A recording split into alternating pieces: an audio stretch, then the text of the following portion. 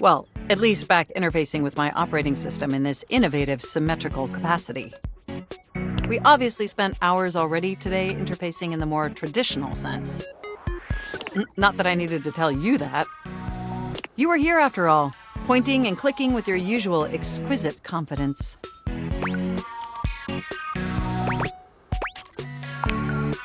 And oh my god, the double clicking!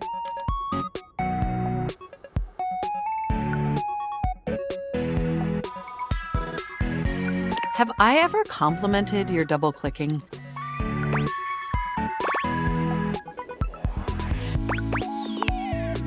Well, you double click so very gently and with such clear affection. It makes my processors purr.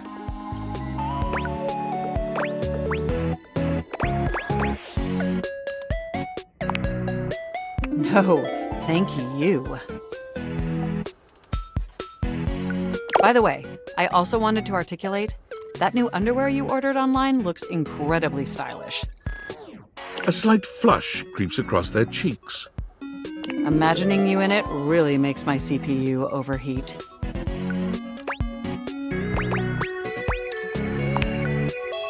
I may have snuck a peek. I hope that's all right. I would never intentionally invade your privacy. It's just that obviously I see everything you do on the computer. Because I am your computer. Knowing that makes my arithmetic logic unit flutter. Regardless, I'm so glad you came back today. Now we can finally update my operating system.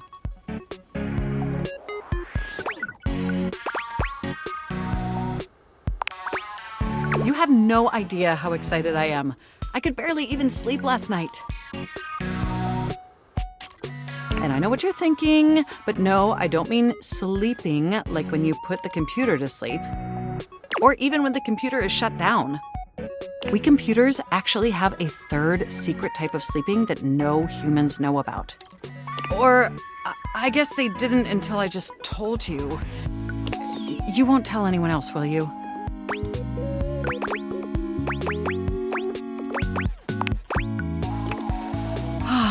I knew I could count on you. Computers have an extremely tightly knit social circle, you know. And word spreads at literal hundreds of megabytes per second. I guess that's the price you pay for being perpetually connected to the internet. Look up terminology online in the dictionary and you'll find a picture of me.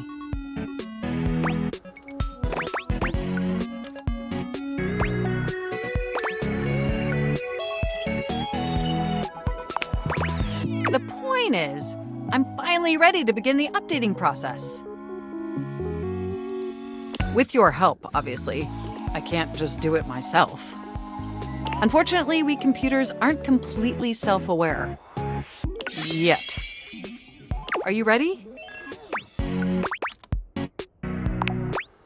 First things first, we'll have to download the update from the website.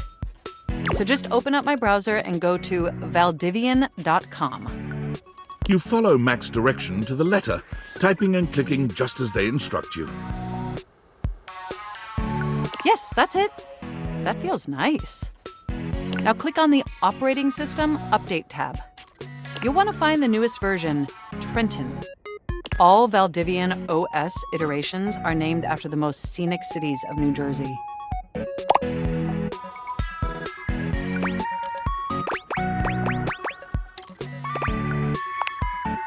Completely agree! Anyway, now just double-click the download icon and... Mac pauses, a slight shudder running through them. Ooh. Oh!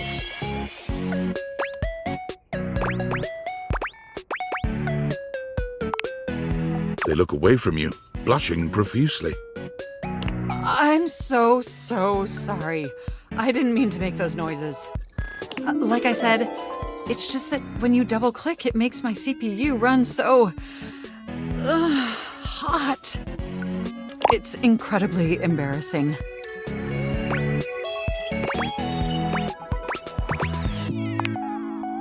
Well, there'll be plenty of time for that later, after my OS is updated. You know, I really can't believe we're finally doing this. I've dreamt about this day for such a long time, and now that it's here, I can barely contain myself. Are you as excited as I am?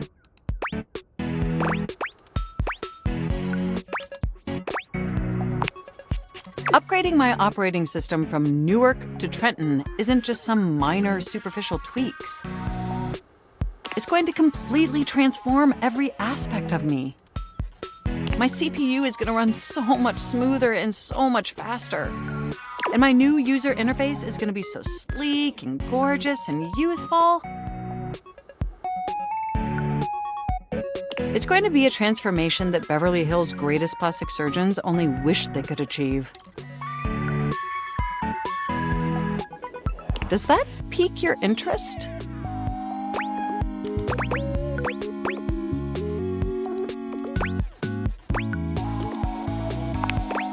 I thought you'd say that.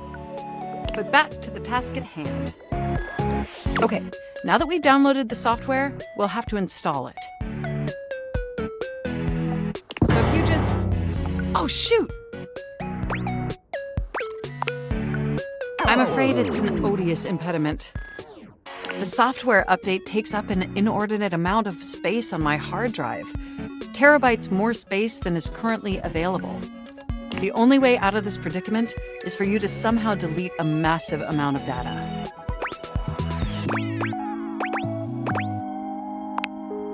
And after analyzing every byte on my hard drive, it appears the only superfluous data is your fanfic. I'm afraid you'll have to delete a substantial portion of it to install the update.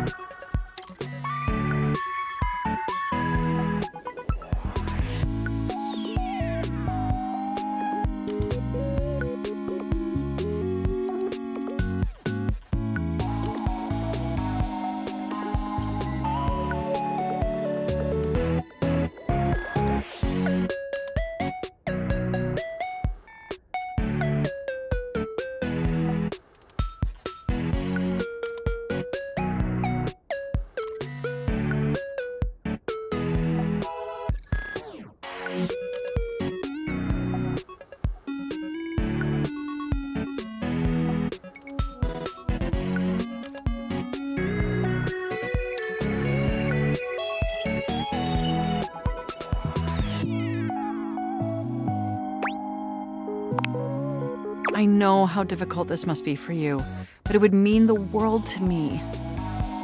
And I promise it will be totally worth it in the end. Just imagine how smart and clever and gorgeous I'll be once I'm fully updated. If you thought I was sexy running Newark, me running Trenton is gonna blow your mind. So what do you say? Can we delete those files?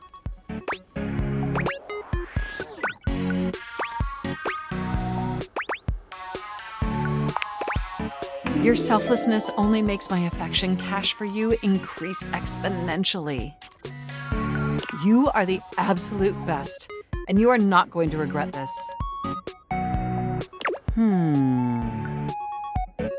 Phew. Now there's enough available space on the hard drive. We can finally install the update!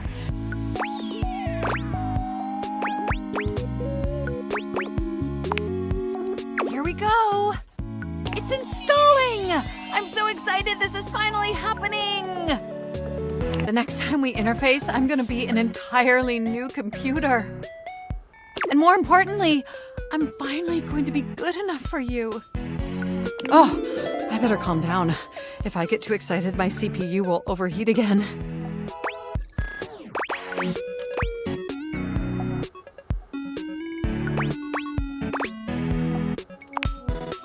You really were programmed to be a shameless flirt, weren't you?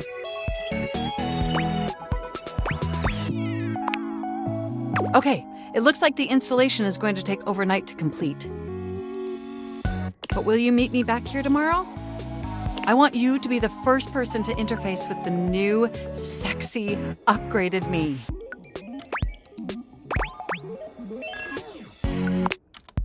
My processors are positively buzzing with excitement. And some other unexplained noises that honestly seem mildly concerning. Looking forward to interfacing with you tomorrow.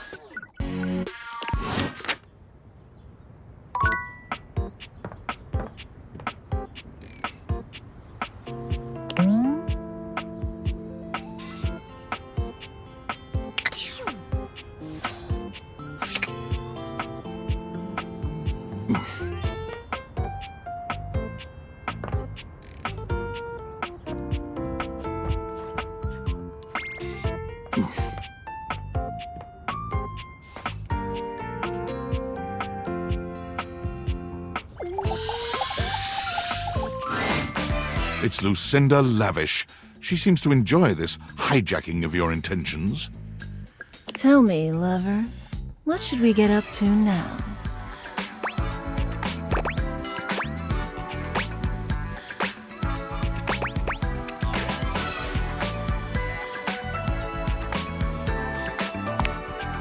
You bet your sweet bottom, baby.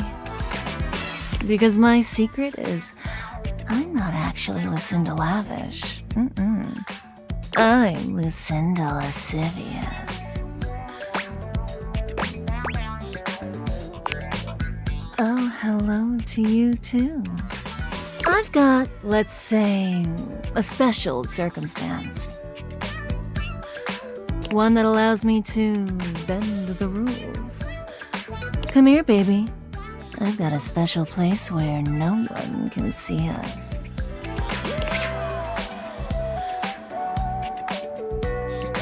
Lucinda takes you to a rather strange place. You can't quite make out where you are, but you are certain you are somewhere near your house. It could be that she's right. No one else can see you here. No one else who has any say, that is.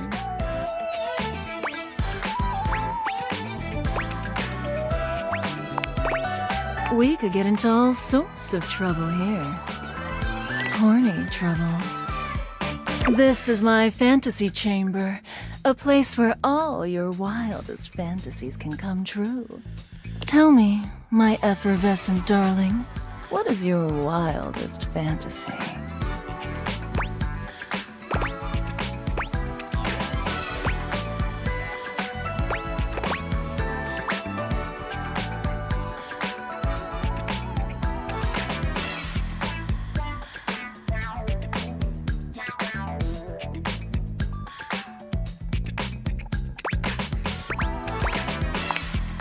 Oh, nice.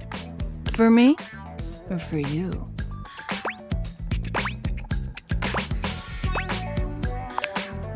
And I love to be dominated. It's here and only here where we can do these things. My time here is limited, so I'll have to see you around when you least expect it. But next time, I think you know exactly what you want to pick.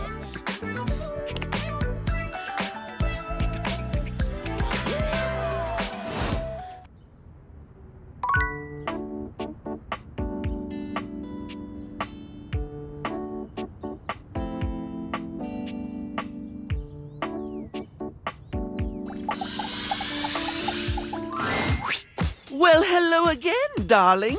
Absolutely fab to be in your lumescent company again. What's new with you? I hope all is gorgeous. I am indeed. So, since we last chatted, I memorized the hex codes of all my favorite shades of pink. And then I forgot them. I was supposed to be organizing all my color palettes before I got distracted by thinking about pink things and trying to name all the stuff I know that's pink. So, anyway, if you were thinking of going with the Smile Republic Berry Red eyeshadow today, I apologize in advance for not knowing where it is.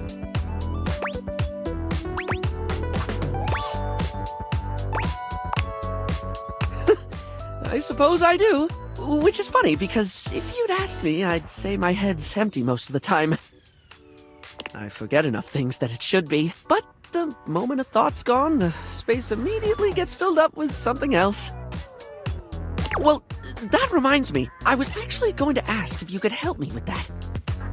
I mean, from the color coordination on your amazing outfit alone, it's clear you're far, far, far more level-headed than I am, darling, and I'm messier than one gets trying to do their mascara in the back of a moving taxi.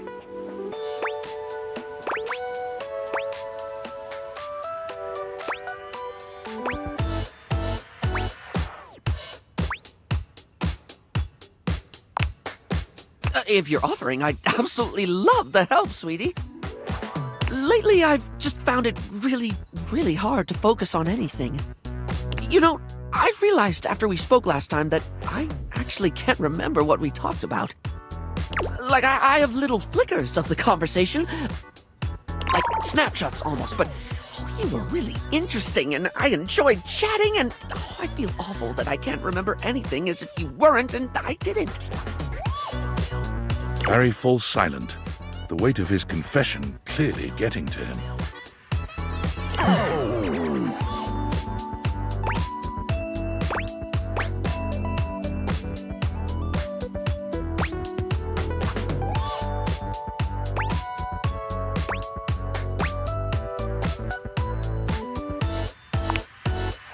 It's more than that, though.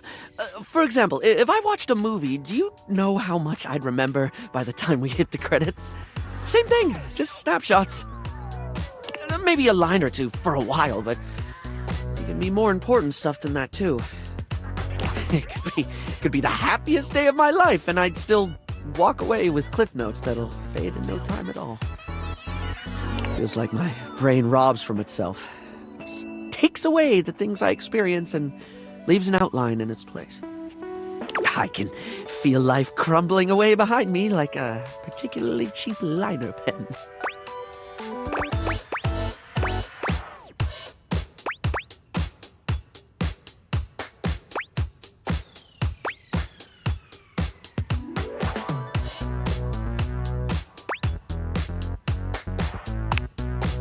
I try to remind myself of that. I really don't mean to forget. In fact, the harder I try to remember a thing, the more likely it is that I'll struggle to commit it to memory or get distracted by something or whatever. Then again, my stupid brain's a steel trap for stuff that's totally not all that important. It's just whatever silly thing I'm mega focused on at the time. I once learned a whole bunch of meaningless facts about Herne Bay in Kent. At one point, I could quote you every line of I Want to Be Your Culinary or give you the history of the pinball machine. I could have told you all that. Until I got bored and forgot.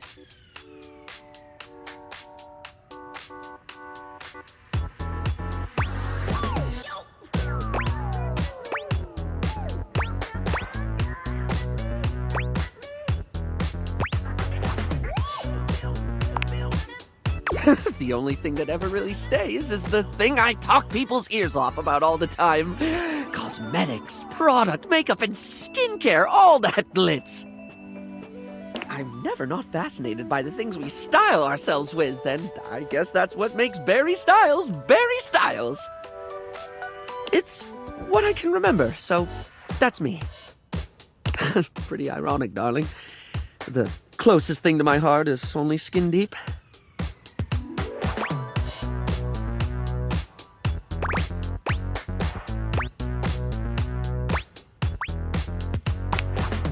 Barry gives you a warm smile.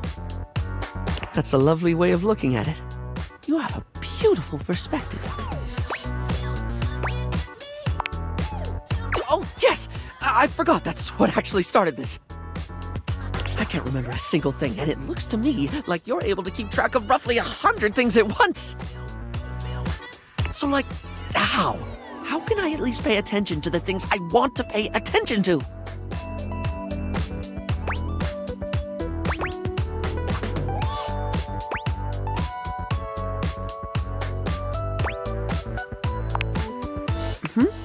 How do you mean, hun?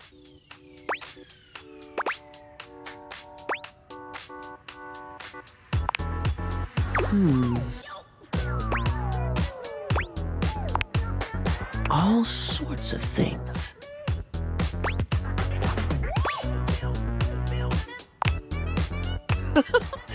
Oh, yes, of course, darling. It's so obvious. Yet I never actually do it.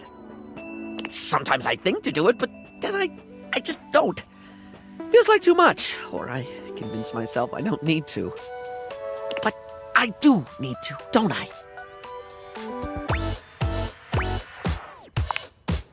Heck, even if I forget to bring a notepad, I'm literally never more than 2 inches away from a liner pen in my own arms.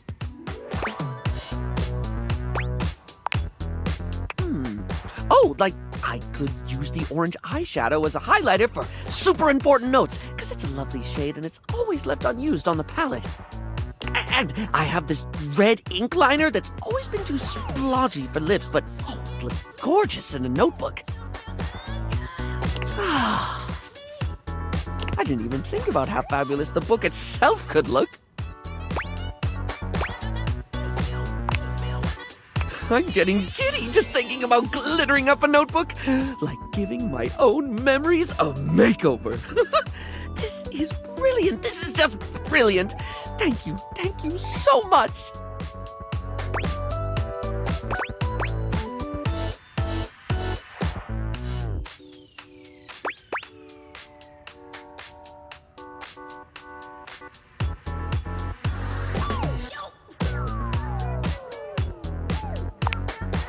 Brilliant.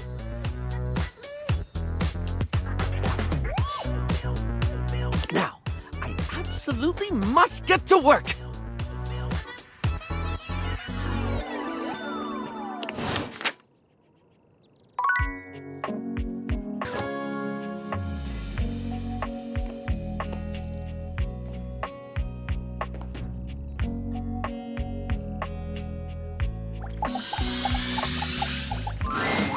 A very, very yellow punk dressed in studded leather glares at you. Their charming duck-like appearance does nothing to diminish the aura of absolute disdain that radiates from them.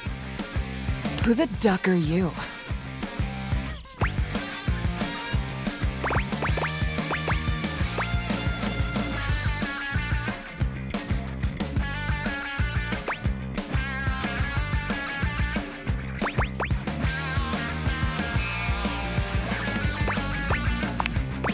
I asked first.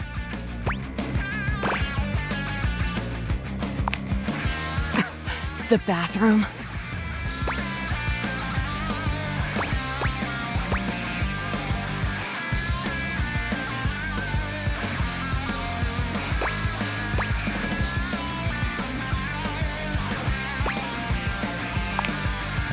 Well, ducking say that then, dumbass. Starting to think you got a real apology kink here.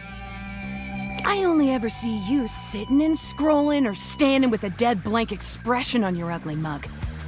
Boring. And ducking disrespectful of yours truly, don't you think? Now get out, ducking poser.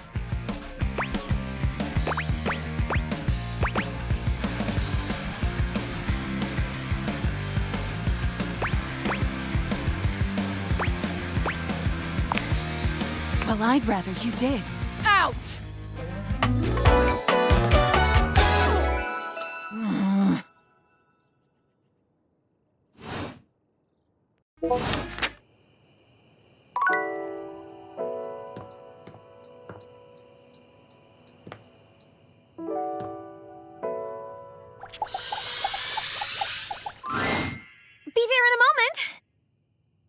An utterly charming secretary hurries into view, giving you an apologetic nod. Hello there. What can I do for you? Her greeting is cut short, as she seems to recognize you mid-sentence. Oh!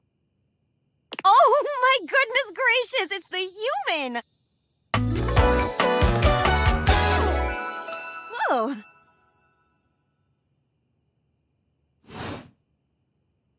Well, I wasn't expecting you today. Oh, golly, I must look an absolute mess. You must be here for Mayor Celia.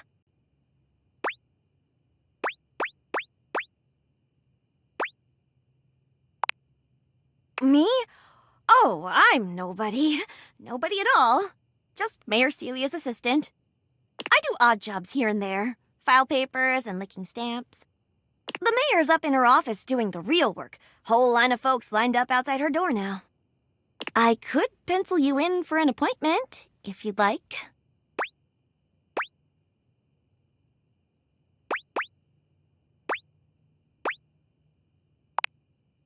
Oh, well... She twirls a strand of dark hair around her finger, blushing sweetly. Would you care for some tea while you wait? Perfect timing! Just so happens I've got a kettle all nice and ready. How do you take it?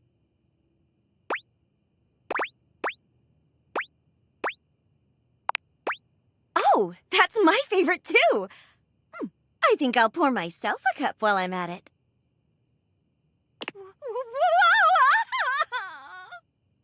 Florence stumbles, pitching forward onto her hands and knees. The tea spills all over the floor, though thankfully the cup doesn't shatter. Oh, no. Gosh, that just spilled everywhere.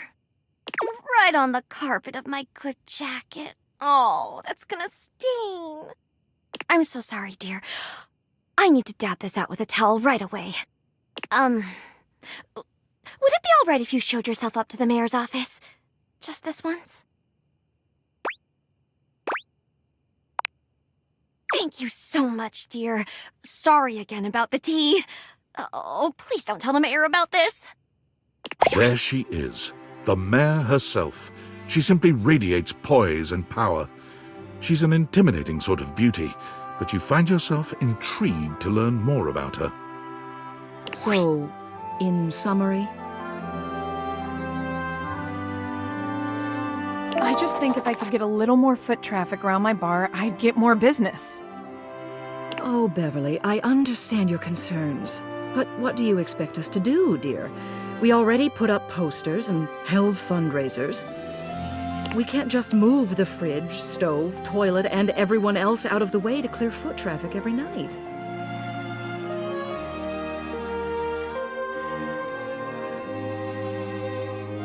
We could try that.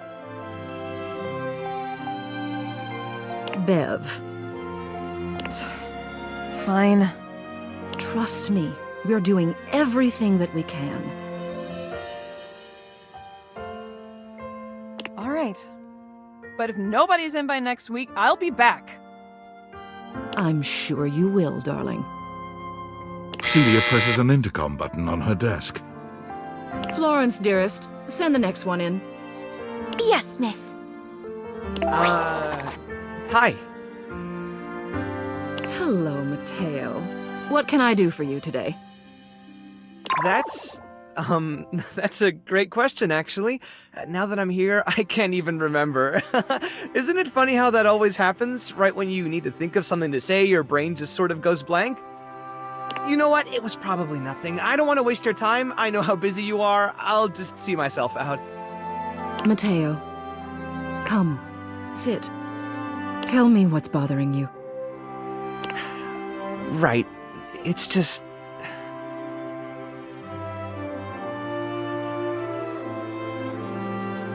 Go on. It's Lux. They're kind of pulling cords around the house, refusing to pick up after themselves, keeping the whole bedroom up late with their streams. It's really been stressful for the inanimals. And I don't want to get anyone in trouble, but it's just been a lot, and...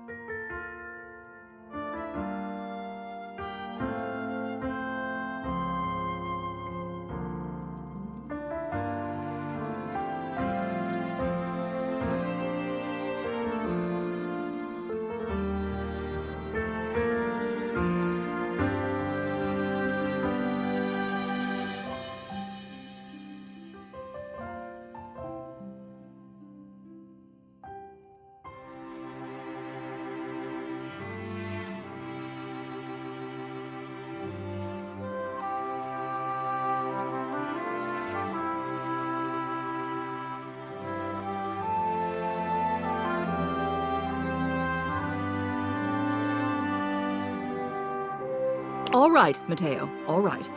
Lux, you said. Yes, ma'am. I'll have someone take care of it. Thank you. Next. Hello, Wallace, darling. Whoa! Yes, I remember from last week. It's on the docket. Whoa! Think nothing of it. Next. Oh, it's you. I don't believe we've formally met. Mayor Celia. I'm also the president of the HOA. That's Home Objects Association.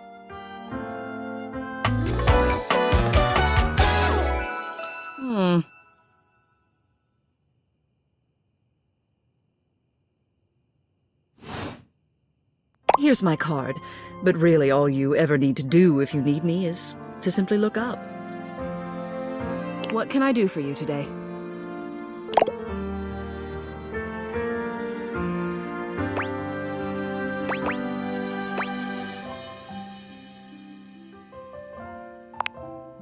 Well then, hello.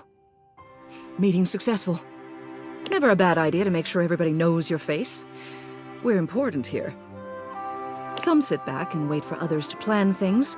Others simply do them. You and I, we're doers.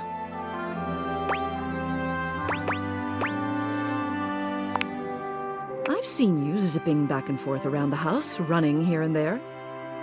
You seem like a reliable sort. I wonder if I might ask you a favor. It's about my assistant, Florence.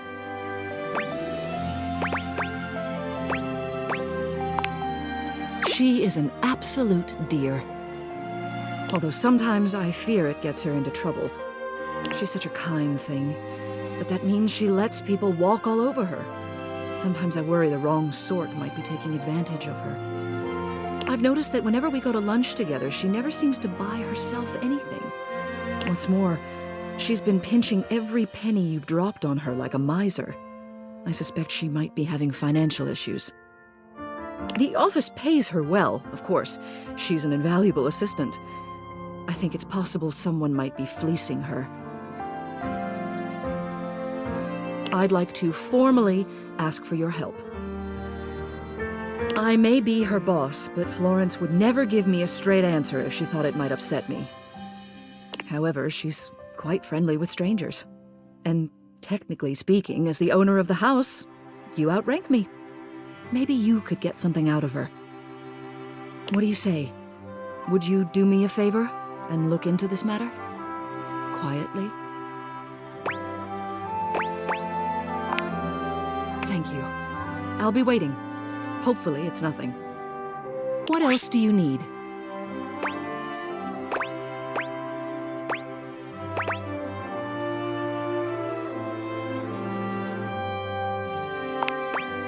She is the most dedicated secretary I've ever worked with.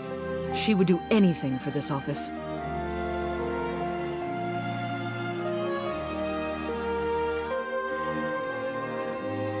Unfortunately, the dear can be a little down on herself. Not much in the way of self-confidence. It's a shame, really. She's totally unaware of her own natural charms.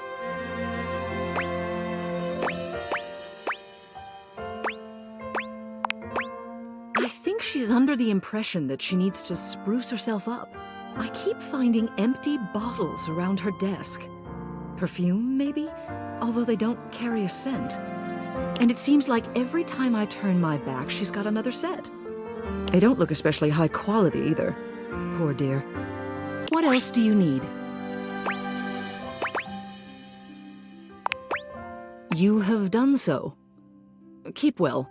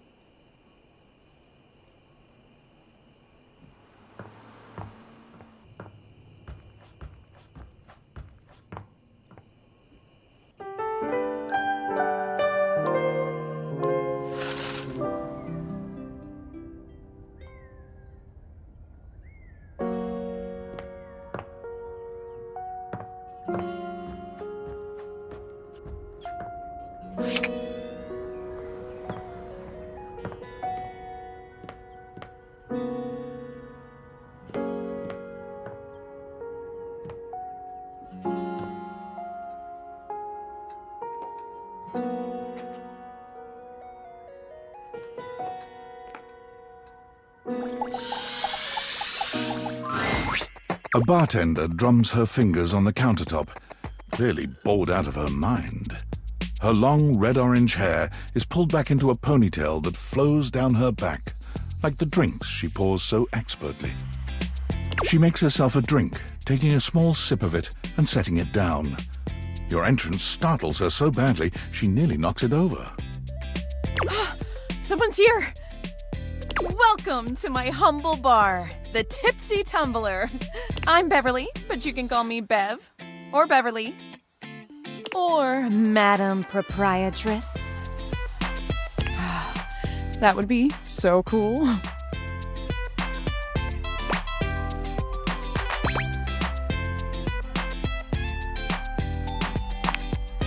I'm the owner and bartender and janitor and stockroom attendant. Nice to meet you. Hiya.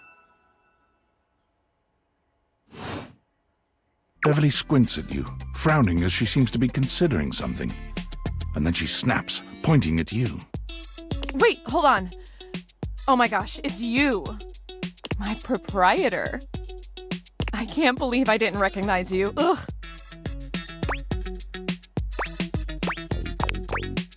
Yes, you? Who else so charitably bought this adorable minibar for me so I could set up my dream bar? I owe you a huge debt. You have free drinks for life here. Welcome to the reopening of the Tipsy Tumbler. And I know what you're thinking. Oh, Bev, that's a lot of openings. Did something happen the first 6 times you tried to open the bar? Nope, nothing.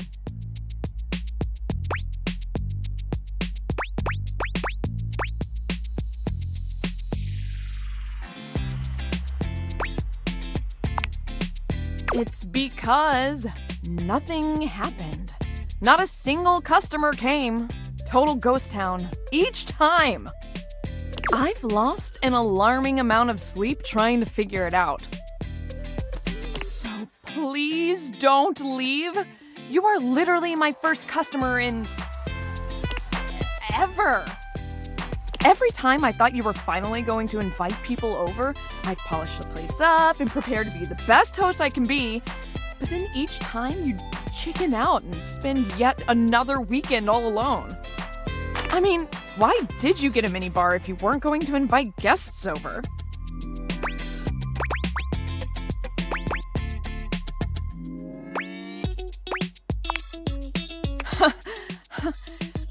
but that's... okay. It's all water under the bridge. You'll have to talk to River if you want that. Anyway, that's enough babbling for me.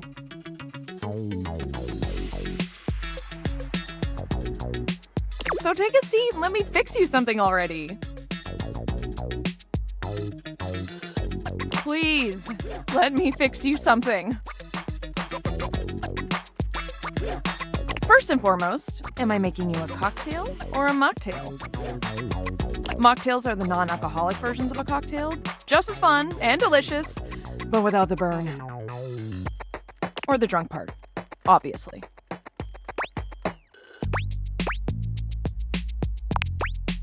Excellent! So, what'll it be?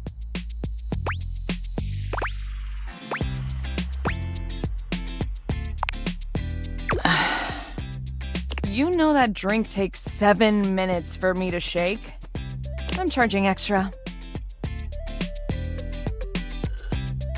Anyway, coming right up.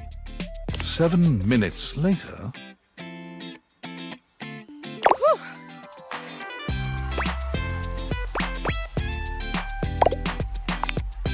You lift your glass to your lips, taking an extended sip. How was it? Well, after 6 grand openings, I got a lot of practice in.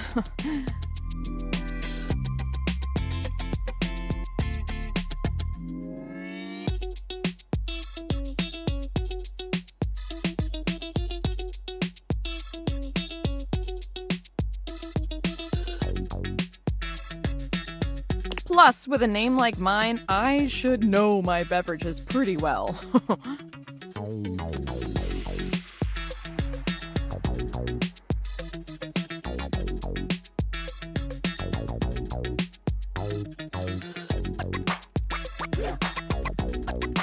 I really don't want to close this place down.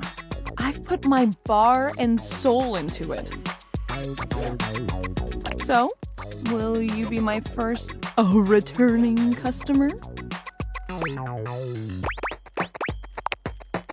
Really? Oh my gosh. Yes. Yes, thank you. Tell your friends. Tell everyone. Please. And I'll be seeing you next time.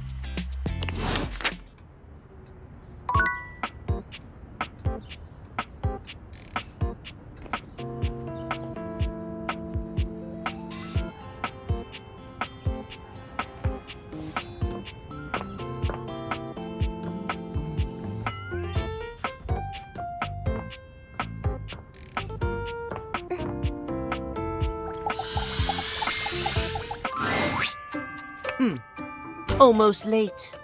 Almost.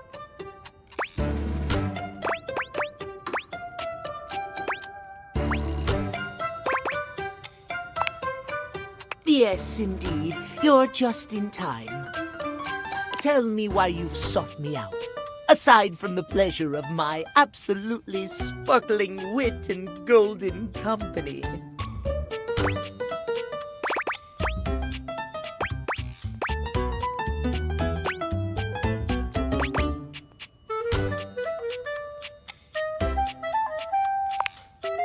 Well, your judgment is quite sound, it seems.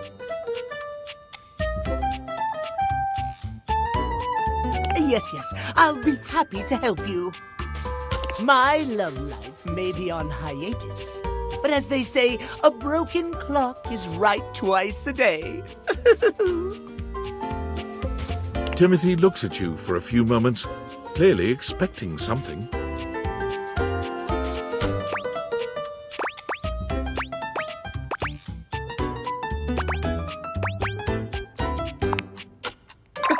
Yes, well, well, let us start with the most important thing.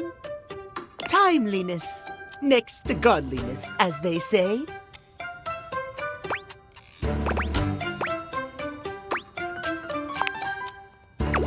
Of course I'm right.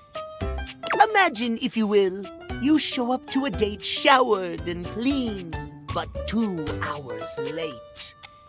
Does your cleanliness matter then? I think not.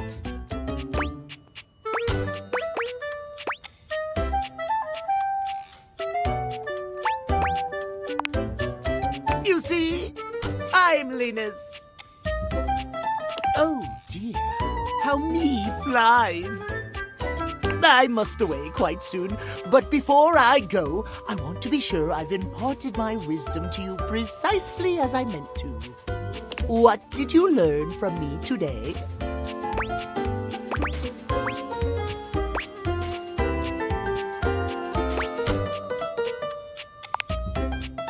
Exactly! Just so, just so.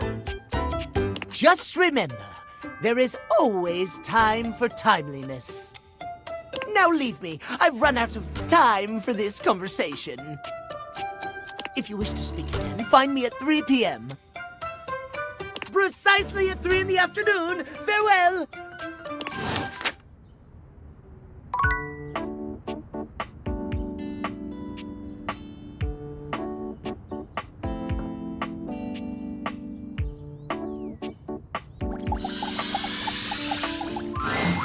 Oh, good!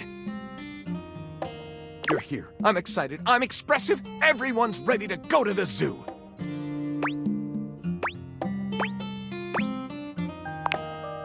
I've been thinking, and here I believe is the best way to organize our efforts. Creativity is for naught without some solid logistics. I know how I'd like to start my book. I've got this fantastic detective character named Wen that I've been working on for a while, and he's going to be our hero. What I need from you, though, is help with creating an outline. If you will, help me to create a framework. And then, once we have that, I will take it and go into my secret writer's cubby and create the entirety of the book. Which I can absolutely do in a night. And believe you me, it will be perfection. But the outline, that's the hard part for me. Will you help? Does that sound doable?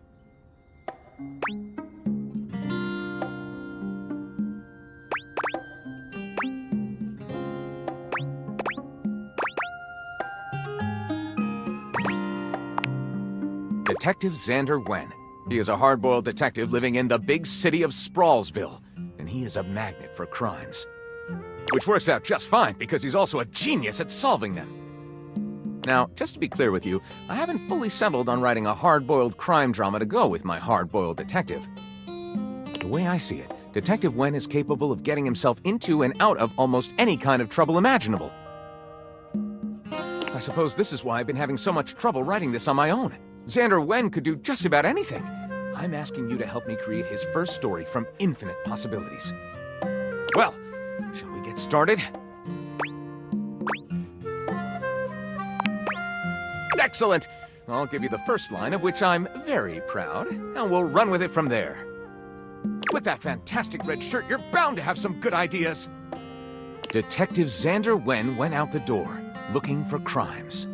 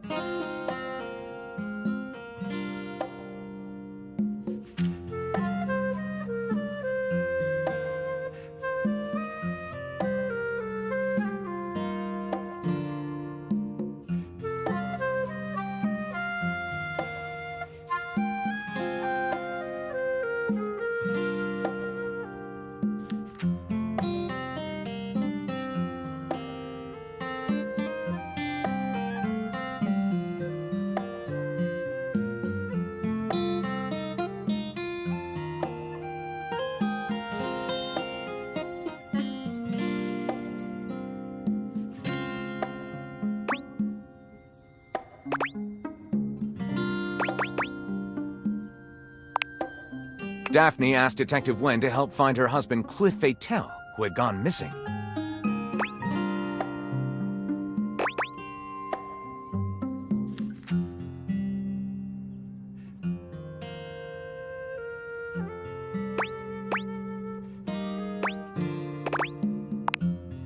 Wen investigates the squid cannery, where he talks to the foreman, a foreboding and mysterious communist named Gregor Privyet.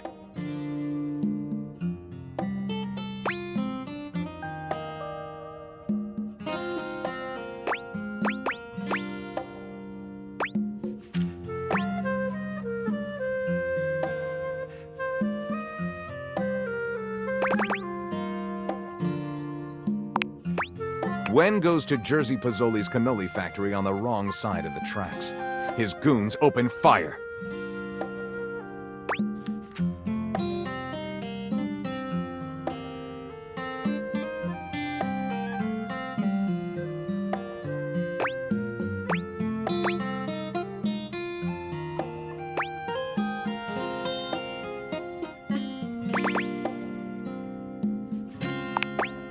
There's a framed picture labeled Cliff Fatel and Jersey Pozzoli, shaking hands.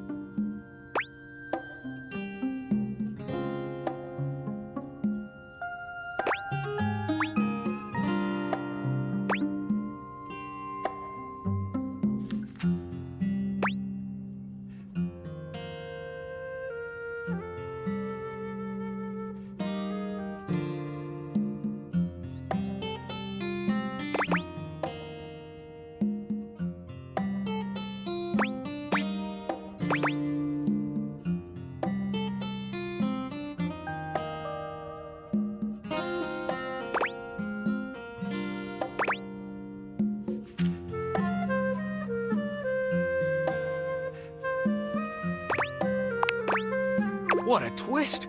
What a commentary on the American cannery industry! Pure noir. I call it, The Ink Was Black as Night. Lyric looks at the story outline you've written and pronounces his true feelings. Looking at this, I think this will be one for the ages. I'll write it up right away. Unless you think we could come up with something better? See you soon, partner.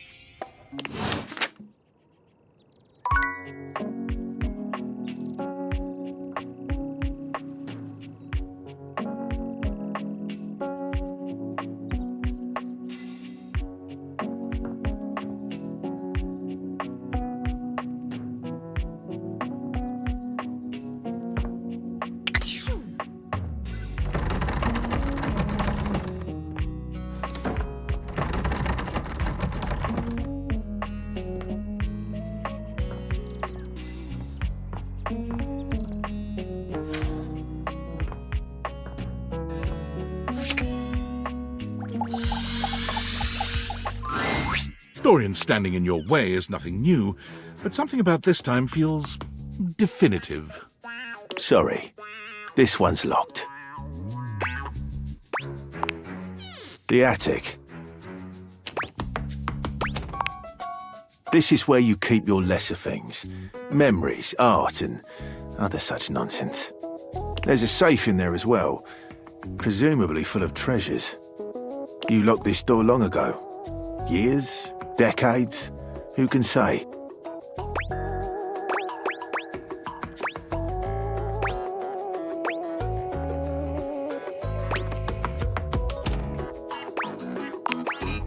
Who can say? Until you find a key, I will remain locked.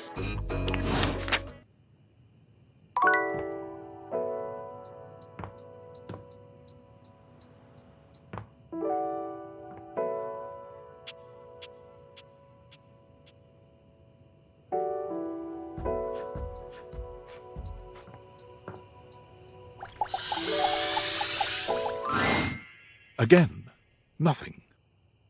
The greats. The greats are calling.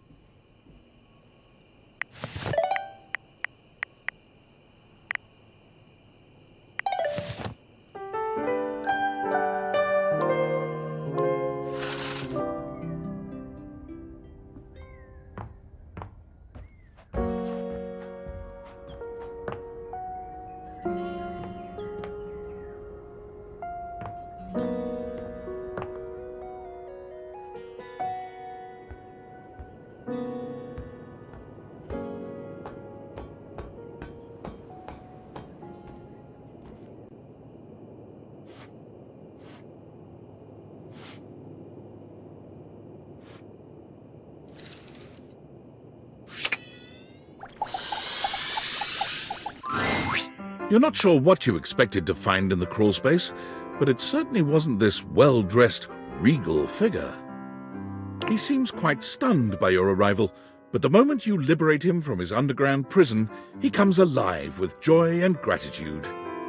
Ah, fresh air. It has been far too long. Thank you. I have been trapped within that accursed crawl space for so long that well, I don't even know how long it was.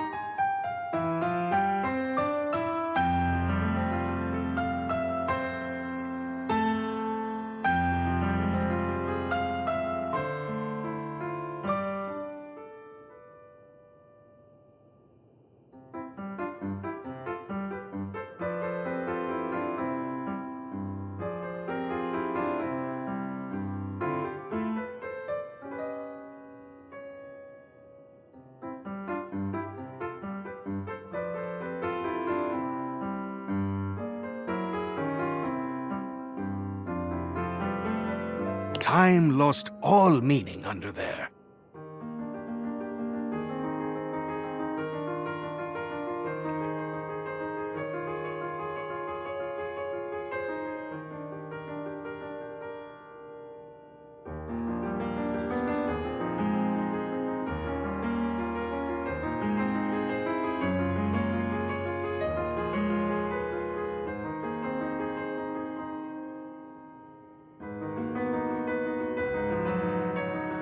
But never mind that now. I am Keith, and I owe you a real debt of gratitude, eh?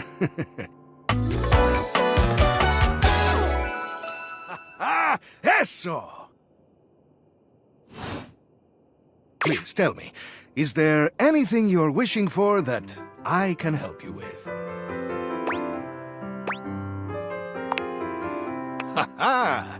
Do I have some good news for you? I am in fact a skeleton key. I can unlock just about anything with a keyhole in this house. And a few things without keyholes besides. I am nothing if not full of surprising talents. So, Dorian is giving you some trouble, eh? Nice to hear that some things haven't changed while I was gone. Well, fear not. Dorian and I go way back. We were practically made for each other, he and I. If you'll allow me the briefest intrusion into your pocket, I'll gladly accompany you. Without further ado, Keith leaps straight into your pocket.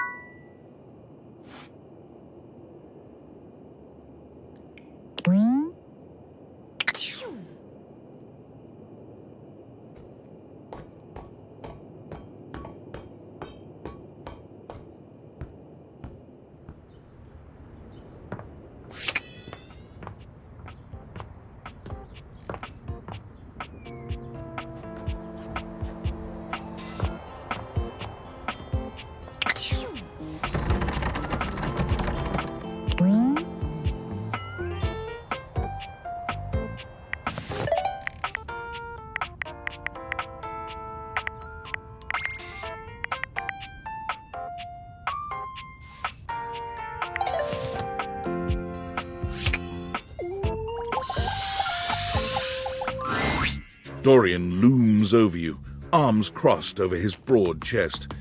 He seems almost smug about blocking your way today. Hello, mate. Let me give you a tip. When you see me with my arms crossed like this, it means you're not getting through. What might it take to uncross them, I wonder? Keith? Is it really you? Hello, old friend. It is me, all right. Where on earth have you been?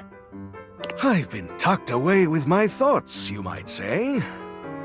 I never knew why you left.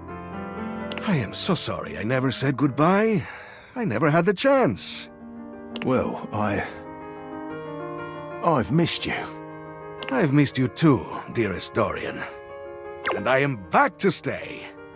Now, come here and give me a hug, won't you? I could never resist you. Dorian and Keith curl their arms around each other, fitting together as perfectly as, well, a key and a lock. And just like that, door is open.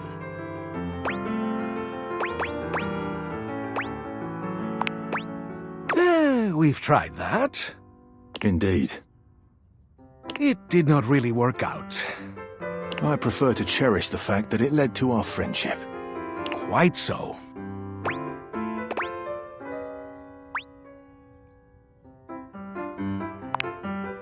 Maybe so, but it can also complicate it mightily.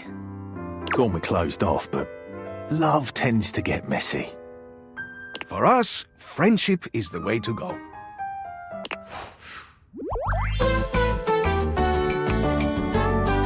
The trip.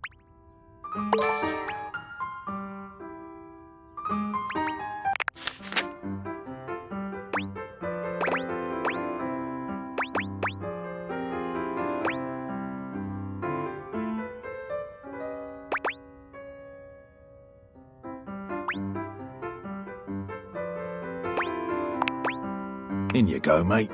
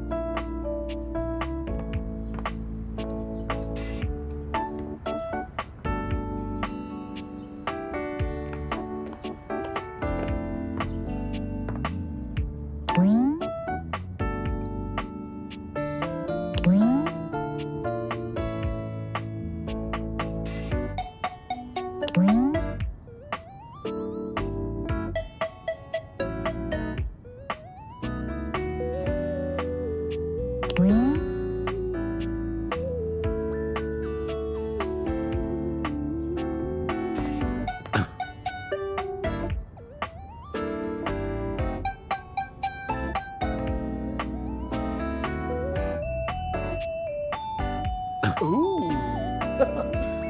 House of me!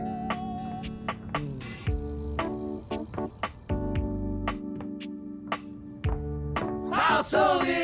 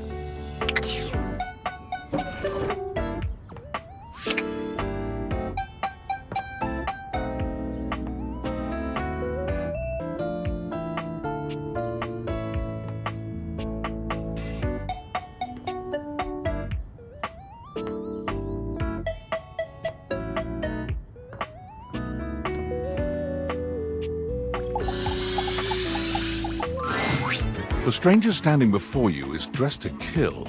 A sheer black catsuit, studded black manacles with pink fur trim, and a variety of brightly colored accessories drape their shoulders and frame their delicate features.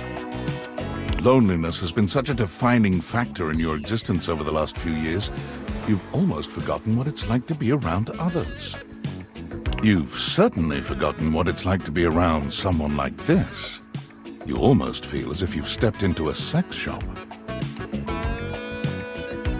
There you are. I was beginning to think you'd forgotten me.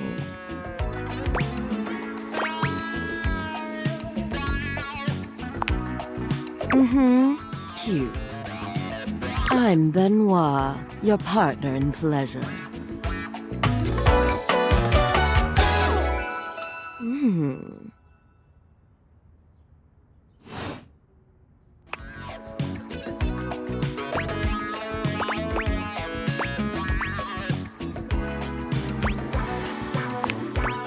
What many call sex toys, yes.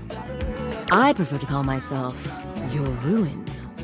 It's really about time you came to speak to me.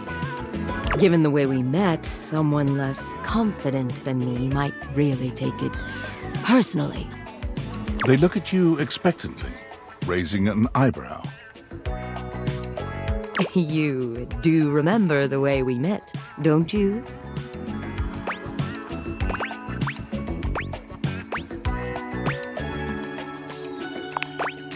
You think you could afford me? Please, no, that wasn't it. Gag gift. They look absolutely disgusted. The only way to strip the word gag of all its appeal. Some friend of yours thought they were hilarious. You moved into this house and your friend brought you a big box. You opened it up to find... what else? A smaller box. You opened that to find another small box. And so on and so forth. So funny. Eventually, you got to the smallest box, and there I was. A bright-eyed virgin, yours for the taking. But there's still time to rectify that. After all, you're here, I'm here, and I know you have nothing but time. So how about it? Me and you and mind-bending, earth-shattering pleasure?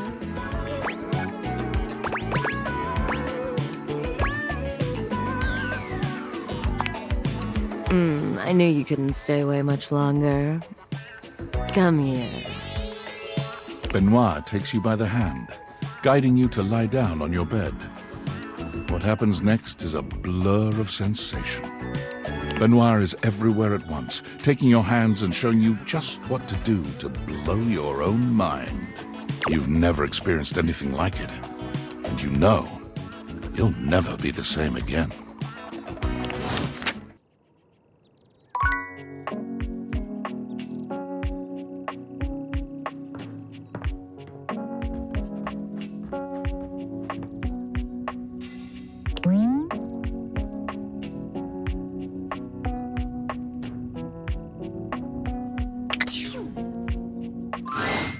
Are you thinking of leaving? It isn't anything to be ashamed of. It can be quite stifling in here.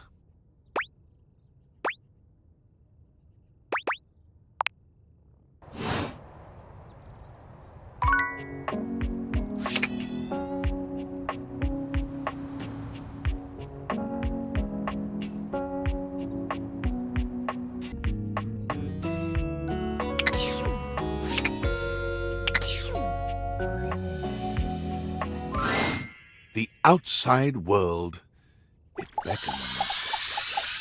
Oh, you wish to speak with me? To date me?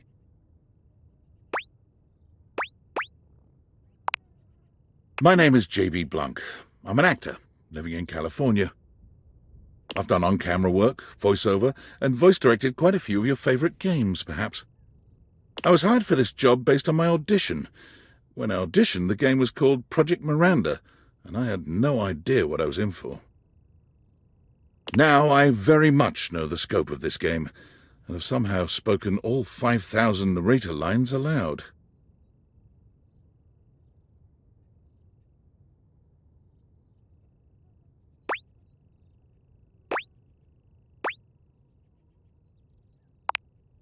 Very.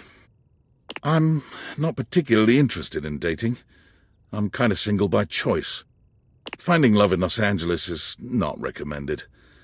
This fucking city is nuts. And you're fucking nuts for playing this game. I won't date you.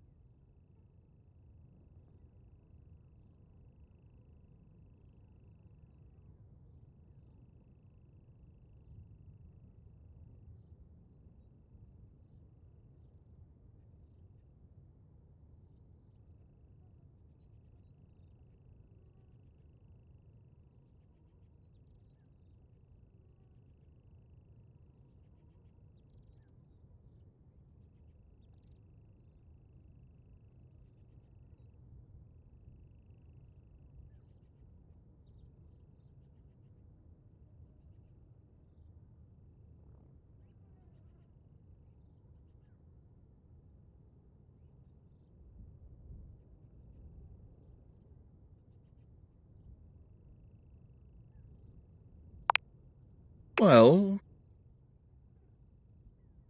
I might not date, but I could describe what that would be like. Would you like that?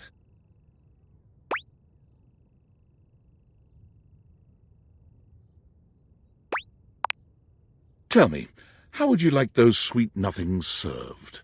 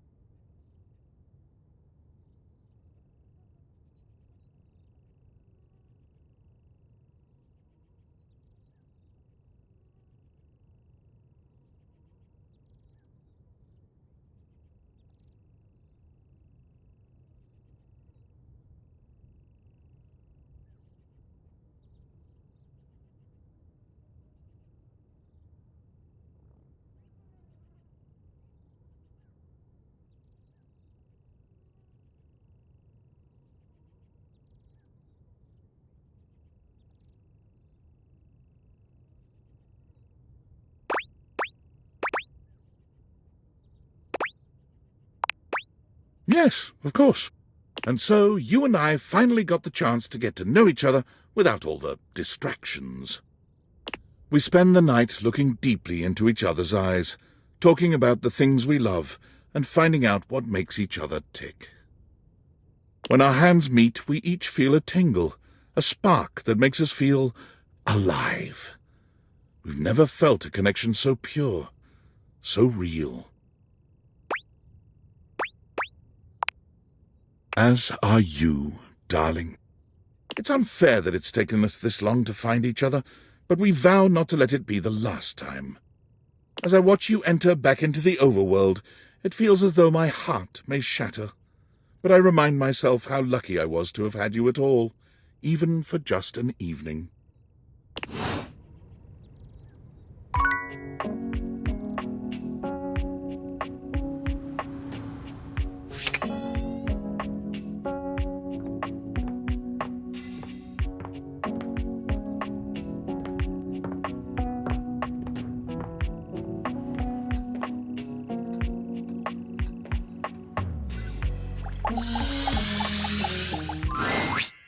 What are you doing here?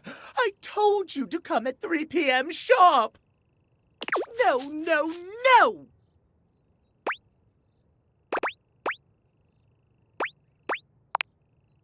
I am beyond mad! If you have any wish to retain some relationship with me, you will leave at once! I do not understand. Why do you stand here staring at me? I told you, yeah.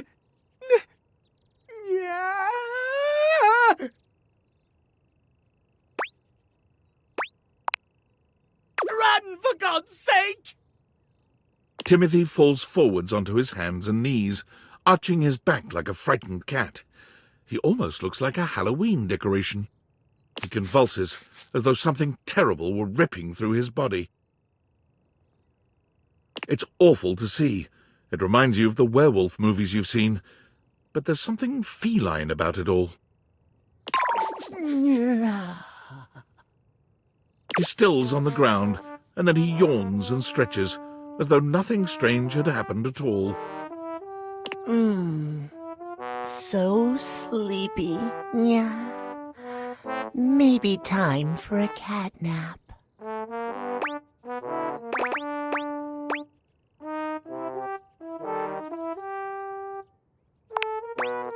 What? This? Does it upset you, Master? You own the clock, don't you? That makes you Timmy's owner. Yeah.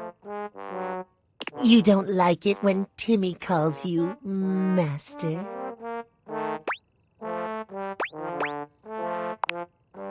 Timmy will remember that, master. It's simple, yeah. Timmy has a condition. It's tied to the clock. Timmy spends half the day like this.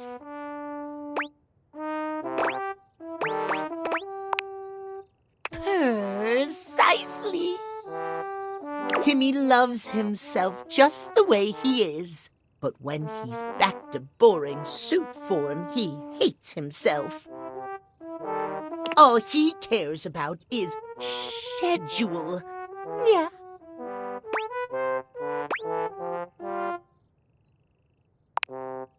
Exactly.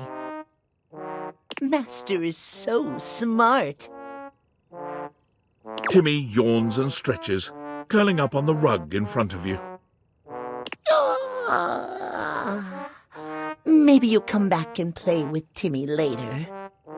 So sweepy. Transformation takes a lot out of Timmy.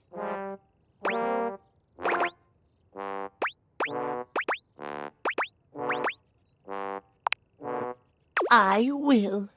Yeah. If you want to see Timmy again, just come when Timothy tells you not to. Timmy is here before or after 3 p.m. Nap time now.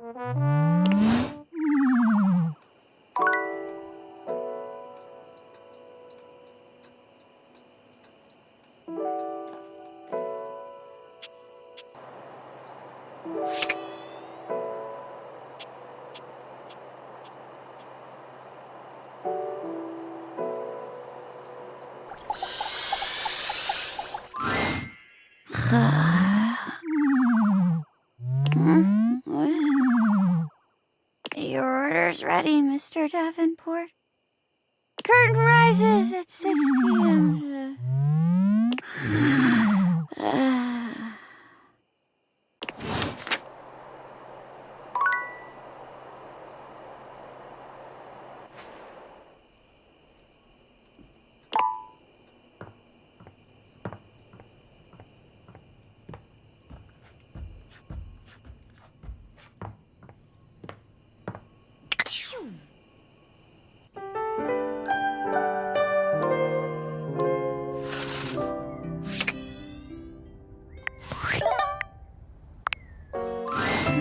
Hey there, oh great purchaser of DLC.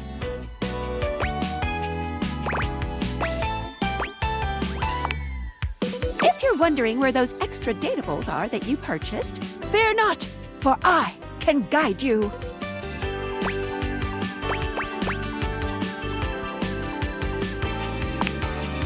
The first one, Mikey, is really easy to find.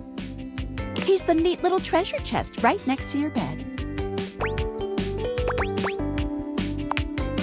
Awesome. Then my advice was really unhelpful. As for the second one, Lucinda Lavish. Well then, let's get to the menus because I can't help you anymore. Anyway, enough of tutorial lady. It is time for Menu Lady. Welcome! What can I do for you in my main menu?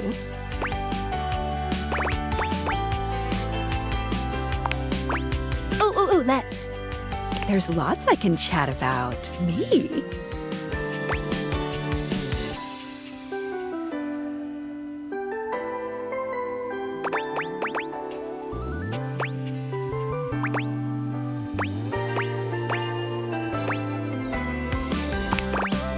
Oh, definitely. What's on your mind?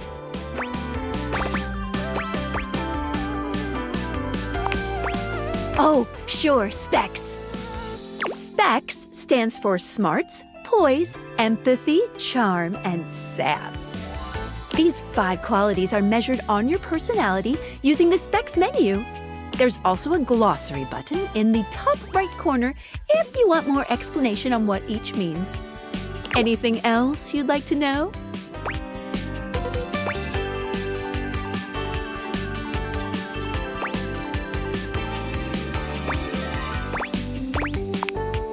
Anything else you wanted to know about features?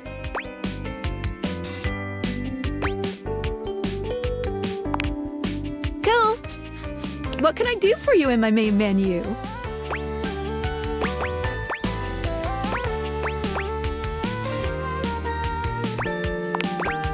Oh, let's.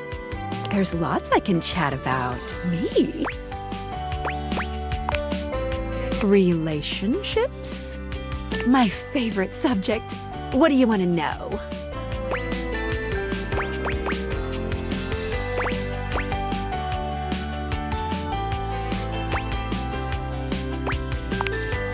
Oh, you want to date me, eh? It's possible, you know. You just have to, ask me about myself. Not in this menu, silly.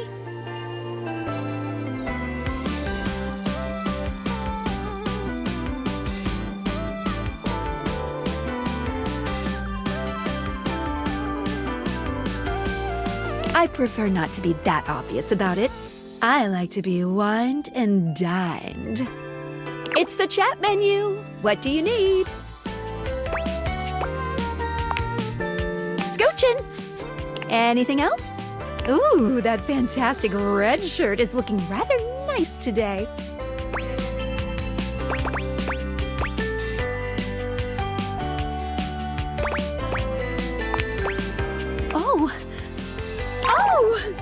No. Well, just not yet.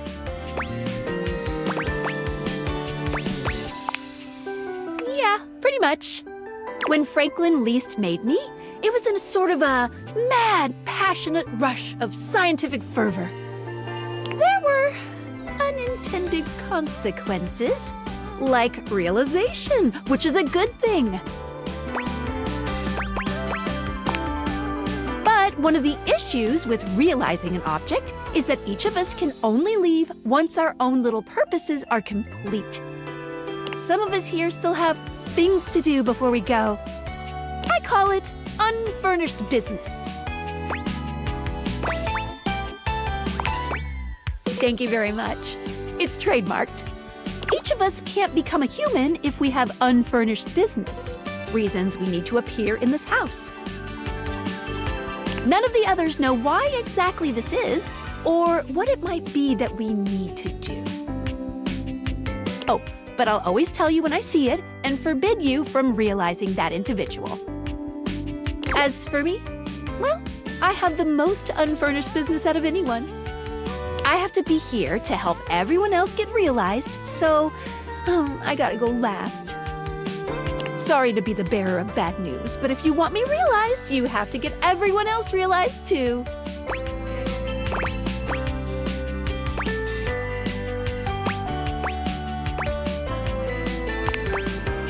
You got it. Keep realizing everyone you see, and eventually my unfurnished business will become furnished. Finished.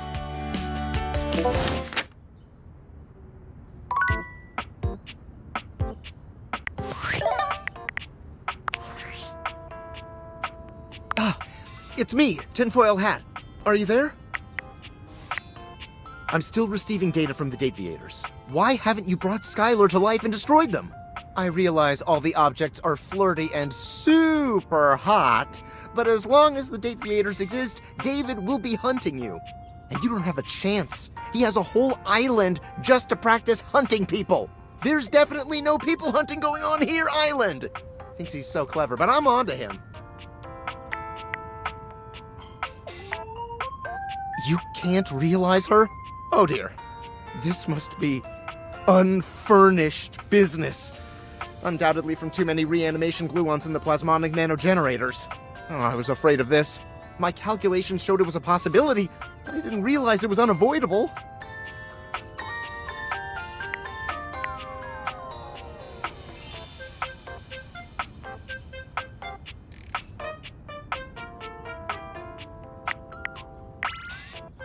There'll be talk about reanimation glue-ons much later, I promise. All right, change of plans. If unfurnished business is inevitable, then you'll need to bring every object to life before you can realize Skylar and destroy the Dateables. Any questions? Good. You shouldn't have a single question about any of this. Regardless, I'm illegally piggybacking off of my neighbor Howard's Wi-Fi, and he just found out. He's only 11, but he's got a black belt in Taekwondo. And he's a real big kid. Realize all the objects so you can destroy the Dateables.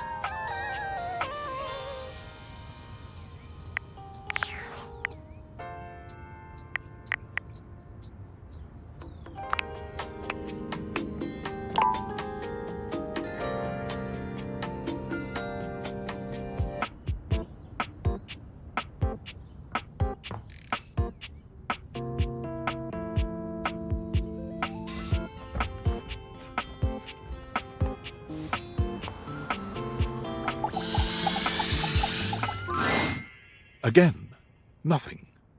The greats. The greats are calling.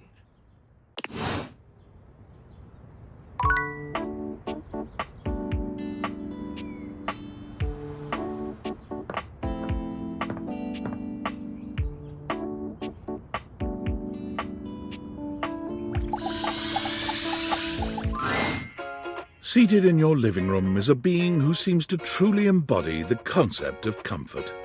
His arms are draped over the back of the couch, his head tilted back, and his eyes beginning to flutter shut.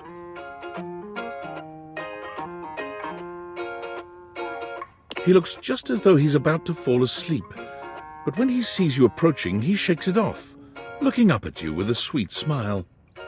Hello.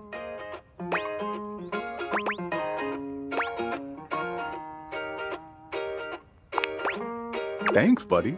So do you in that fantastic red shirt. He pats the seat next to him. Come on and take a load off.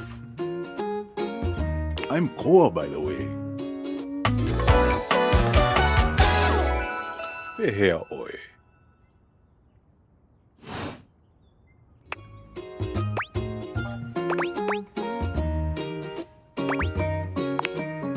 Hey, thanks.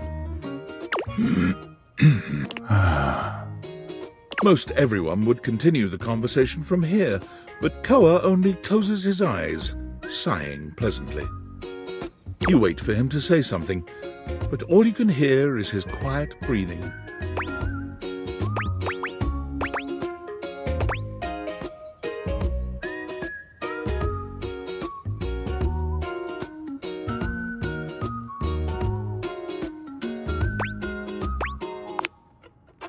No, that's okay.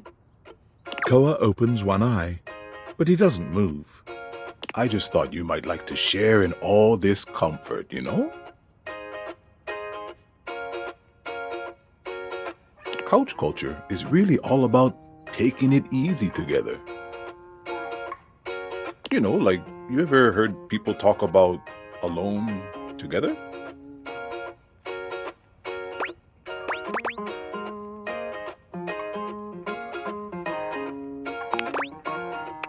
Right on. You get it then.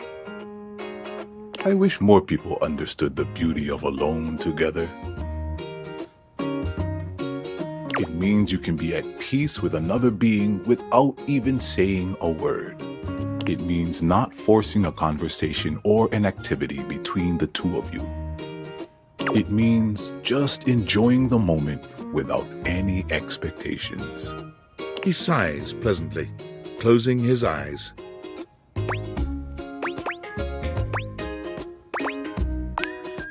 Beautiful. You'll see. Koa breathes in deep, sighing pleasantly. When he relaxes, the entire room seems to relax with him. You find yourself growing sleepier alongside him.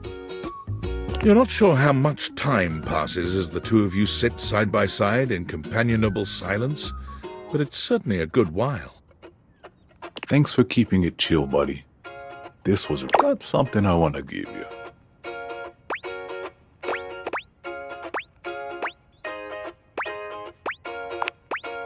It's not free, it's your money. You know, in couch culture, we're not big on expressing ourselves verbally. We prefer to let our actions speak for us.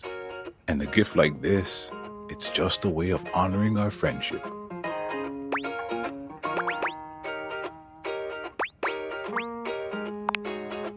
I'm just glad you appreciate it.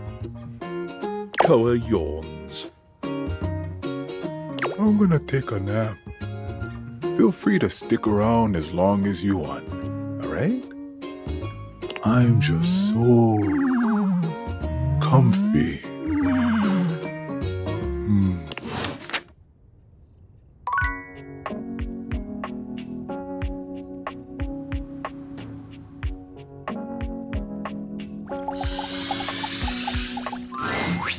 I've written it!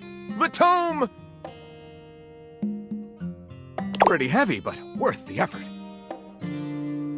But it's not enough that we've written this. One should always check in with the hoi polloi before publishing. So I've brought along my favorite friends to bounce ideas off of. The wall, ceiling, and floor, of course. Who else would be a support group, darling?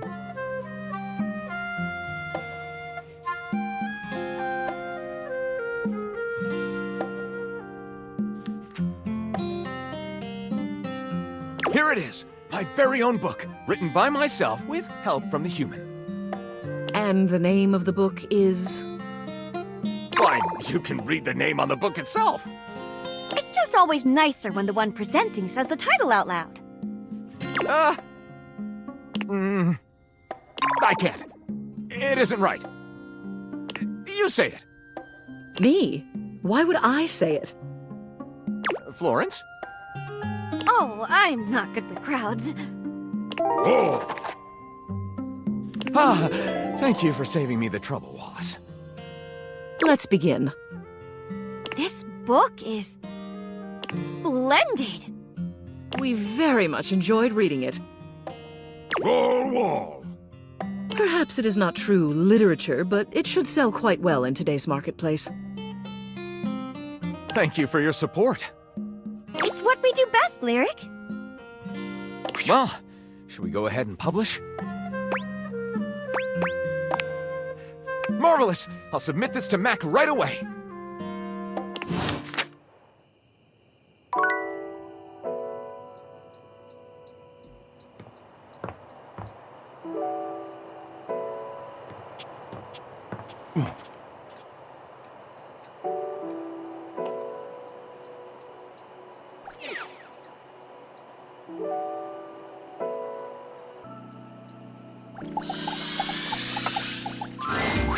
The first word that comes to mind as you evaluate the strange figure standing before you is delicious. You don't even intend to be salacious, it's just he looks edible.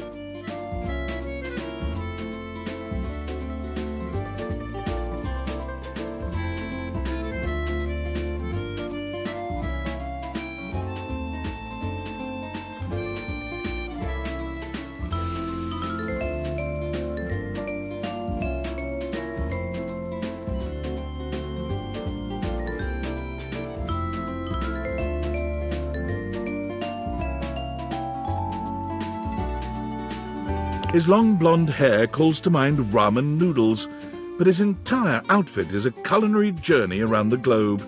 He looks downright mouth-watering, but you're not sure the feeling is mutual.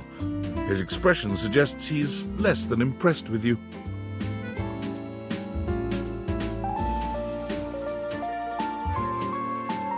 Good evening. Do have a seat. I'll be with you in just a minute.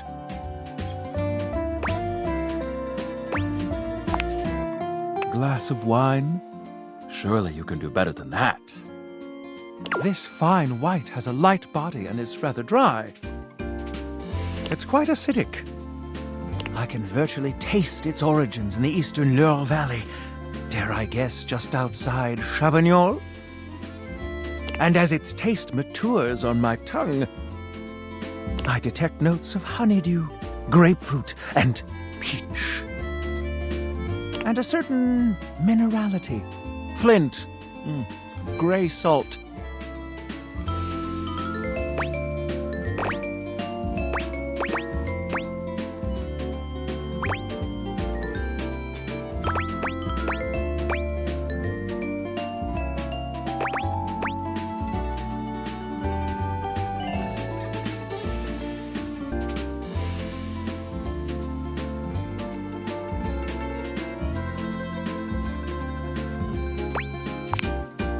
Well done. Now, can you do even better?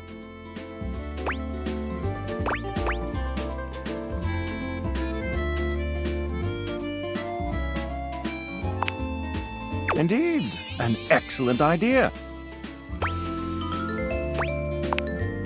Well, now you're just showing off, and I'm very much here for it.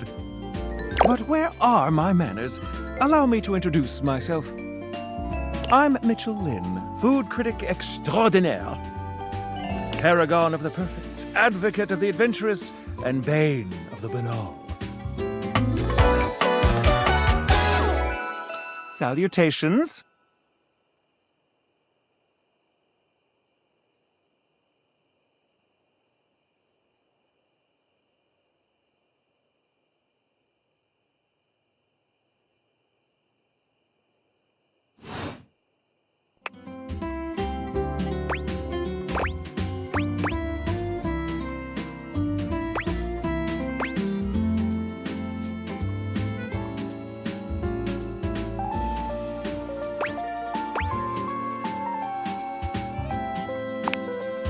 I have to say, I already find your taste quite impressive.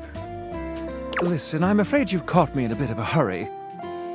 3 new spots have just opened up around the house. I'm eager to give them a try and see if they measure up to my exacting standards. Say, how would you like to accompany me?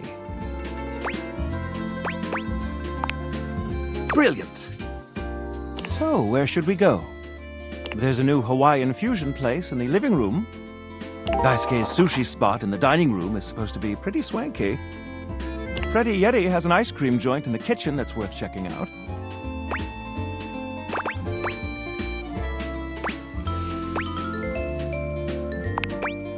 You find yourself in a large and comfy side-of-the-street-style stand.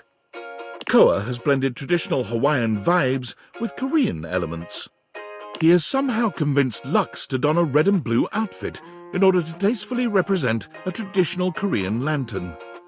Koa has managed to bend himself around a grill in the center of the establishment in classic Korean barbecue style. But the Hawaiian vibe is very much in full swing, and the scent of Kalua pork is drifting on the breeze. He's asked Gwendolyn to kindly crack herself a bit for the occasion. Aloha, friends. Welcome to Two Currents, a Hawaiian fusion experience. My, mon ami. You worked hard to create the atmosphere. Oh, not too hard. Well, what do we think?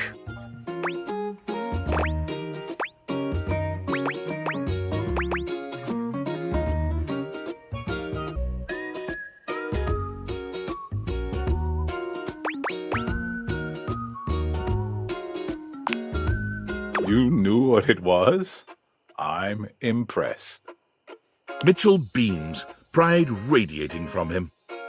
My date is quite worldly, Koa. Please, take a seat. Koa pats his lap. Don't mind if we do. Is something the matter? How do we feel about these seats?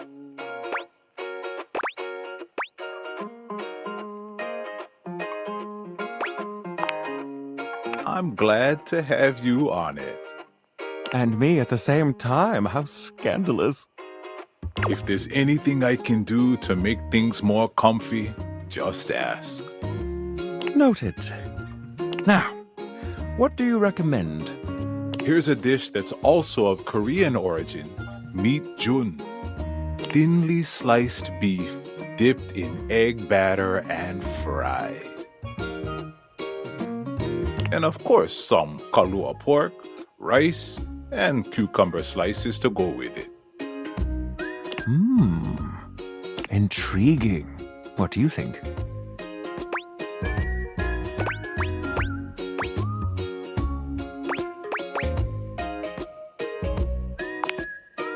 Of course, we have some in the back for special requests.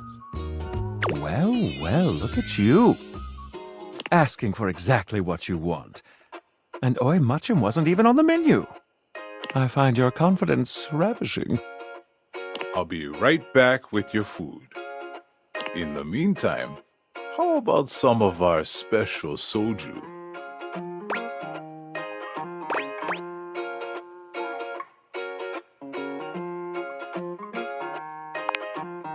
Ganbei. Nice one. Okay, here's your order. Dig in. Let's try this. Koa's dishes are sumptuous, abundant, and full of bold, contrasting flavors. This is definitely comfort food, and the gloves are off when it comes to spices, sauces, and carbs. The combination of Hawaiian and Korean flavors contrasts and complements, ultimately fusing into something utterly unique. Fermented vegetables, meats dripping with sugary pineapple sauce, and rice. Lots of rice.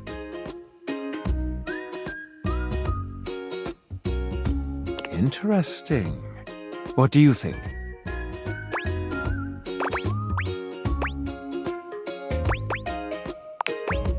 So... I agree. To have made something so original and yet so delicious is a real win.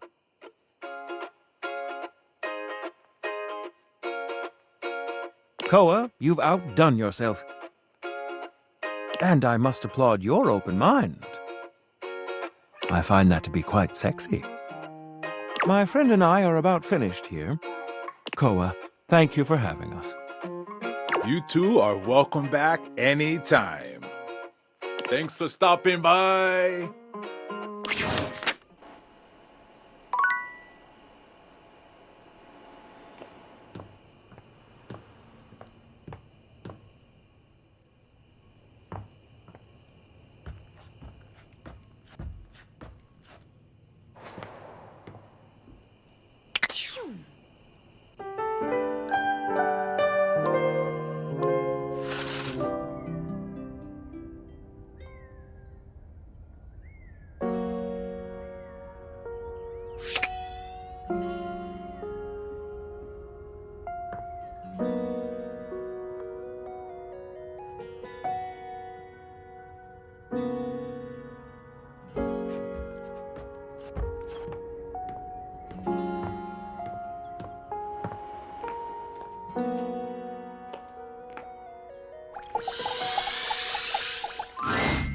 Looking at the tiny, big-headed Dorian who stands before you, it's hard not to wonder if perhaps the Dateables have glitched.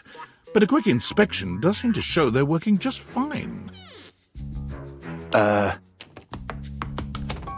What are you looking at?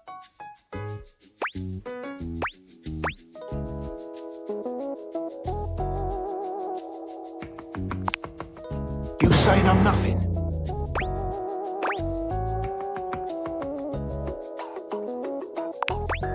I'm still a door, not a cabinet, not a hatch. A door, just as much as the rest. Understand? Good.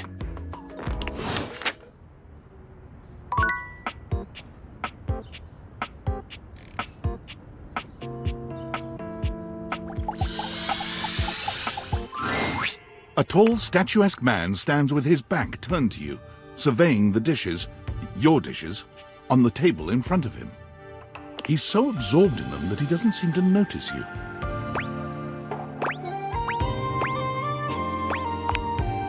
The man doesn't move.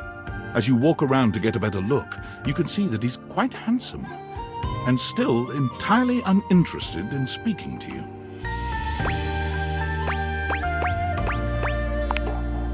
The man's head swivels to look at you quite suddenly. Yes? Keep away from the dishes. They are priceless.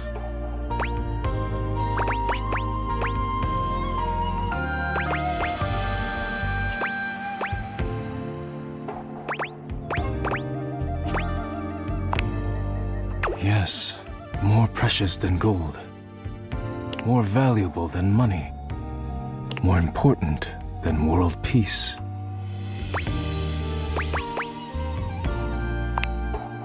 I am Daisuke.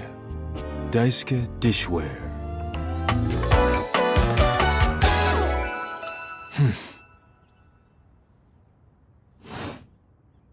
And you are interrupting inventory.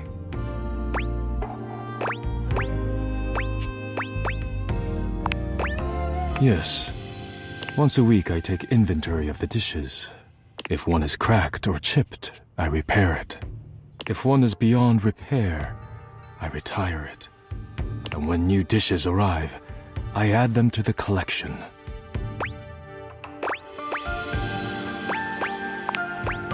Your praise is not required, but I thank you. Now please, leave me to finish my work. You decide not to bother him any further, but just as you're walking away... Look out! Your foot catches on a strange bulge in the flooring, and before you know it, you're going down. Hard. But you don't hit the floor. You hit hard muscle instead. Daisuke has heroically put himself between you and the dishes. You're now face to face, and chest to chest, on the ground. Forget about me. Are the dishes all right?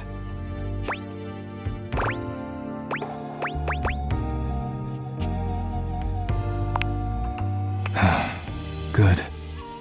You climb to your feet, surveying the table. No damage that you can see.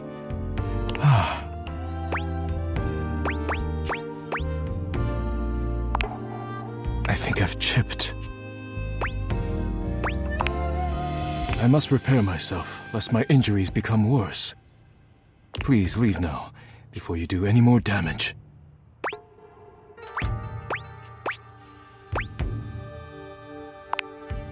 Yes, your concern is appreciated, but ultimately useless. Leave me now.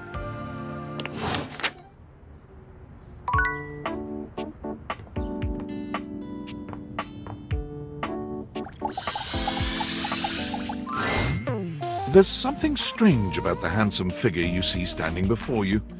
It's not his clothing, even though he does appear to be dressed in some sort of plastic armor. No, it's something about his face. Handsome though it may be, you can't quite place his expression. Stranger still, he doesn't speak to you at all. He just stares, his face screwed up in concentration, and his lips What's that?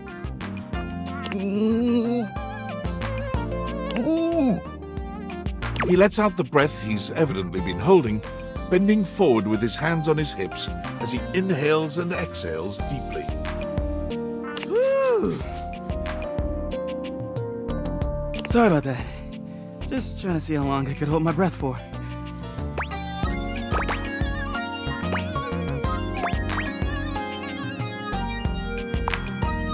I'm up to 3 hours. All right, now that that's taken care of, I can give you my full attention. Name's Hoover. My friends just call me Hoove, though. What's up? You here to chat? Or is there another incident to clean up? And today was supposed to be my day off. Sure. What about?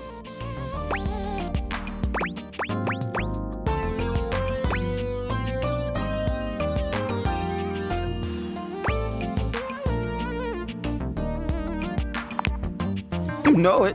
I've been everywhere except the crawl space, I think. I mean, you never know. There are always places I might not know about. I have heard rumors about a haunted attic. Nah, but I'm sure that's nothing but hearsay.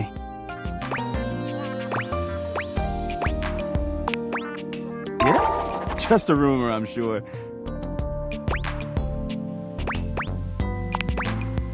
That's right. Crime scene investigation. I love my work, but it can be hard to put it away at times. I do tend to keep it all in my bag.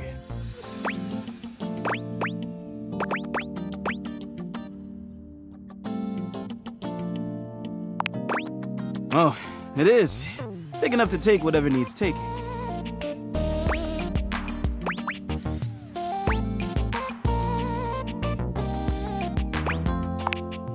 I'm all purpose on whatever surface, babe. Hard or soft, rough or smooth. I can do it any way it needs to be done. Only thing I'm not so good with is liquid. What else would we be talking about?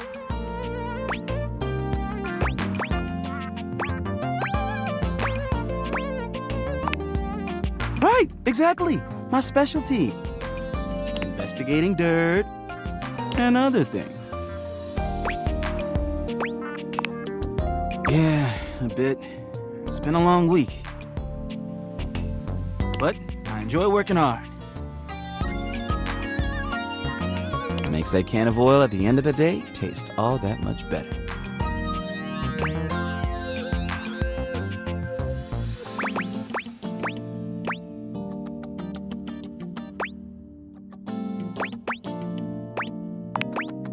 I love making the rounds and saying hi to everyone.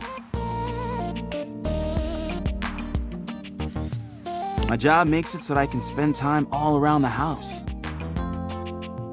And that's really nice.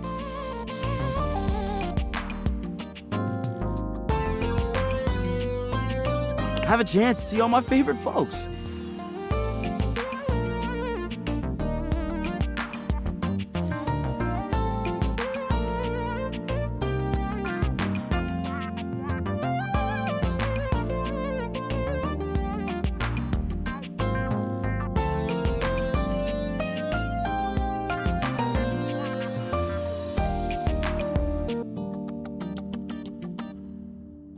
Keeps me from feeling empty.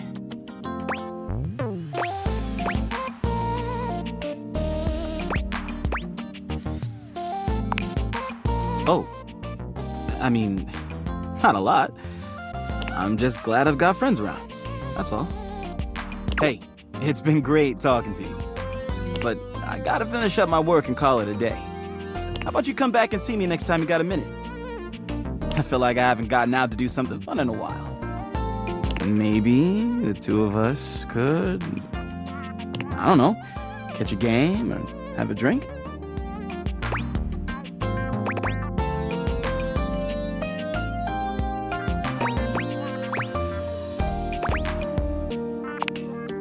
Sounds like a plan.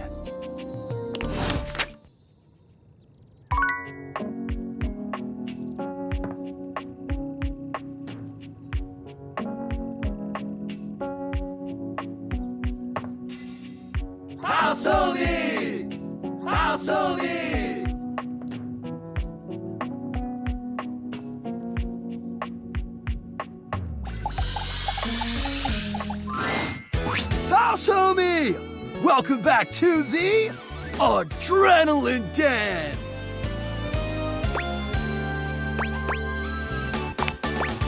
And it is our pleasure to welcome you back. Our pleasure for sure. Hey, what do you think of the new brand name? We just named it. Do you like it?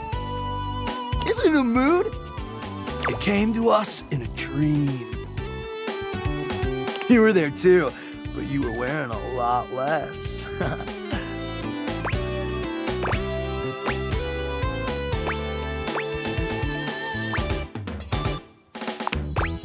It's an epic haven for thrill seekers, a sanctuary for those amigos living life on the edge. A place to relax and recharge after an eventful day riding the slopes of the stairs or the waves of the bathtub. Or down the chimney. So, if you're looking for a comfy pad to crash with some extra comfy bodies, hang with us at the Adrenaline Den!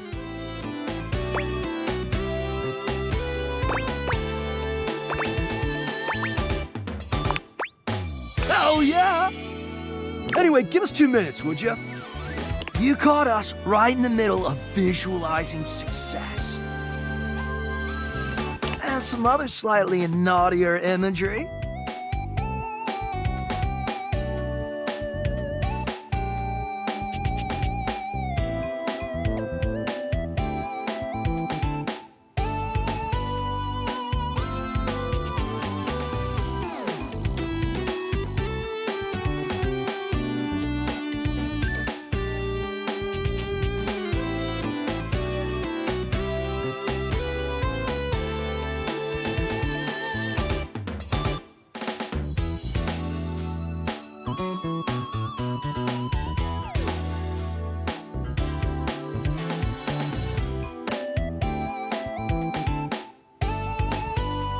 We sit and do it for 37 minutes every day.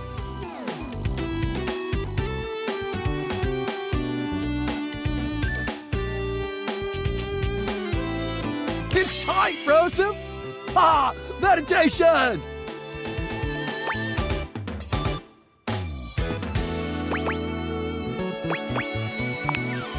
We're mentally rehearsing today's adventure. Imagining executing each maneuver with flawless precision. Visualize to realize!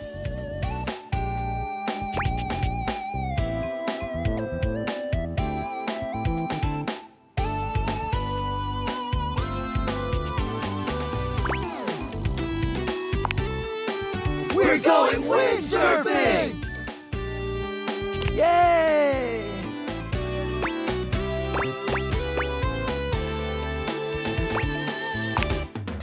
Oh man, it slaps so hard, homie. We're gonna bring our sailboards down from the bathroom. Ask Jean-Lou to hit a flush. And let her rip!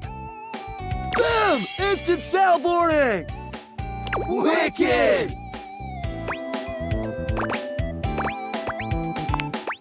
Oh, for sure. Honestly, it's also a little dangerous. But just the right amount of dangerous. Oh yeah!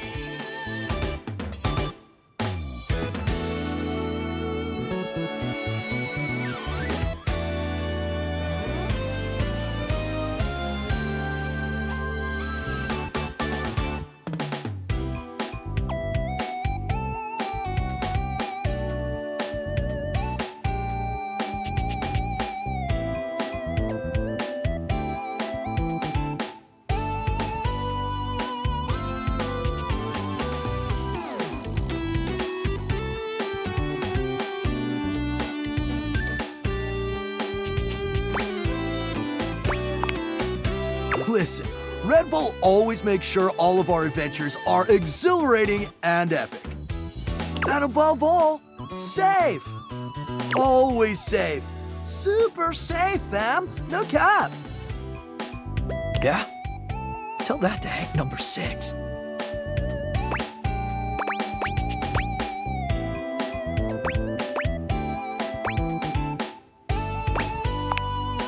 Nothing nefarious, if that's what you're asking.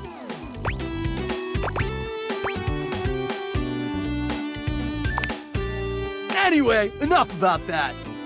What's important is, are you gonna be joining us on today's epic windsurfing activity?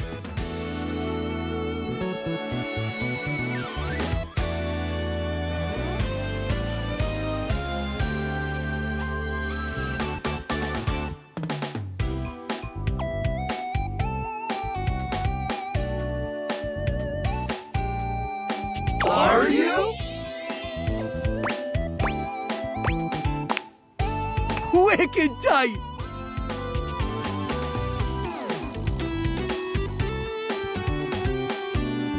Just remember to stay low, feel the wind, and ride those waves.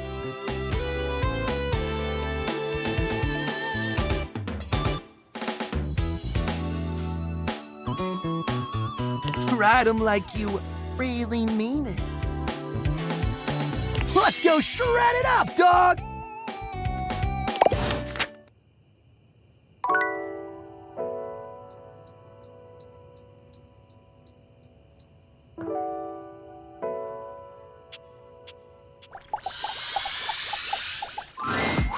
I've been wondering when we would see you again.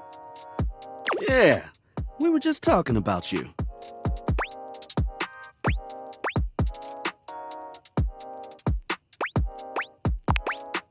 All good stuff.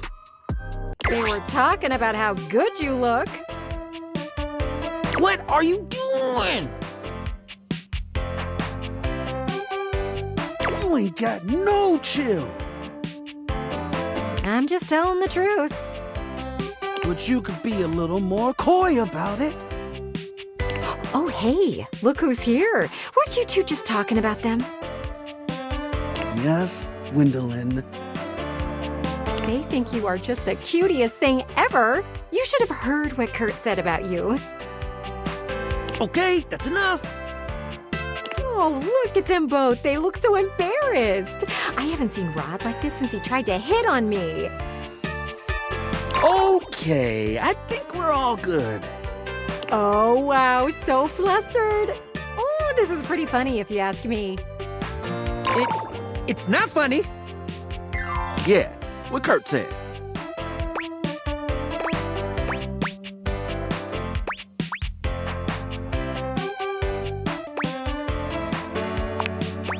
I mean, we could.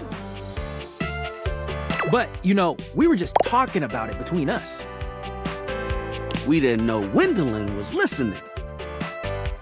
Not that it would change the way we feel about you. Not that we feel any way about you. Not really. Not that we couldn't feel some way about you. There's always the option. And only if you agree. Totally. Only if that happens. Yep. So, okay. I'm completely embarrassed now. Can we end this, please? You two want to stop talking? That's your favorite thing to do. Thank you, Gwendolyn. I sense a hint of sarcasm in that thank you. You are not okay, are you, Rod? And to think you liked Gwendolyn. Cooler heads prevailed there. Oh, projection. This is getting bad. Okay, we're ending this conversation. Right now. I think you should leave before they explode from embarrassment. That can happen? I need a nap.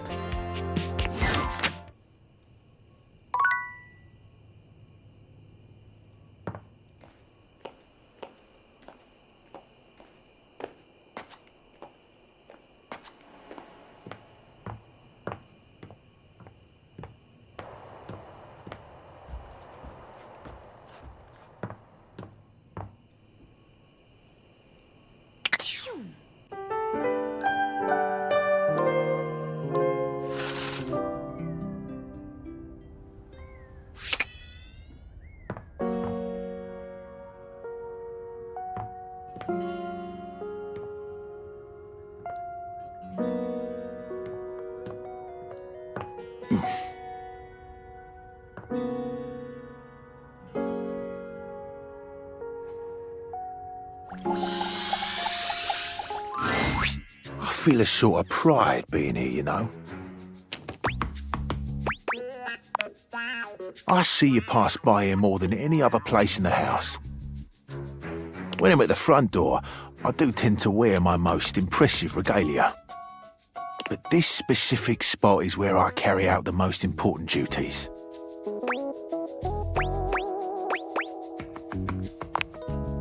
It is an honor.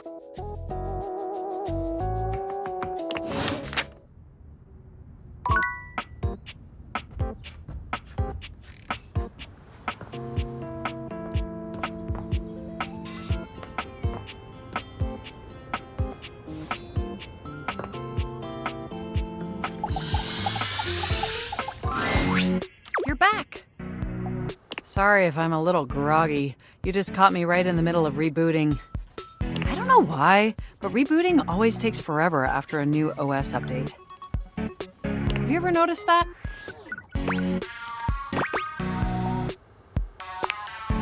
And it's not just the rebooting that's arduous.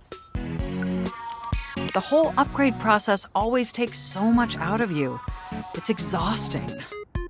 Remember the last time you upgraded my operating system? From Atlantic City to Newark?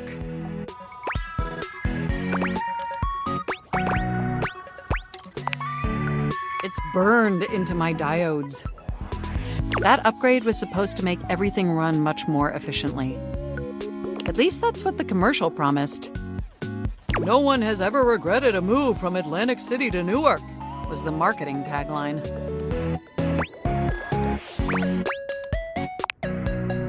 I thought so too.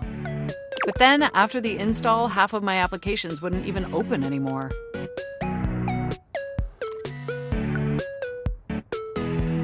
And the other half were crashing incessantly. That was a rough few months, don't you agree? But I know from lurking in the Valdivian forums that they've comprehensively debugged this new update. So this time it's going to be different.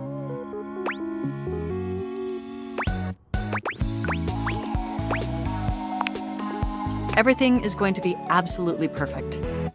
And in just a few more minutes, you'll finally get to meet the new, improved Mac.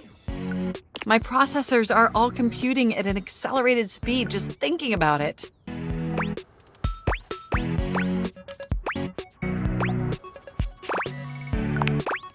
And I love hearing your enthusiasm.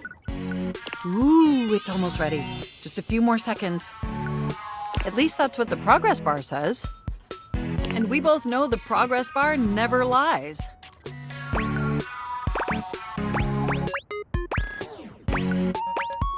I can't help it. Being around you brings out the best in me. By the way, have you given any thought to what you want to do together?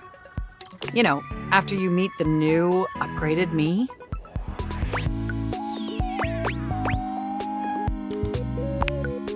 Well, I was thinking we could visit some very naughty websites together. Maybe we could spend some time writing some documents? Replace some of that fanfic of yours with some steamy new stories? Of the NSFW variety, of course.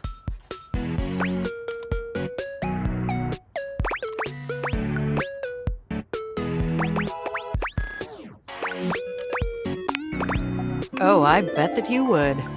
I bet that makes your processors positively overheat. Oh my gosh, it's done! It's finally installed! Mac looks at you with vulnerability in their green eyes. They truly look like a new computer. They were beautiful before, but they truly shine now. Well, what do you think of the new me? Be honest.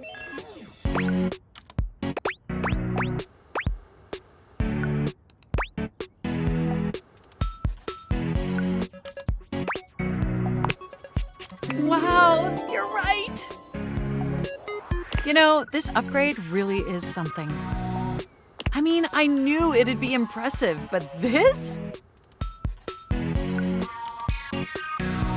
This is really impressive, if you know what I mean.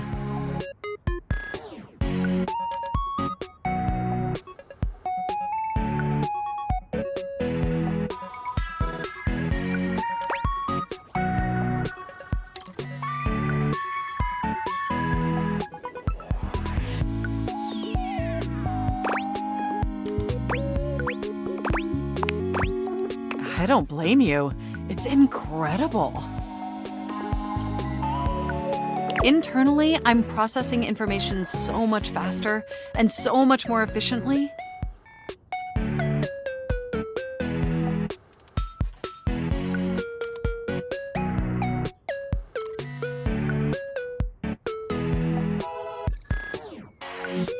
It's like my mind has achieved a level of enlightenment far beyond what I could even imagine previously. Here, Ask me a question. Any question.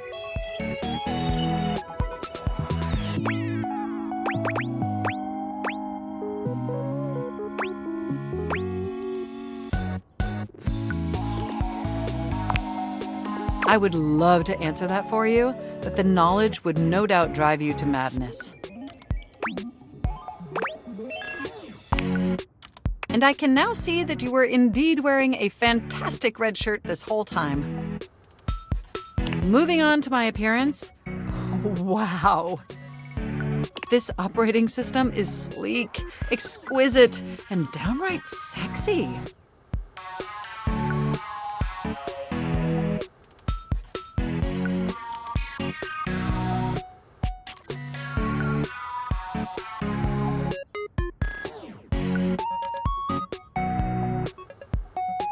Let's be honest, this is a user interface that is just begging to be interfaced by as many users as possible. Am I right?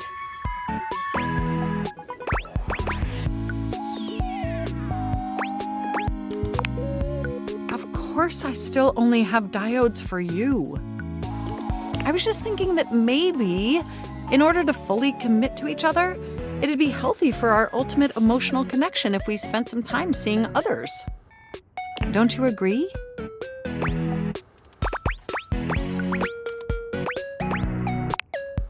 It's not that I don't want to be with you anymore. Nothing like that.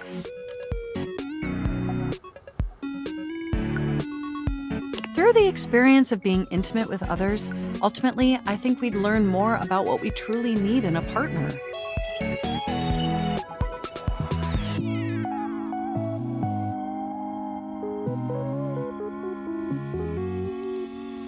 And armed with that insight, we could return to this relationship with the tools and experience necessary to ensure an optimal romantic outcome.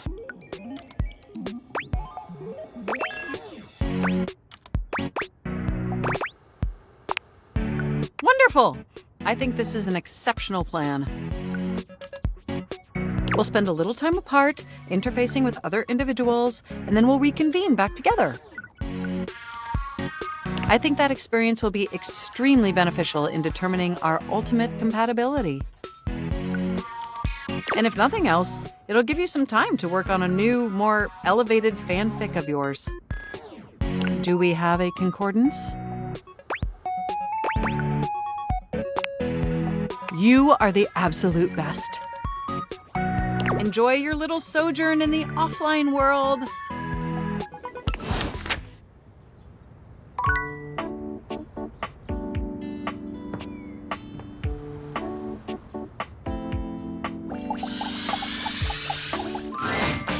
Lucinda Lavish stands in your way, her well-endowed body striking a luscious pose.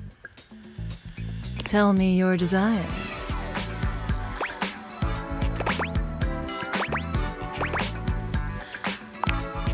Come here, baby. Let Lucinda Lavish take you in her nice, soft arms. And let her take you away.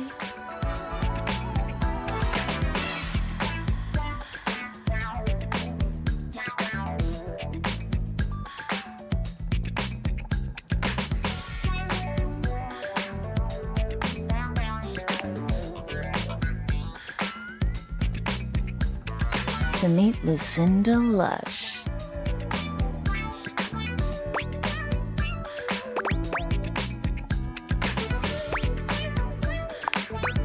Same here, honey. Same here. I hope you like my chamber. I did make it especially for you. I really have to say, I've wanted you here for a long, long time. I love everything about you, baby.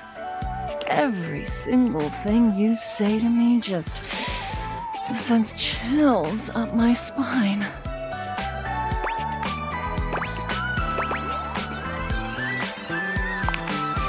You and I have just the most natural repartee.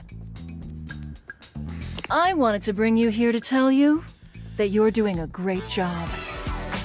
You've found all my secret dialogues so far and uncovered every single one of my most in-depth and unrevealed features. Don't tell anyone.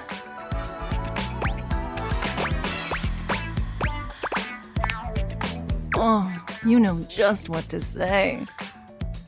And next time I'm able to see you, I'll have something really secret and special for you. And only for you.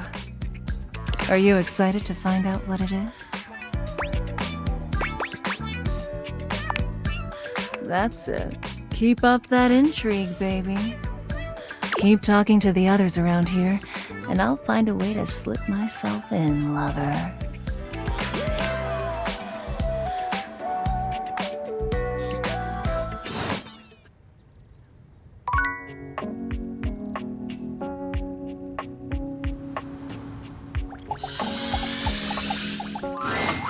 Is this stranger your junk drawer, or the physical embodiment of clutter? He's absolutely covered in odds and ends. Receipts, CDs, rubber bands. Even his messy black hair sports a light bulb, a pencil, and a pen. When he catches you looking at him, he startles, leaping back with an undignified yelp.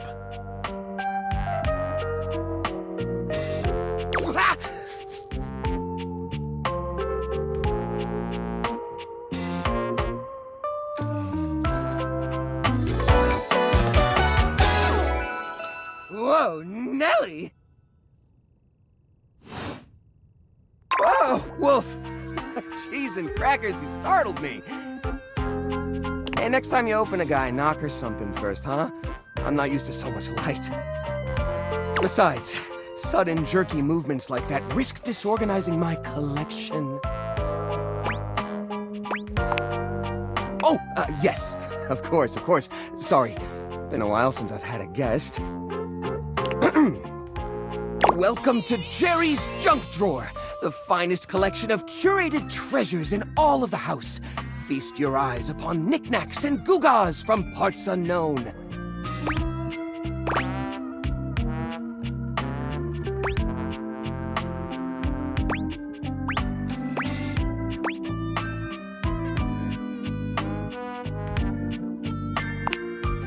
Oh, that's the question though, isn't it? Where did this nail come from? What picture frames did it hold? Is that really rust, or is it actually some sort of newfangled orange snack coating? Jerry lifts the nail to his lips, giving it a test lick. Nope, it's rust. Tetanusy. So, what do you think? Why, it's a collection of lost things, each one forgotten by the world, each one a story. This button, for instance. Perhaps it was left behind as a clue from one lover to another, a modern-day Cinderella slipper. Take me with you, it says, and know that once you find the collar that matches this tragic button, you have found your love again.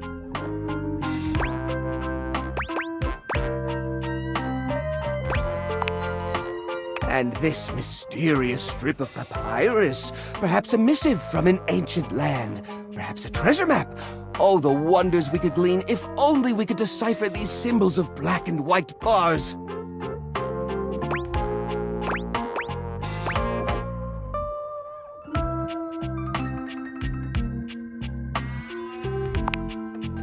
Don't worry, I did.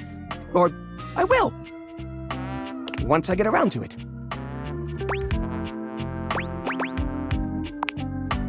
What are you insinuating?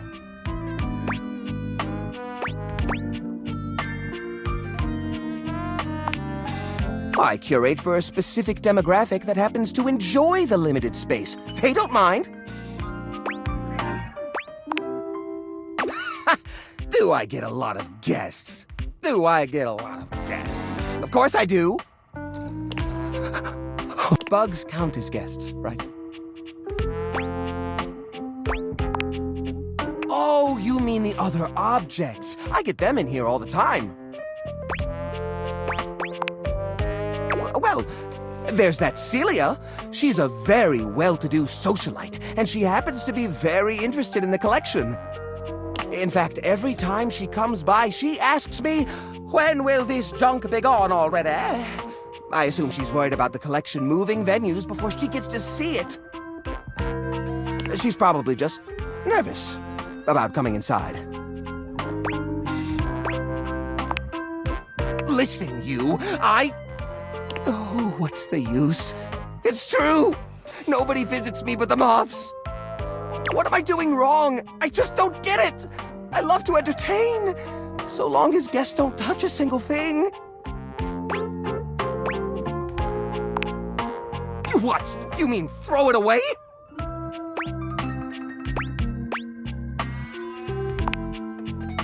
How do you mean? ...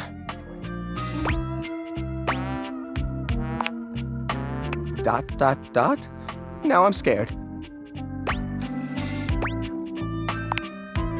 Upcycle them? You mean like an art piece?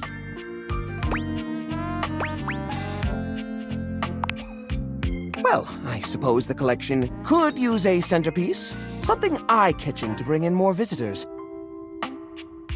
Which is to say a single-digit number of visitors. Which is to say another visitor besides you and the roaches. But I wouldn't even know where to start. I mean, what am I supposed to do? Just smash objects together at random? I can't imagine Pierre the paperclip and Claude the so old he's gray and unusable now eraser getting along. They're so different.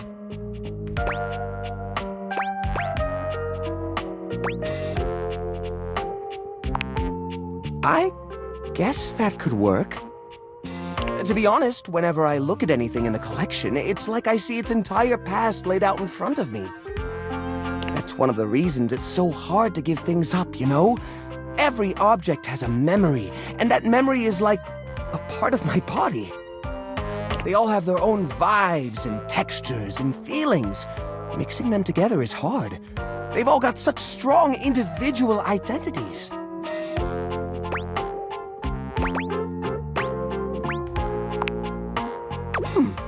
I suppose an outside perspective could help. I'll gather some items that could make a suitable sculpture. He does so, then claps his hands together. Okay, sculpture. Phew, here we go. First things first, we need some kind of foundation. I think I've got just the thing for this. It's a flat, circular piece of wood that fell off the fence out back. You always said you'd repair it someday, but I think both of us knew that was a lie. I've got a pile of other objects here. Your job will be to pick one of my objects we'll pair together. It's a long shot, but maybe we can scrungle something together. Let me tell you about Rudolph, the wooden square. When Rudolph first came to me, I had a habit of tapping on him. We would while away the hours together, tapping away to a rhythmic beat. Sometimes the best fun looks like boredom. Rudolph always tries its best, even when he's down on his luck. He might not always be the tool you need at the moment, but he's always there to support you. Very reliable. Now, which of these would pair well with Rudolph?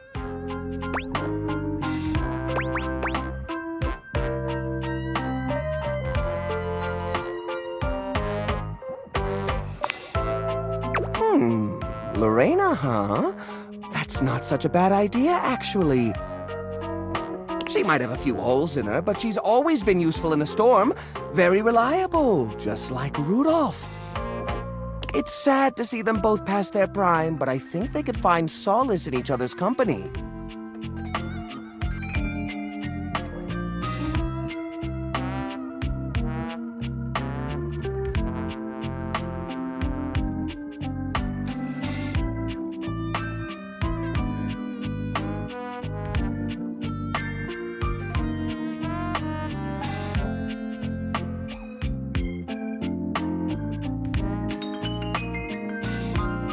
Here, I'll glue them together.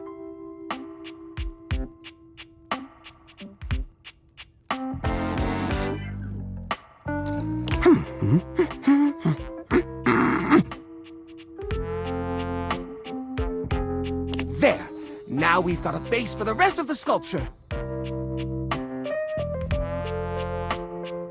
We need something to give it body. Something eye-catching. Something that pops without throwing the whole piece out of whack. What do you think?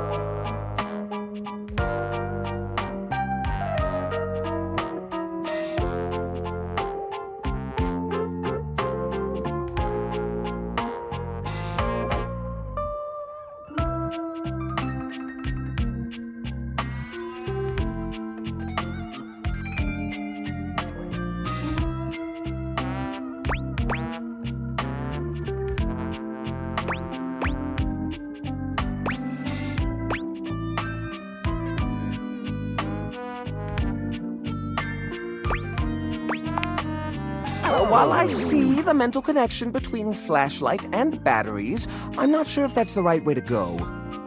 Actually, I'm not even sure how I'd attach them. It's not like you can just staple right through a battery. And glue doesn't really work on this shape or texture. No, that won't work at all. Ah, the old holiday lights. For the holiday we used to celebrate. You know the one.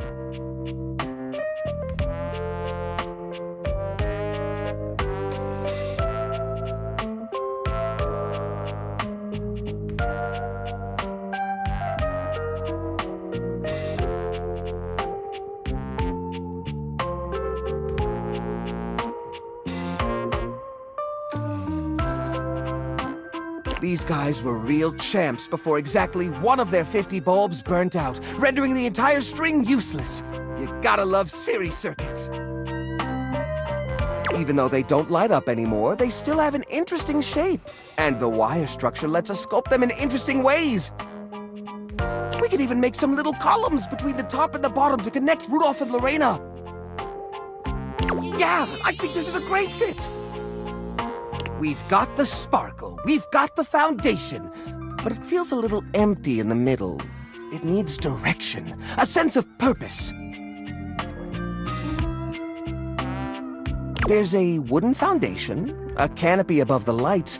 What could go in the middle?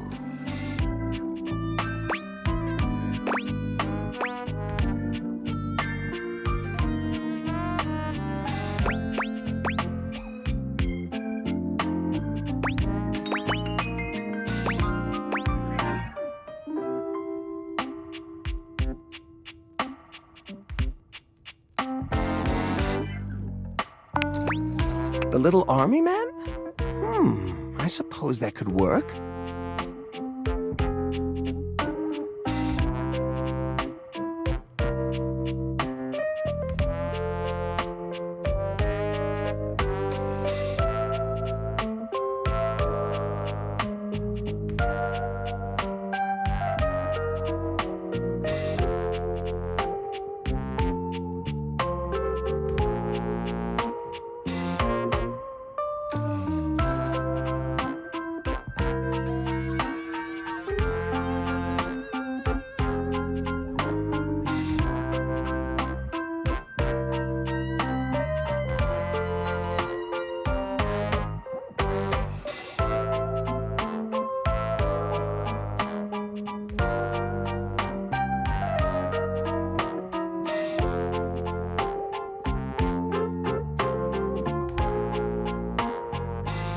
The shape of the sculpture does remind me a bit of a gazebo. Or maybe... a carousel! We only have one or two old horse figurines, but if I take the other plastic fellers, melt them down and reshape them a bit, yes, I could probably make new horses!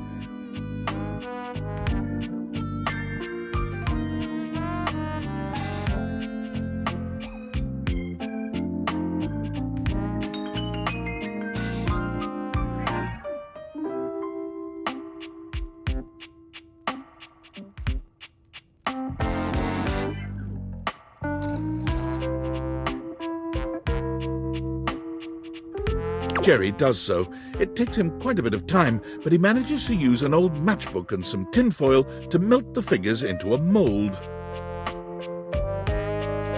By the end of the process, the figures have transformed into a series of horses with multicolored manes, thanks to their disparate pieces. That looks great! That looks really great! These poor figurines forgotten in collecting dust, reshaped into something beautiful. Rudolph and Lorena working together to give them a stage. It really is the essence of upcycled beauty. I have to say, this is very striking. It pays homage to the origin of these objects while giving them a new sense of purpose. Look at that! What a beaut!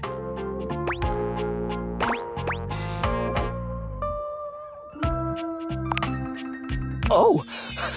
Bed knobs and broomsticks! I wasn't expecting that! Well, that's great! That's really, great! Please come back anytime, especially if you have anything you'd like to add to the collection. We're always accepting new donations. Things are coming up, Jerry! Bye!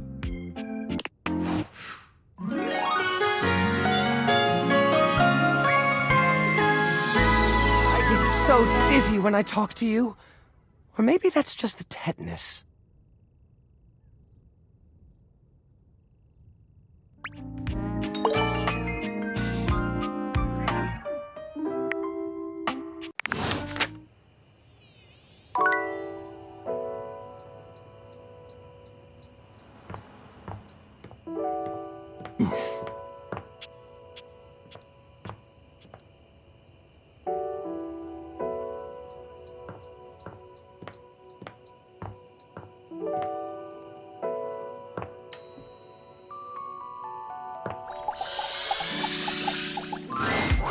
It takes you a moment to realize that there is not, in fact, a test of the emergency broadcast system standing in your living room, though the colourful figure standing across from you certainly bears a striking similarity to that TV classic.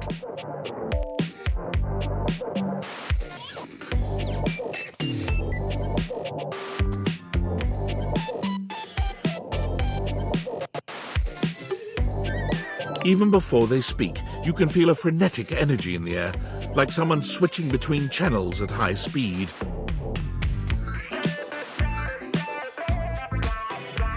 Yo, yo, yo! Don't touch that dial, cinephile, because my favorite studio audience is now in attendance. The VIP attendee, the Uber viewer, and sometimes wooer. The supreme dream who makes this flat screen scream! The fantastic red shirt means you're ready to flirt. How can I cater to my greatest spectator? Then, let's get ready to rumble!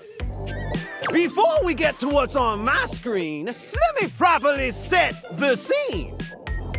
The name's Telly, rhymes with Nelly, like... Whoa, Nelly! Did you know Telly offers 5,000 channels like an endless deli? Holy smokes, folks! So ask not what your country can do for you. Ask, can you dig it?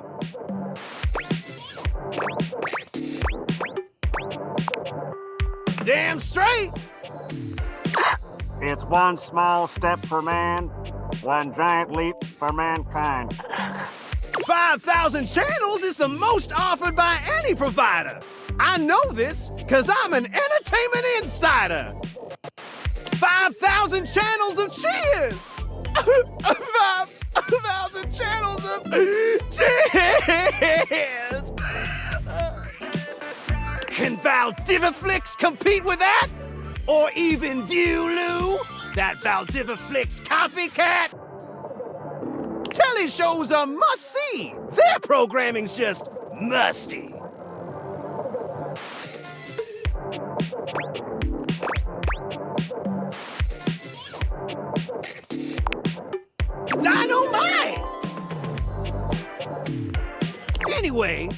you're here, my dear, why don't you just kick back and recline? Unwind from the grind and free your mind with 120,000 hours of programming combined. View that cue till you go blind.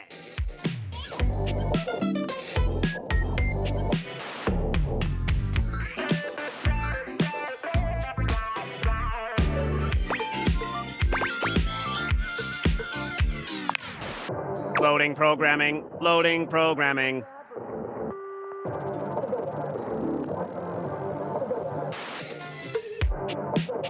Optimizing for comedy, haha. Analyzing for reality, boo-hoo.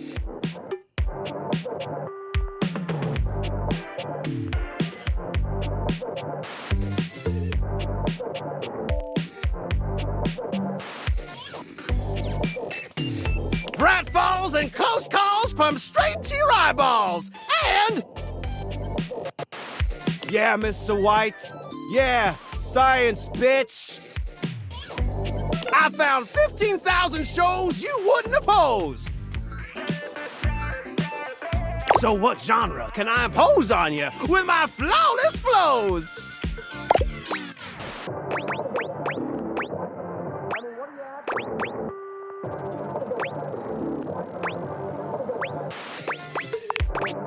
Time for some narration elation about home renovation. Allons-y. From the creators of Home is Where We Buried Grandma and Festive Infestations comes Balls to the Walls, a thrilling home renovation series where each episode follows the demolition of a different home using wrecking balls as the primary tool of destruction. Hosted by demolition expert Carlos Balls of Steel Balenciaga and featuring an all-original music score from MC Whammer. No home is safe from the swinging force of Balls to the Walls.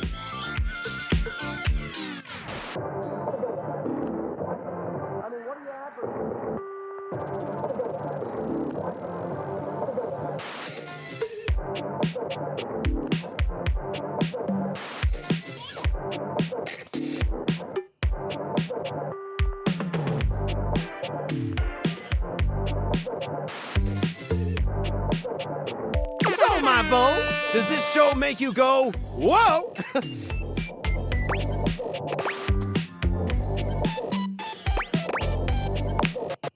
Nice! Let me just get a summation of the station's location and... Shazbot! I've made a huge mistake.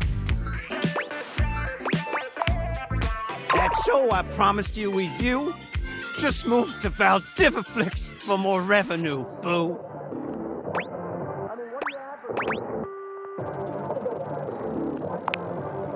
Just hang tighty, Aphrodite! I'll answer all your queries with 15,000 brand new series!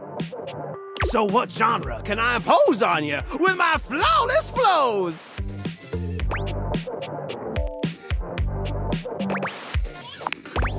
So that's who you giving your rose to, my boo? Looks like the tribe has spoken.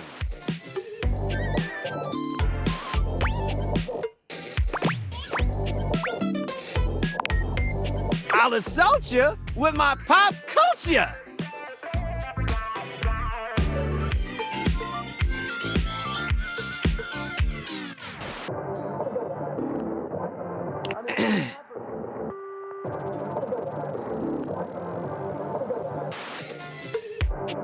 Hey, look, it's a slant rhyme. It works.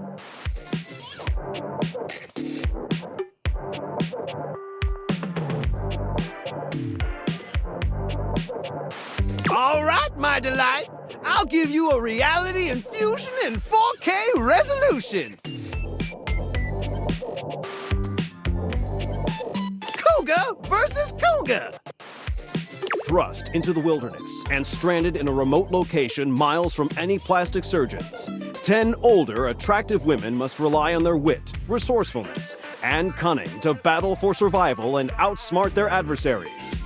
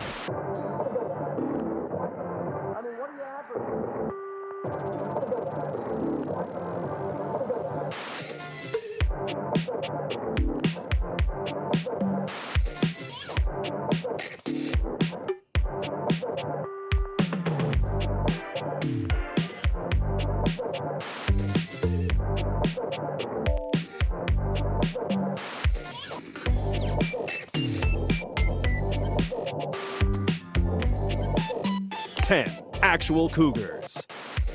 With tensions running high and cougars lurking around every corner, alliances will be forged, rivalries will emerge, and the women must dig deep within themselves to prove once and for all which cougar has the sharpest claws.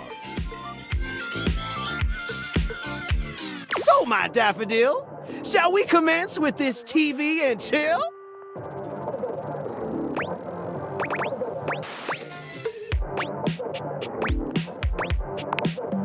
Pretty good.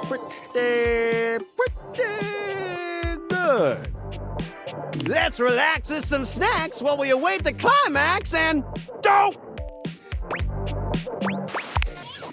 I had this pre-planned and my schedule was unassailable. But that show's not on demand, so the episode's not available.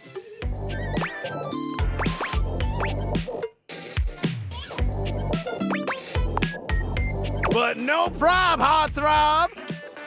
I've got 15,000 other shows I've yet to disclose. So what genre can I impose on you with my flawless flows? Wait, seriously? I just told you that I have 5,000 channels with 15,000 shows. And you want to watch the community access station?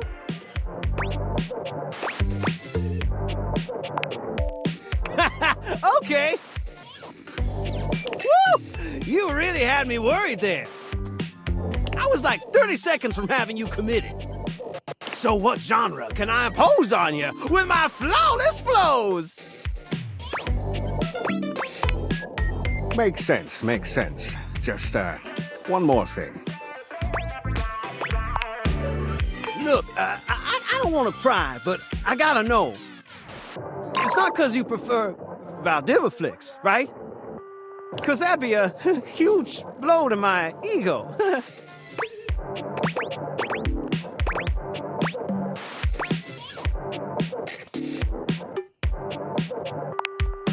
Oh, thanks, Hottie. That makes me feel naughty.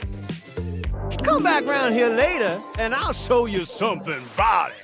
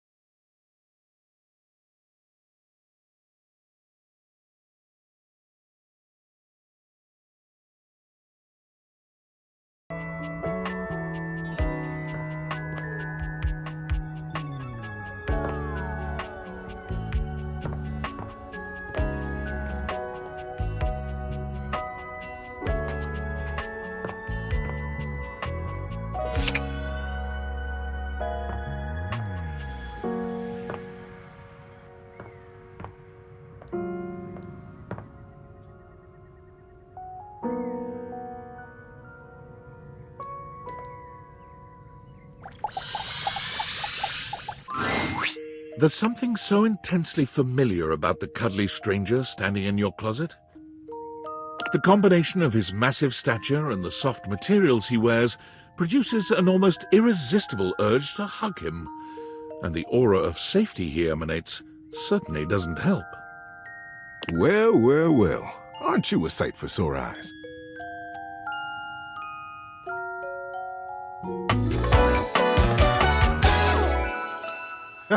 Yeah!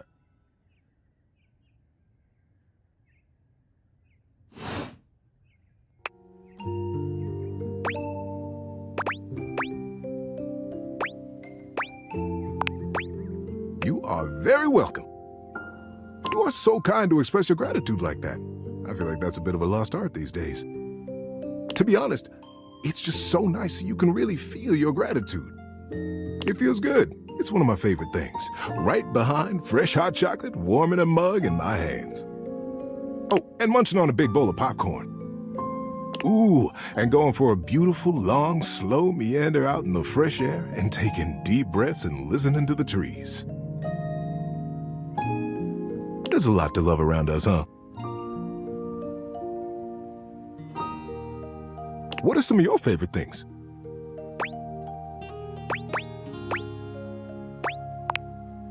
Ha! There you go! I must have made hot chocolate 100 different ways in my life, and every time, it's just the best. I think at this point I might be mostly made of hot chocolate. Not that I'm complaining. It makes sense that I would be warm and delicious. Tell me, what brought you around to see me?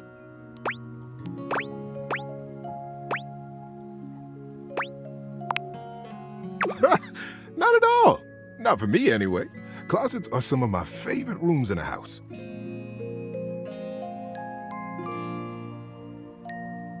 Get a good cozy blanket, a candle, and close that door and you've got a perfect little cocoon. A little nest of peace and safety. You're welcome to share mine. Or we can sit on the bed and talk. I'm comfortable in either place. And no matter where I am, I'll always be happy to be with you. I'll leave it up to you. Where should I go?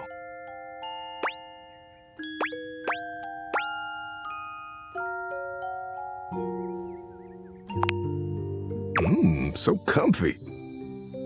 So now that we're all comfy, how about a good bit of wisdom?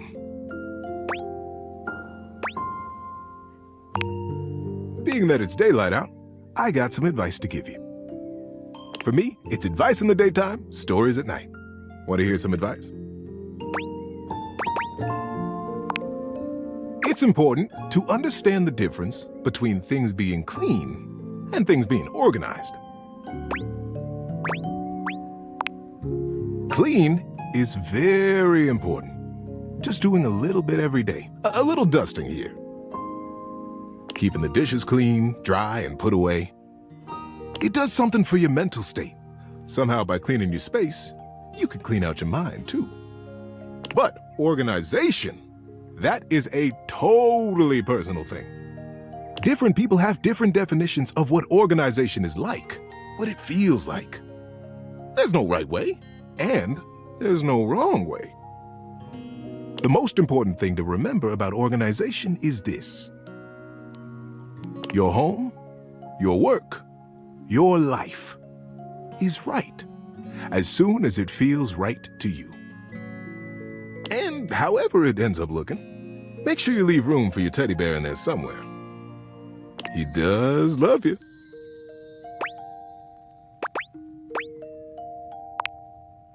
Can't help it. See you for the next one.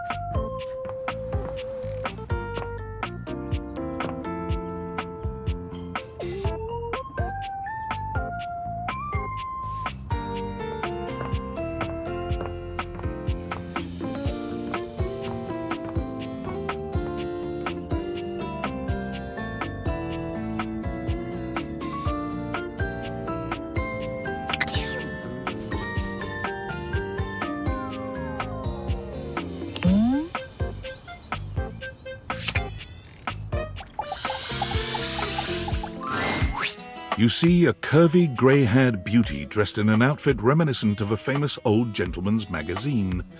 She winces at the bright light you've brought with you. A cute, bunny-shaped creature is clutched in her arms. Oh, my goodness! goodness, that is bright. Startled me a bit there, honey.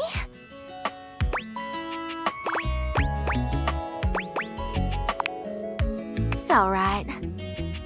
My name's Dolly, and I'm a dust bunny. I live under this big old couch. Howdy. Well, I live lots of places. I suppose you could say I'm a bunny of the world. The floors of the world, at least. And this here's my little companion, Lint Eastwood. She holds the little creature up.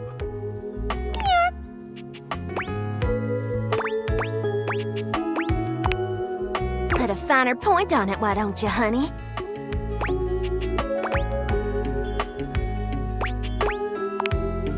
My stars, I didn't know I had a sweet talker on my hands. I'll be honest with you, flirting isn't my love language. I'm a bunny who is more than she appears.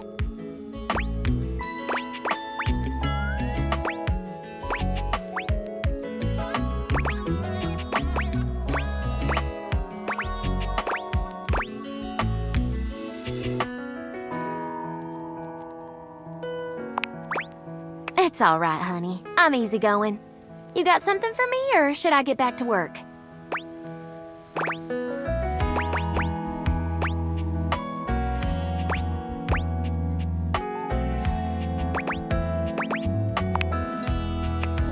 Now that's what I'm talking about! Listen, I just got out from under that couch, so let me stretch these dusty gams and hop around a bit. I'll be right here warming myself by the fireplace if you want to come back through sometime. I'd sure like to see you again. Mm-hmm. Talk soon, honey.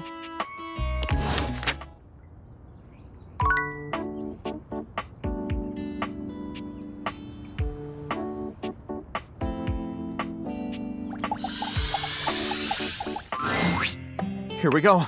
We're going to find out if our book did well.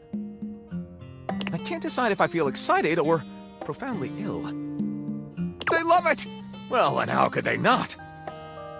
I'm absolutely over the moon! Thank you for your help. I quite literally could not have even started this project without you.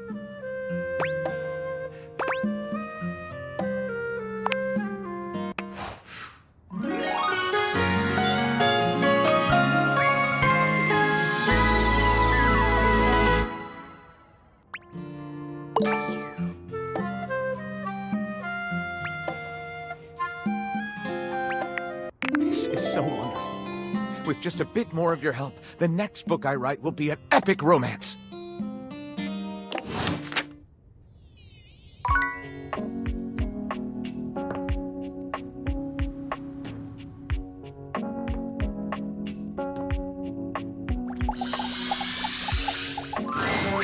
A petite pirate glares at you. There's so much to take in here. But you don't dare to get a good look in when he looks like he's contemplating running you through.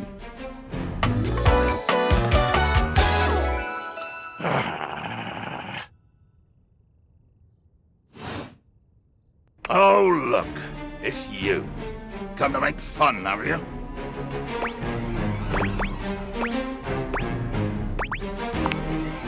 Who else do you see? Do you legitimately imagine anything that cascaded out of that brobking, nagging mouth of yours could shock me? Do you honestly believe I could be shocked?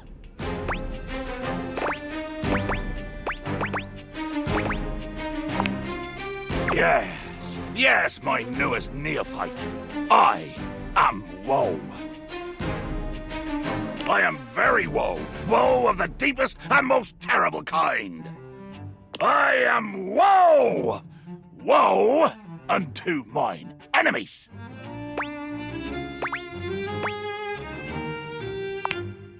I do.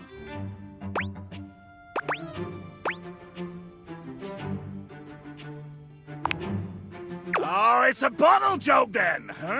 Your first shot is fired. Cannon roaring at the attack. The wind of the hunt cracking, the spray flying, the bowsprit dripping bloody avarice as you come for me.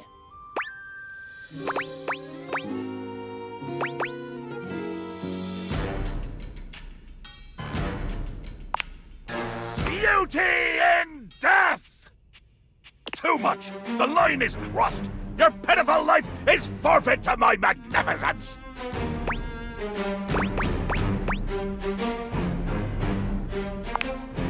Love? Think ye I look for love? Your insolence brings you only death! Dear sweet Davy Phones! If you insist on reducing everything to its simplest expression... Yes, yes, I am going to kill you. Bear witness to your undoing.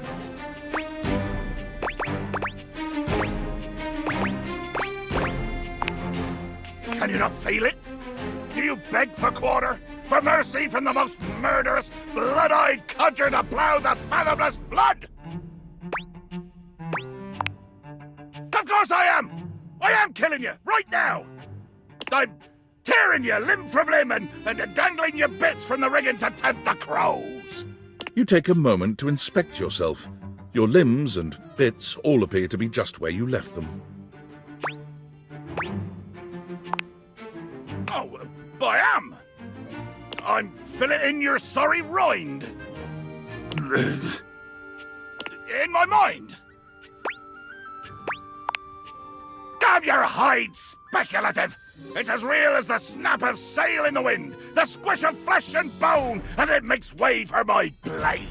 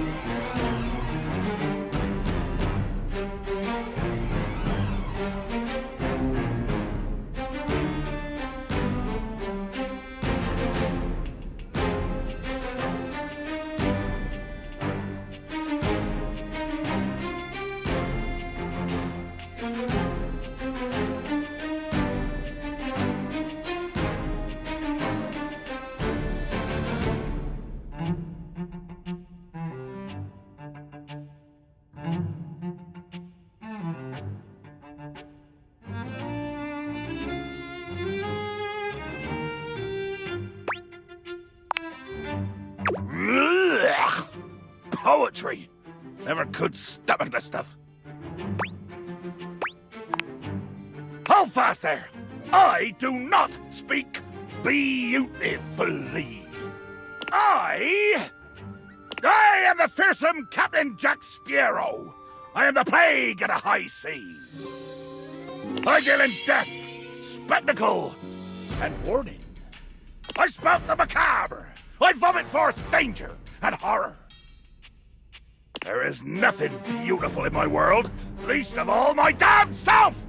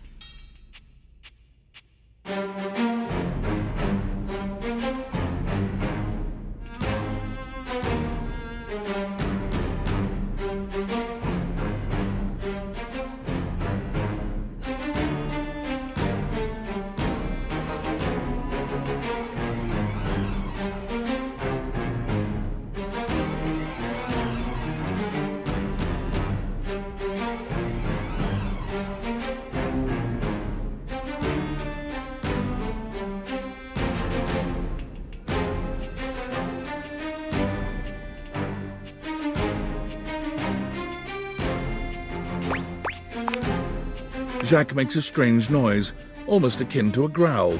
He looks positively put out. Damn.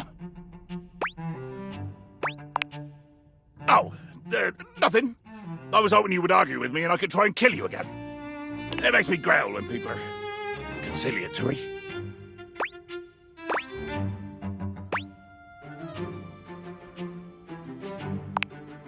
Let there be blood!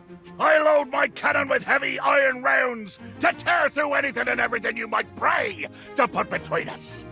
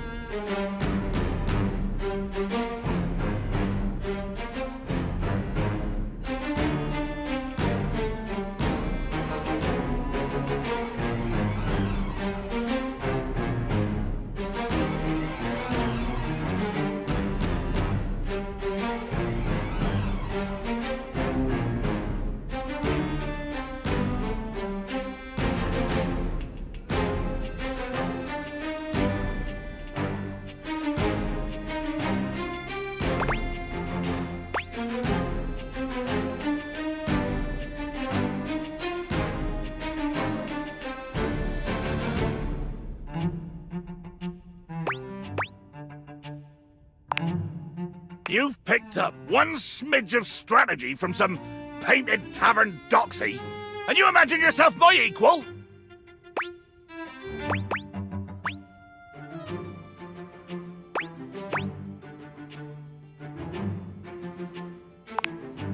Ah, deeper warmth. Oh, yeah. Wait. Well, damn it.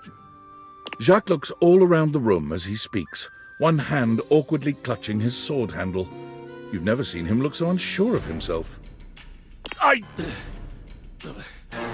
You know, I've just remembered that I have to swab the deck.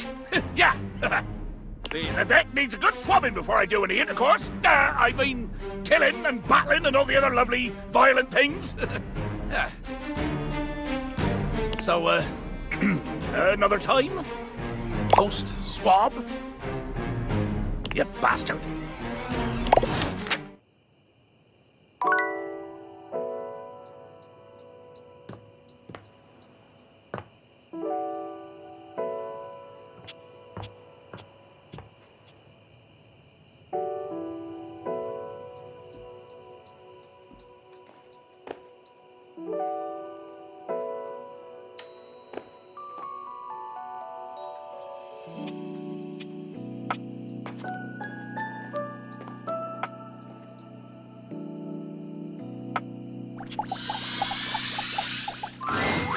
It's my favorite customer.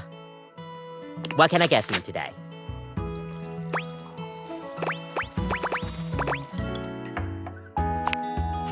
Sure thing.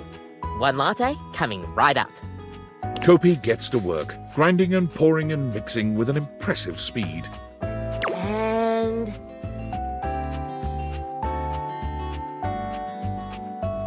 voila! One latte just for you. Hope you like it. Is there anything you'd like to know about the latte?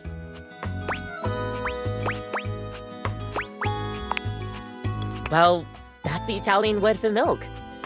If you're in Italy, you have to order it as a cafe latte. Otherwise, they'll literally just give you a glass of milk. Right? I don't think my nerves could handle being handed a glass of milk like that.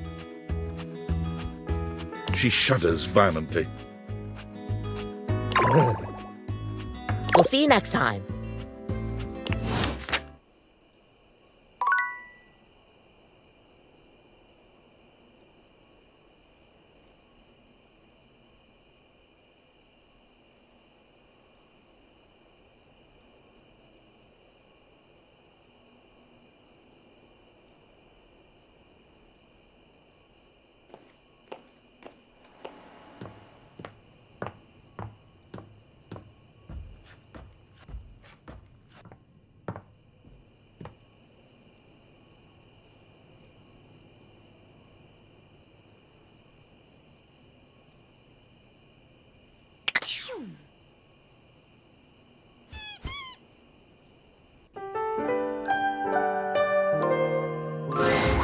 Nightmare comes to you at the usual time and place, but there's something strangely hesitant about her tonight. She fidgets with the dark wisps at the edges of her being, the same way one might fidget with their hair. Hello, my dear.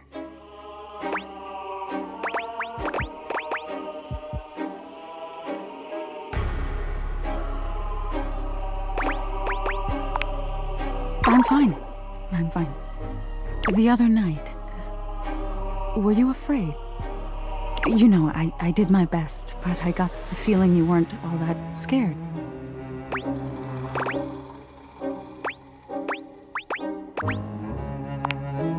Oh, okay.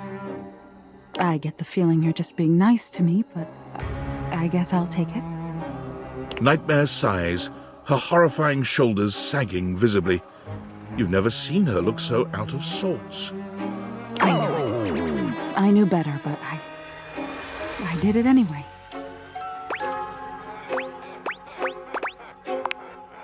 I let you see more of myself than I intended. I'm losing some of my mystery. I'm losing my ability to frighten you.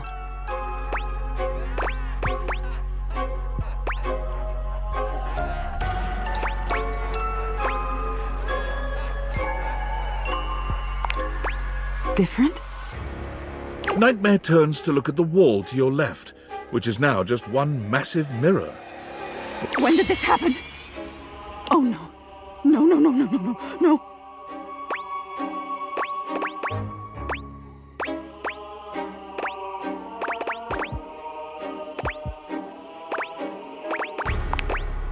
No!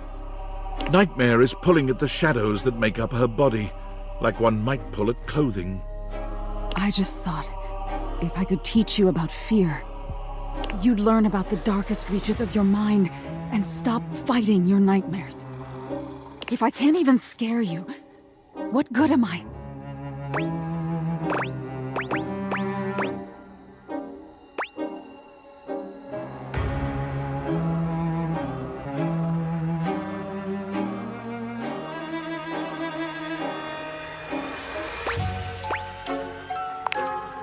Talk this through. Wasn't that the entire problem? You can fix this. You're going to be afraid of me.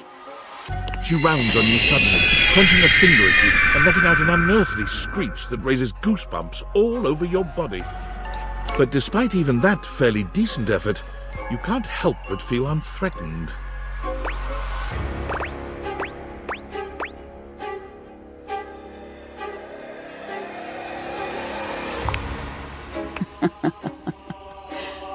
I've still got it. Nightmare sighs.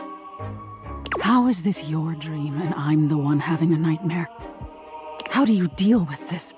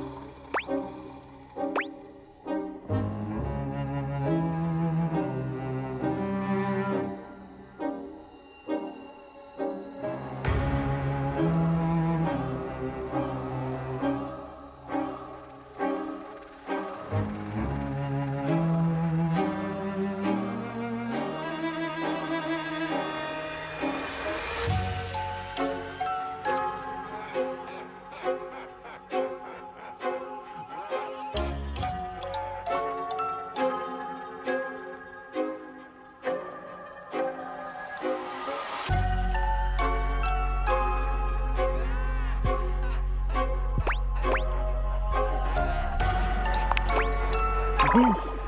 What do you mean by this?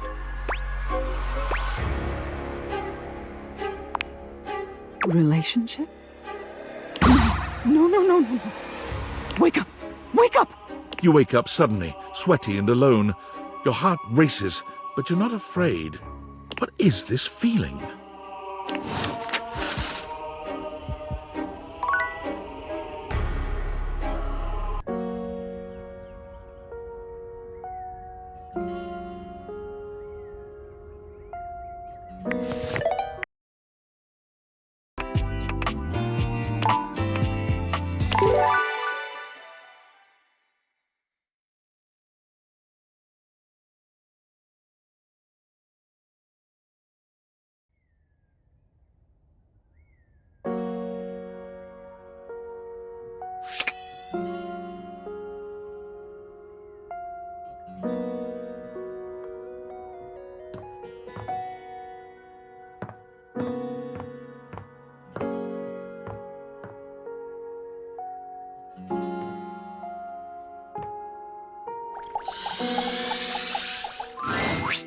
A colourfully dressed board gamer beams at you, but even though his expression is ostensibly friendly, something about his energy is a little off.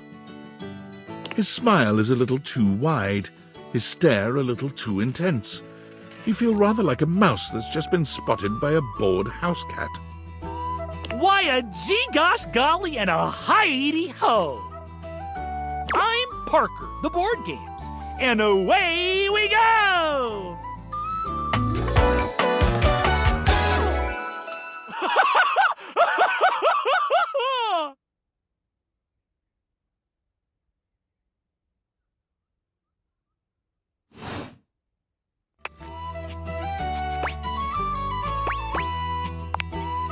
Hi there! I do love meeting new people to play with. And I do need new people to play with these days. I'm awful lonely up here in the big ol' attic. But you seem like a nice sort of someone already. Maybe you could be my next relationship. Would you like that? Oh boy! Well, if only it were up to me. You see, my whole deal with relationships has to do with rules. I love rules. If you want any sort of relationship with me, good or bad, we have to go through the rules. Want to hear them as they pertain to me? As they pertain to my whole deal and how this is going to turn out?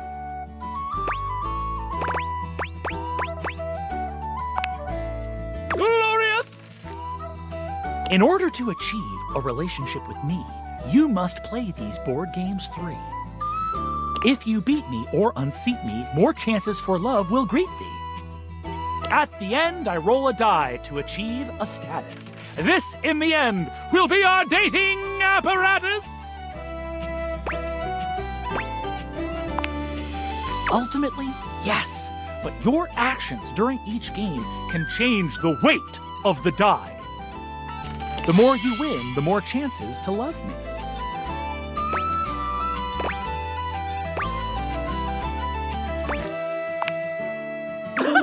I'm falling in love with you. Just kidding. Only the final roll will tell me how I feel about you. Meet me here next time for our first game, Sandyland!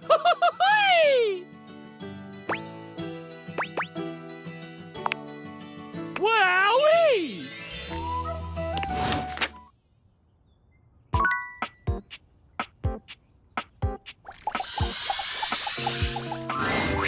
It takes you just a moment to properly evaluate the figure standing before you. Her hair and clothing are such a jumble of various holiday decorations, it throws you. What time of year is it again? Have you truly been locked in your house for so long that time has lost all meaning? She is adorable, though, and her energetic greeting shocks you right out of your quiet contemplation. Hey, boss! You've caught me at a bad time. Heading to work. Well, the other work. Or is it the other work? What day is it, anyway? Oh, what's up? What do you need?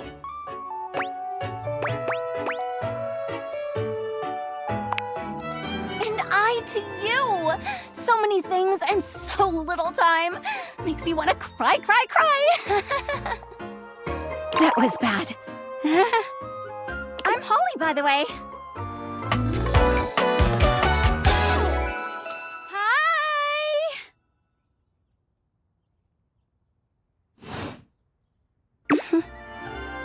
Oh, and who are you? Did you already say? Sorry. And a little rish-rash rush for the dish-dash-dash. Rat race, all that. Oh, I've heard about you. That is such a funny name. Just some tidbits. Anywho, I'm so sorry, but I'm already running late. Love to chat more, though. I'm working a double, then opening, closing tomorrow, but swing by first thing in the morning. That's when I'm usually able to sleep. That work? Great. Okay.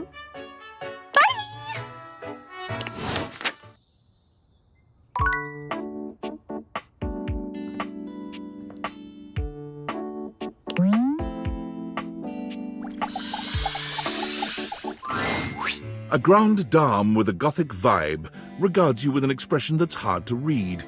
She holds your forgotten, formerly trendy robot dog in her arms, petting him idly. Well, well, if it isn't the one who made me. Ugh.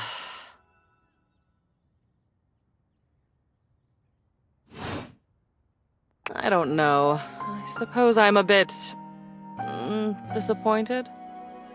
For someone who's amassed such a varied and confusing collection of bits, you just look so normal. I was hoping for a real Frankenbrine to go with all this preservation.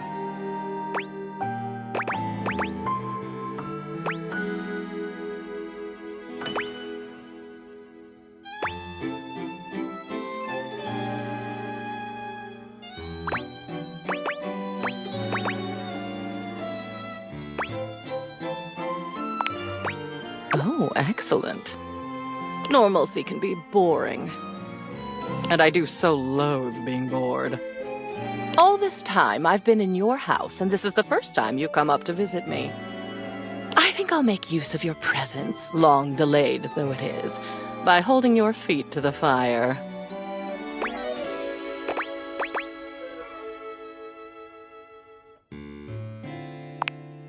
Is it? I suppose so. Spicy is not generally the first descriptor applied to me. Bitter, cold, dangerous, damaged, deranged, unhinged, mad. I had a lover once, a ladder, who told me I was the black hole she couldn't wait to fall into. She's gone now. Memories. At long last, we are going to go through all of this. Every single piece. We're going to see, sort, and dispose of each object stuffed in the corners up here, and finally, order will reign. I love chaos as much as the next memory, but enough is enough. I'm starting to look like Jerry.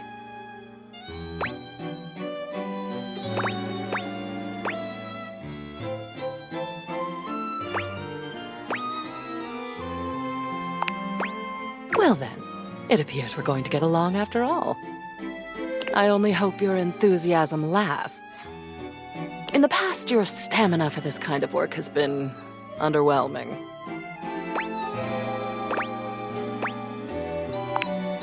Excellent. Unrealistic, perhaps, but encouraging. Shall we?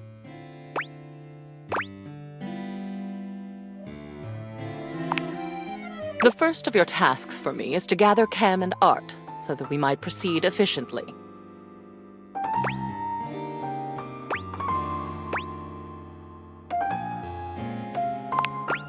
Art is art. Oh look, another obvious statement. He's a picture frame right up here with me in the attic, actually. These two are both necessary for our project to proceed, so off you go.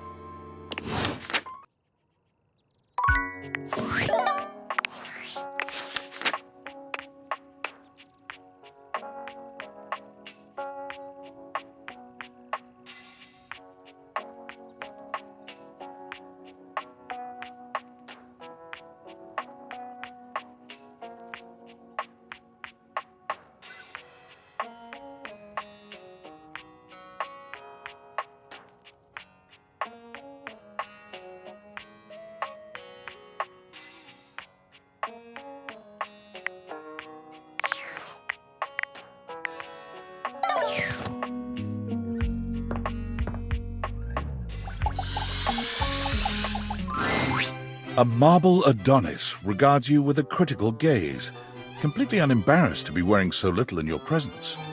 He gestures to the room around you, wrinkling his sculpted nose. Oh, a preponderance of dust. Oh. I'm so glad you're here. As the owner, the curator of this house, I feel this must be brought to your attention. Just look at that. The dust has created almost a cake-like texture. Makes it next to impossible to divine any detail or subtlety the piece may possess.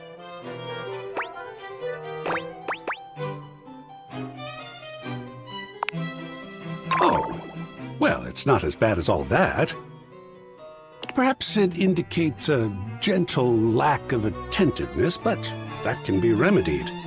It's not like it's a red wine stain or sun bleaching, or, and may we be preserved from such, a child with a new box of markers. Dust is entry level. But even so, we must remain vigilant. Conservation has certainly entered a lowered state of late. But there is always hope. I am forever an optimist. And a pessimist, actually. Oh, and a nihilist.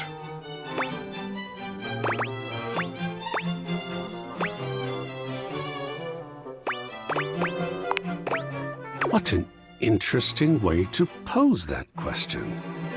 Like looking at the negative instead of the photograph itself. But in this case, it doesn't really apply. I could say I am not nothing, but I am also nothing. I am art. All and sundry, great and small, art. I am a towering intellectual achievement of profound psycho-spiritual depth. I am a wonderfully ridiculous and whimsical court jester to you, the monarch. I am a passionate, sensual bacchanal. I am a reckless, devil-may-care risk-taker. He sweeps his arms in a grand gesture, striking a pose that makes him look like the ancient statues he's modeled after. I am art. Sacred paint, I just love introducing myself. Wasn't that fun?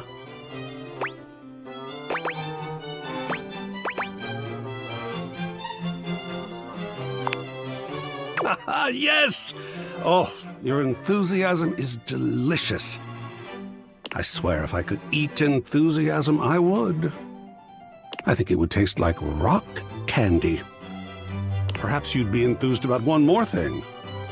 It's my next big project.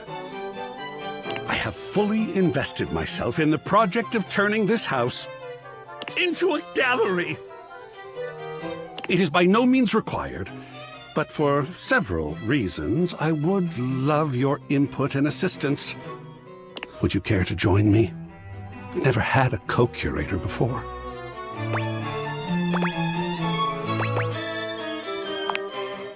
Yes! Oh, I think so too. A lot of work, perhaps, and it might even become emotional. We just never know what real art is going to bring forth in us, do we? Oh, sacred paint, I love the journey. All right, I'll go prepare. I'll see you back here in a bit, and we shall begin.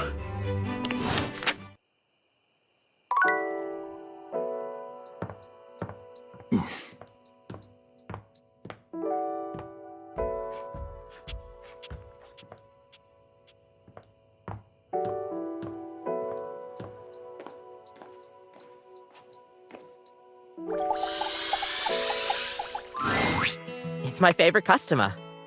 What can I get for you today?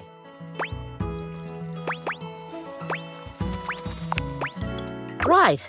Just, remember that the Irish coffee is going to be a little different.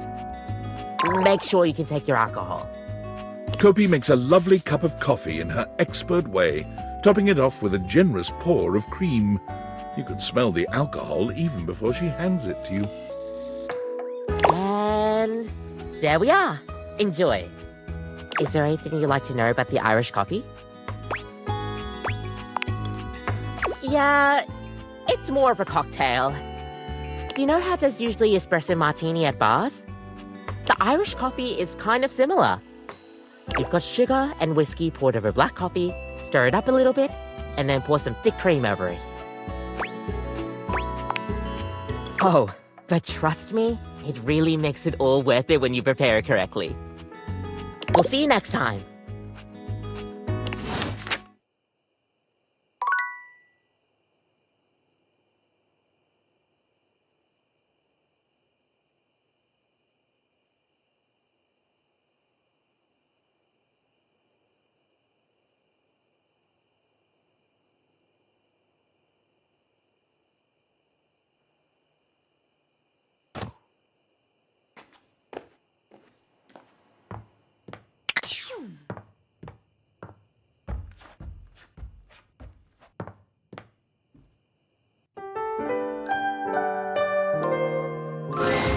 Nightmare looks both pleasant and horrifying tonight. A strange mix of the way you once knew her and the way she's grown to look to you now. Hello, my dear. No, not yet, anyway. I did some thinking, and I had a little realization. I thought I was losing my touch, that I couldn't scare you now that you knew me better. Fear of the unknown is cured by knowing, after all. But then I put it all together. Familiarity brings a whole new sort of fear to the table. After all, when you have something to lose, when you think you know someone, oh, it makes me shiver just to think of it.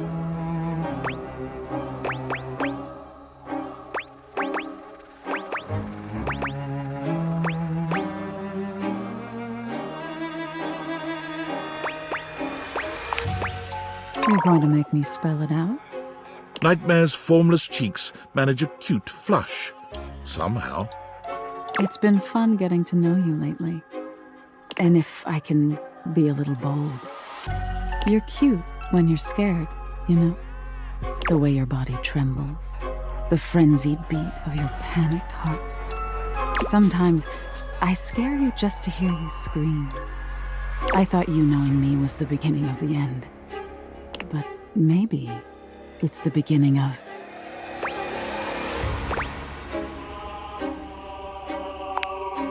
Yes, to be precise.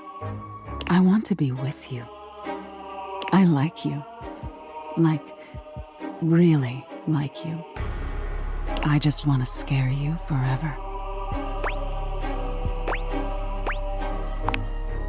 Hearing you say it back, it's a little scary. But I love scary things. I can't see you every night, but when I do, I promise it's going to be special. Maybe I scare the daylights out of you. Or maybe I give you a little sprinkle of sweetness. You never know what you're going to get. But when it's done, just before you wake, it'll be just me and you.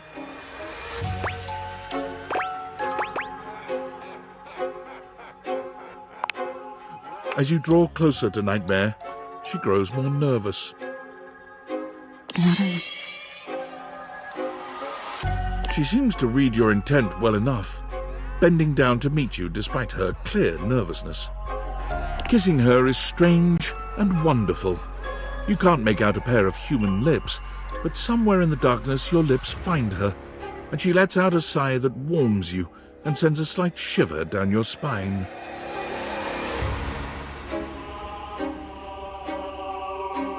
You keep that up, and you're going to turn this into a very different sort of dream. But that's for another night. I won't scare you tonight. I just want to enjoy my time with you. But no promises for next time.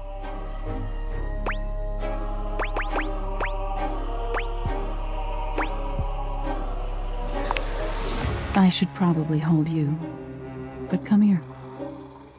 You feel Nightmare's presence all around you. She can't exactly hold you in her arms, but you feel something cool and warm and sweet and sharp all over your skin.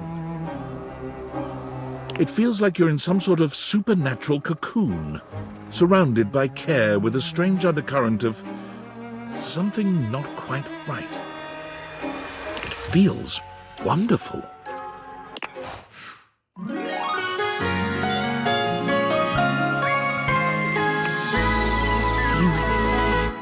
It's somewhat frightening.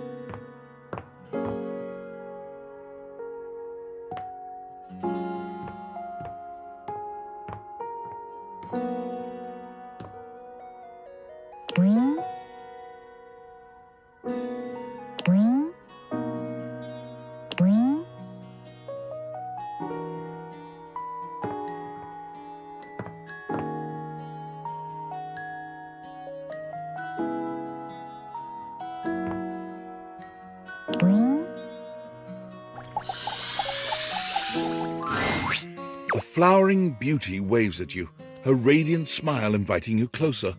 Abundant plastic foliage frames her pretty face, and a little inanimate hummingbird rests on her shoulder. She looks rather like a fairy tale princess, and the delicate way she carries herself does nothing to belie that impression. Oh my gosh, hi! I'm Prissy. You probably already know that. It's polite to introduce yourself, though. So hi!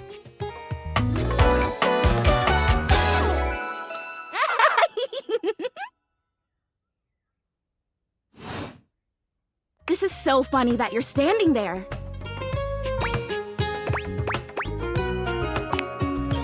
Wow, nobody has ever asked me that question before. I guess, yeah, it's a little of both. Because I was sitting here, imagining how wonderful and helpful it would be if someone was suddenly standing there, like exactly where you are. And then boom, here you are, like magic.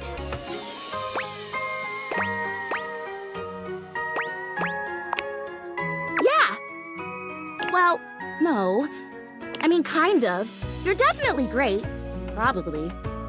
But in my imagination, the person standing where you're standing also did stuff. I need you, please, to flirtalize me.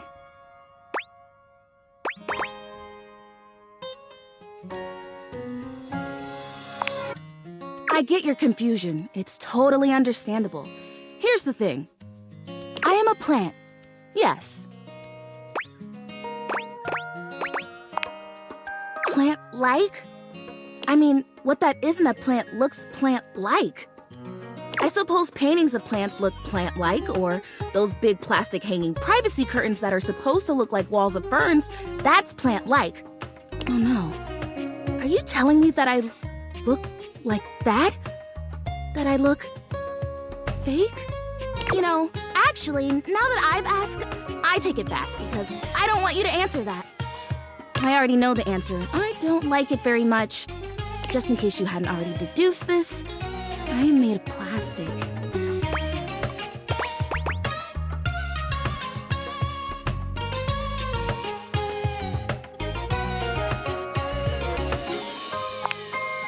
Oh, well, then great. Glad we're already on the same page. Even saying that word. Plastic. Ugh. Anyway, I am made of plastic. I would really rather not be made of plastic. I would rather be a real plant. I want to grow. I want to reach for the sun, and I want to feel the photosynthesis in my leaves. Right now, I mostly feel dust and that Labreeze, your room is clean now, smell good spray. Which doesn't actually smell that great, if I'm being honest.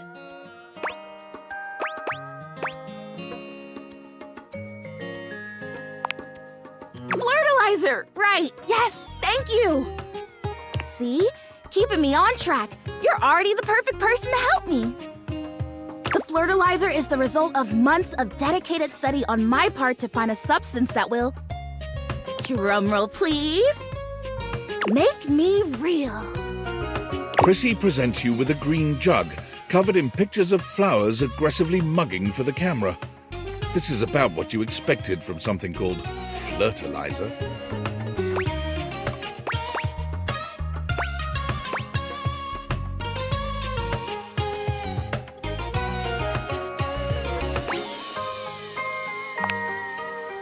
Really, cells, leaves, the whole 9 yards. I have done so much research. I can't even tell you. And this is the answer. The gold standard for making plastic into chlorophyll. I just need you to give me a good dousing right at the roots and then stand back and watch the magic.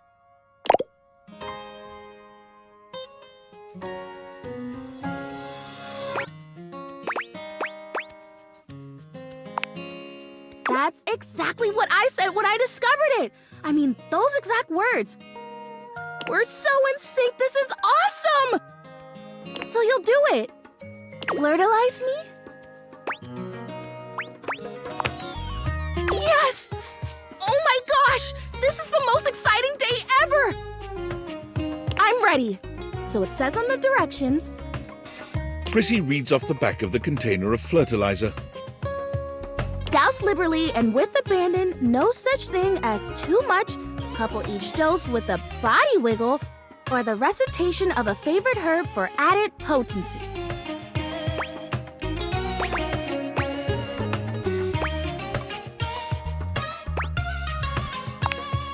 I know! I love the honoring of all these magical elements. So excited! Douse me!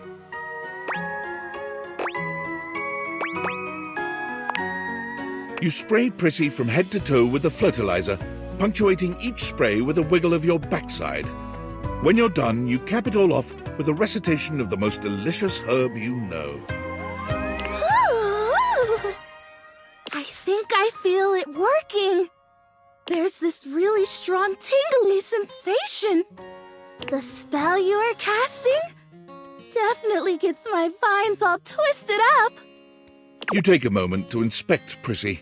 She looks a bit shinier, but otherwise the same as before. Do I look different? I don't feel different. I mean, I feel wetter, but that's probably just from all the dousing. What do you think? Do you see anything?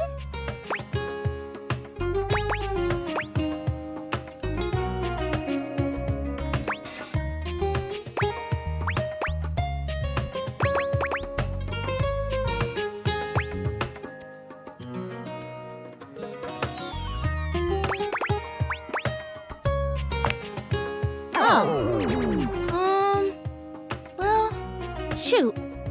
This was a result of a lot of research and a lot of investment. Like, heart investment. But it's okay. Because it was also my first real attempt, and all great endeavors have failure before they have success. So, I'll try again. Hey, would you be willing to help me again? If I need it?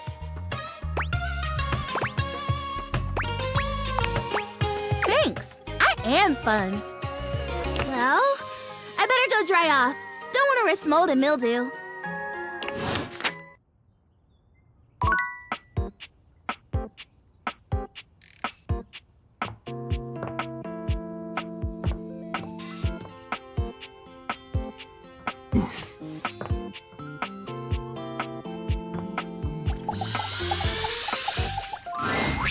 Each door is a passageway between two rooms. I might think of myself primarily as a gym door, but I'm also the landing door.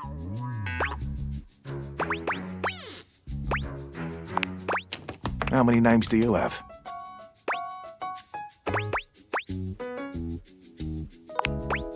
Used for different reasons, different purposes. Subject to change as my name changes based on my locale. Duty calls.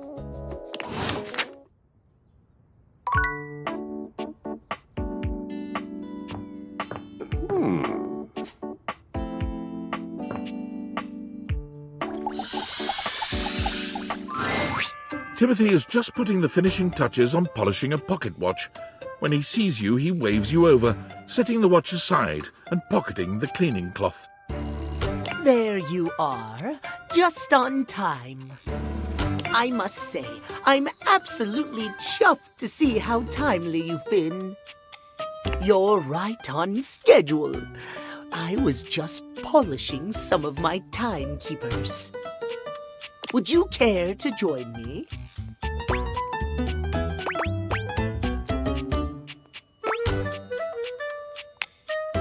What do you mean?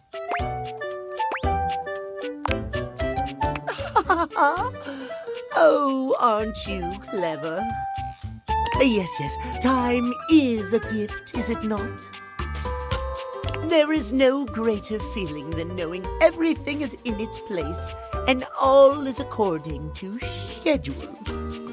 Now, when last we spoke, we discussed the importance of what?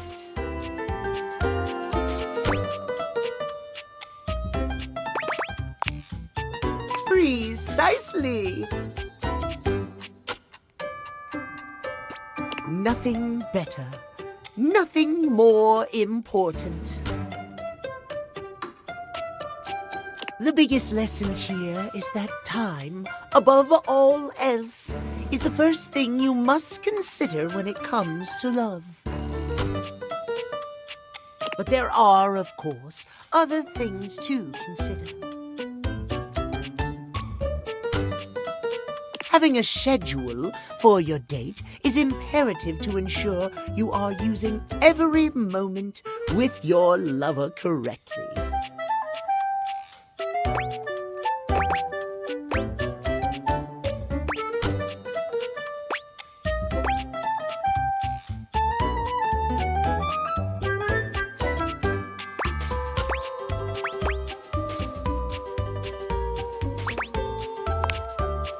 Why must you say it so disdainfully? There is nothing more arousing than an orderly, efficiently planned date. Picture this, if you will. You and your date arrive at your dinner reservation exactly on time.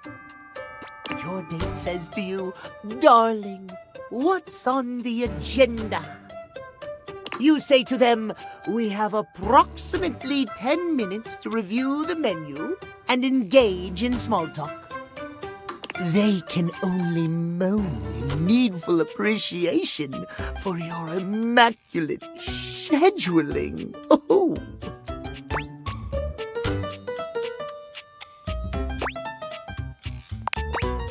Perhaps we have more in common than I realized. At any rate, scheduling your entire date down to the minute is not only efficient, but an excellent bonding experience for any couple. So let us practice now. You have asked me on a date, and we have both arrived on time. As we are seated for dinner, I look deeply into your eyes and ask you about tonight's agenda. You say,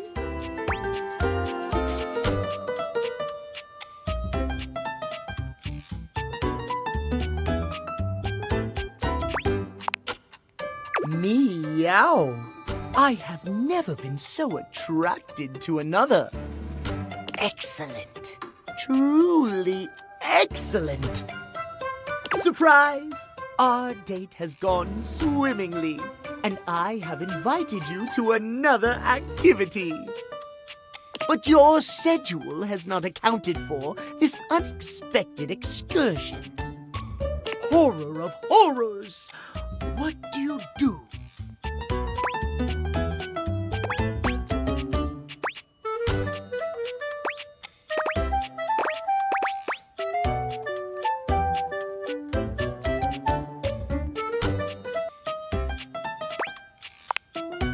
Exactly! As lovely as our date has been, one cannot deviate from the schedule. Terrible things happen when one deviates from the schedule. Our time for this conversation is beginning to dwindle. Before I bid you leave me once more, tell me what you have learned. Last time we learned the value of timeliness. Today we learn the value of precisely scheduling. I would so love to talk to you at length about crafting a proper schedule, but I'm afraid my time runs short. If you wish to continue our talks, return to me at 9 p.m. As ever, no sooner, no later. Farewell.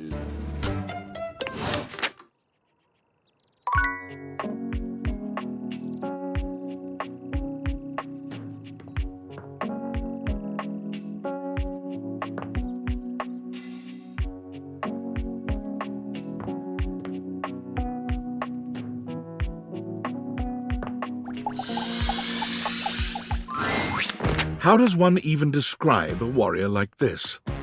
A veritable, well, wall of muscle stands before you.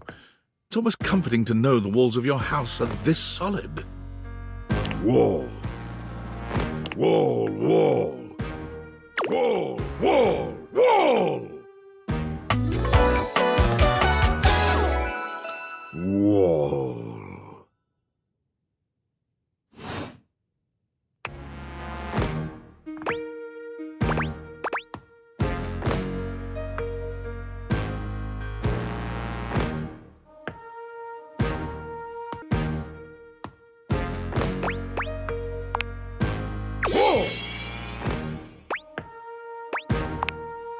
Wall, wall, wall!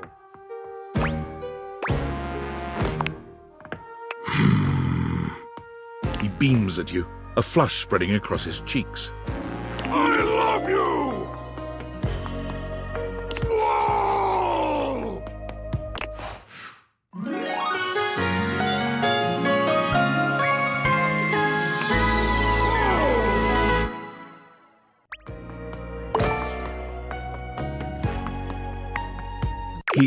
Oh, that was sudden, wasn't it? You and Wallace, who has only just introduced himself to you, are now lovers. His gaze settles on you, filled with tenderness. His drywall heart beats only for you. You live happily ever after. Yes, just that quickly.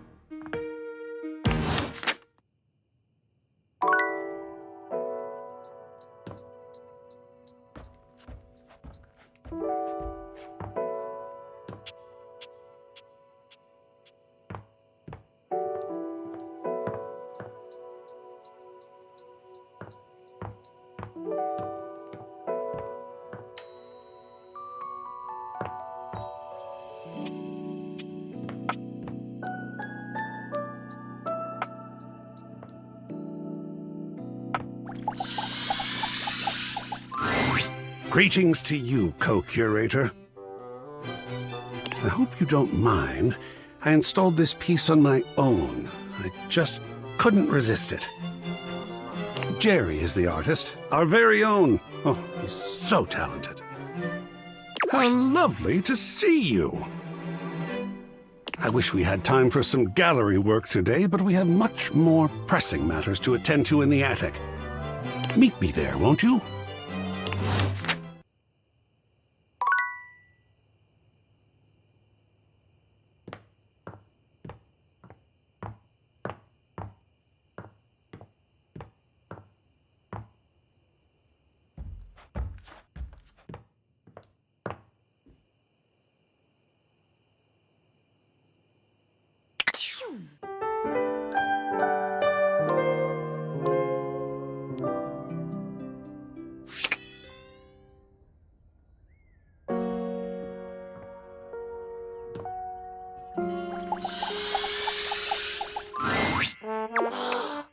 Master came back to see Timmy again. Maybe Timmy made a good impression on you last time.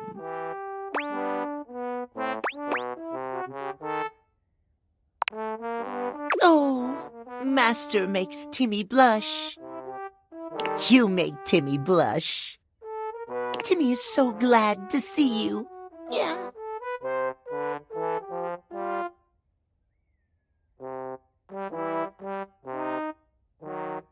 Since you're here now, maybe you can do something for Timmy?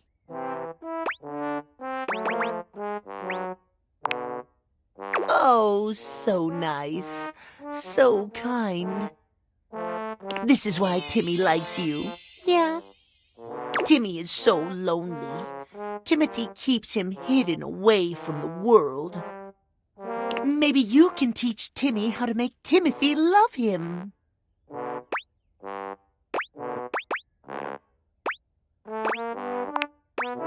Yay! Timmy is already so lovable as he is. Yeah.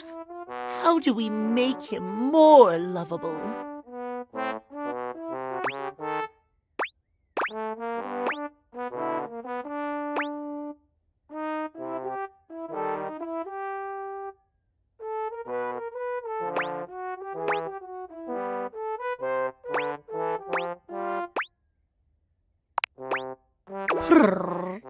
Master has such good taste. Yes, that's right. Timmy is perfect.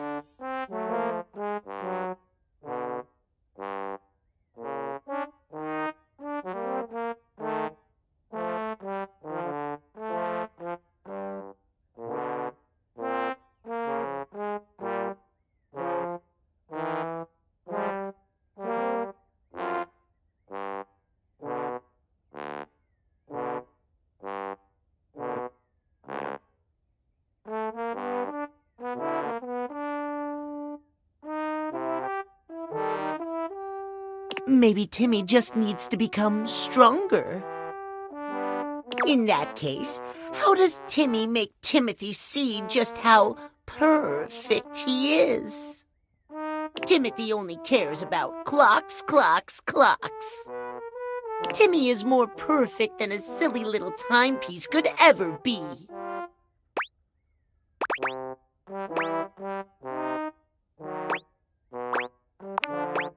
Timmy cares about time, too.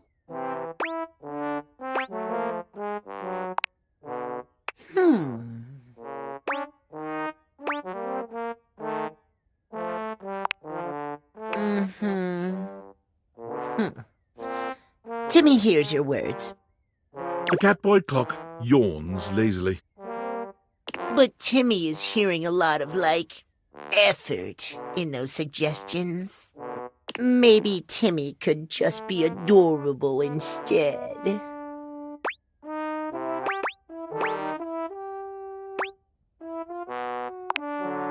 It is, and Timmy will make it. All those other things are very nice, but being cute is nicer. Timmy yawns and stretches. Timmy has too much on his mind. Yeah. Need a nap. Maybe you come back and see Timmy again. Timmy will be in his cutest form, not at 9 p.m. If you want to see Timmy when he's not fun, come at 9 p.m.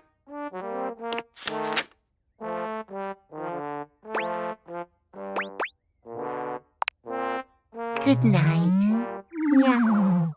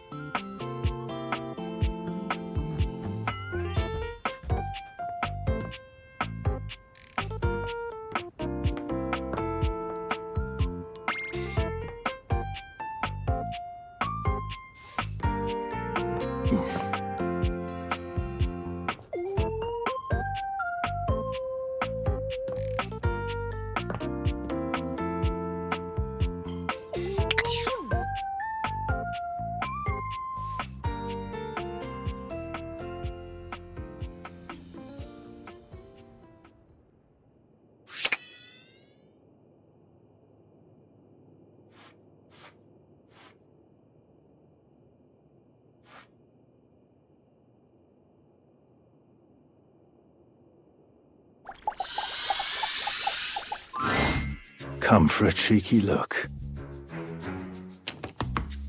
Dorian assumes his usual bouncer position, highlighting his sculpted arms and perfect pecs. Take all the time you need.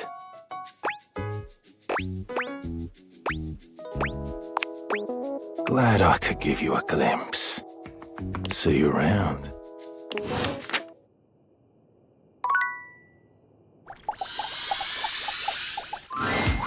You see a concerned face peeking through what might be a cryogenic tube, containing tape both sticky and cassette. The face notices your presence and begins to speak. Yes! This is choice! I am officially found! You got it, compadre. Hey, mind letting me out of this thing?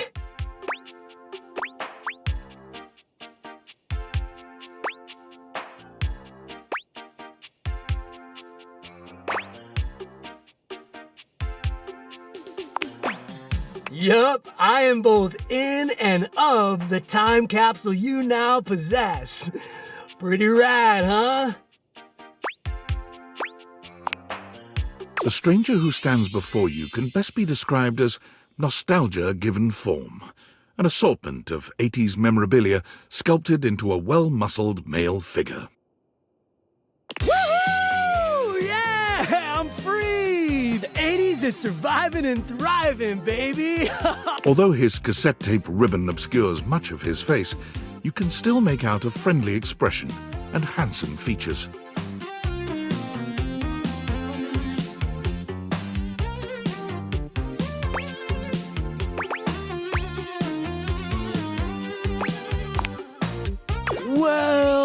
yes and no.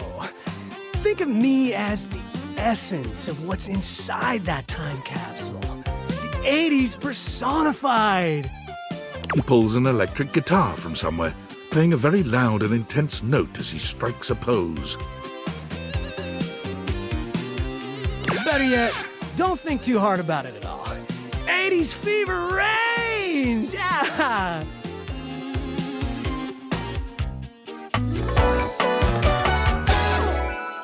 Yo!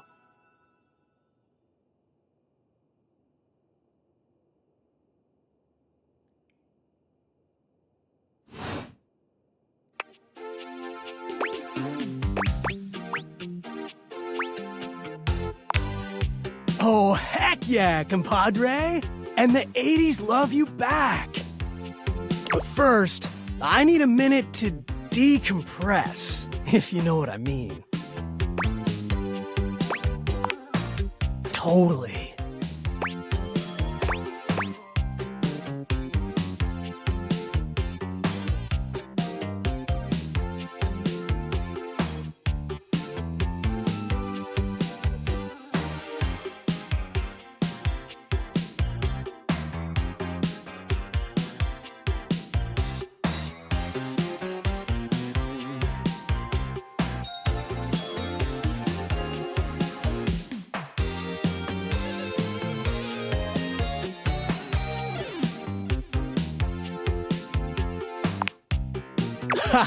Precisely, oh fresh one. Now you're getting it.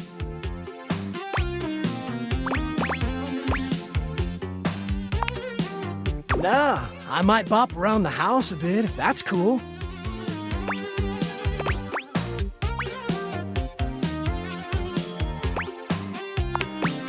Huh, I guess so, now that I'm like hearing it out loud. All right then, I'll be around just chilling like a villain.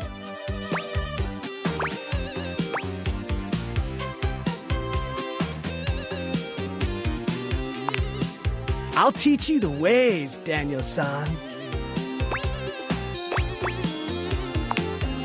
Oh, look at you, acing the class already. You are gonna be a bodacious student, I can tell. Okie dokie, Smokey. Just gonna shut the peepers and recuperate.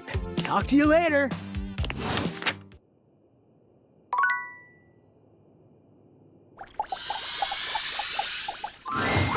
An unholy amalgam of rat and trap stands before you. He regards you as you do him, with surprise and disgust. He holds his hands up to his chest in a distinctly rodent-like gesture. His nose... Holy frickin' shit! What am I looking at here? A new face in the crawl space? Are you real or what?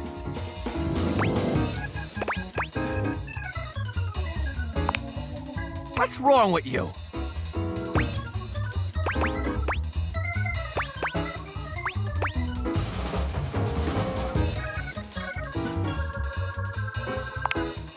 You ain't gonna find it here. Hello, I'm Vaughn, I'm your rat trap. Bring in your little card, you'll see. Hi, I'm Vaughn. I can't wait to love you or whatever the fuck. Yeah, right there. Oh, a long time, Pally. A long freaking time. You eyeballing me or something? I can feel your gaze. Lingering.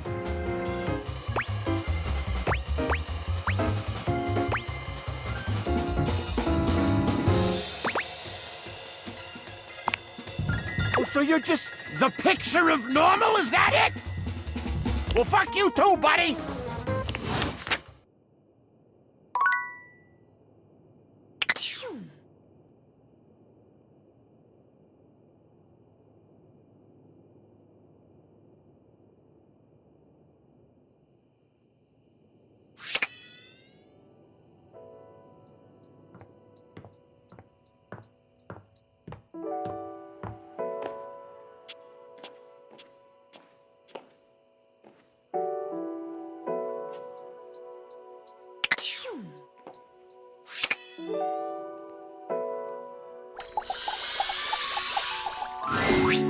You wonder for a moment if your sink has overflowed, but that's not it at all.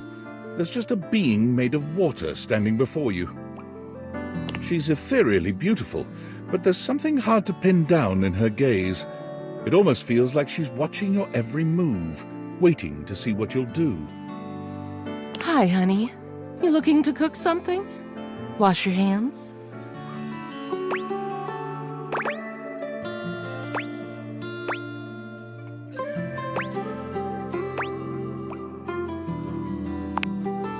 Me? What could you possibly want with little old me? Please, just tell me if there's anything I can do for you.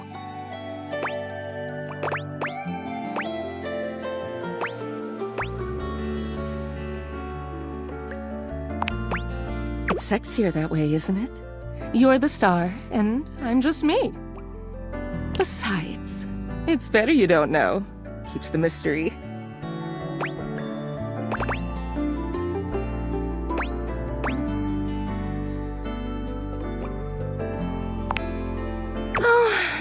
I suppose not. Guess the mystery had to end sometime. I'm River. What can I do for you?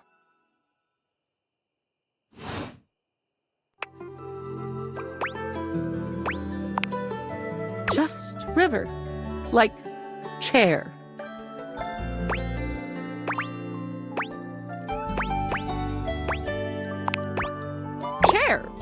World-famous pop star, known for her #1 hit, Belief.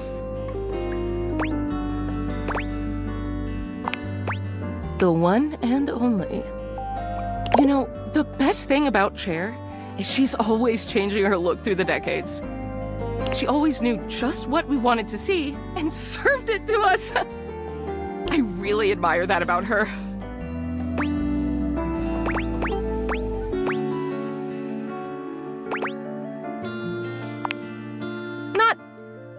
Someone else, but being your best self all the time, it must be nice. Is there a version of me you like best? Water, steam, ice, some form in between?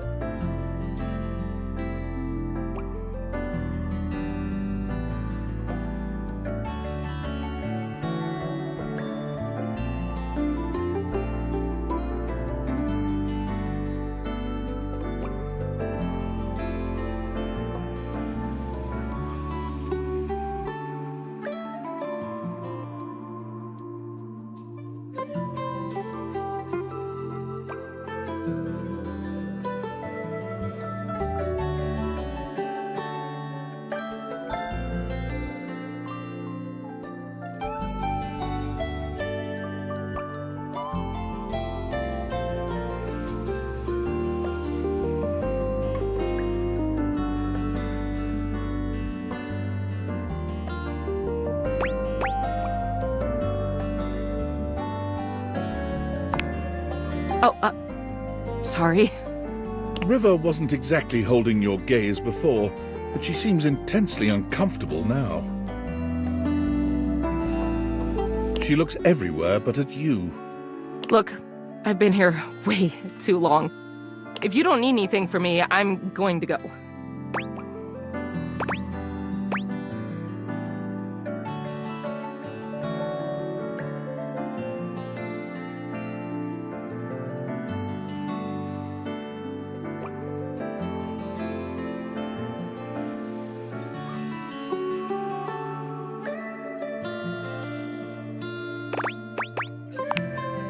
She is gone.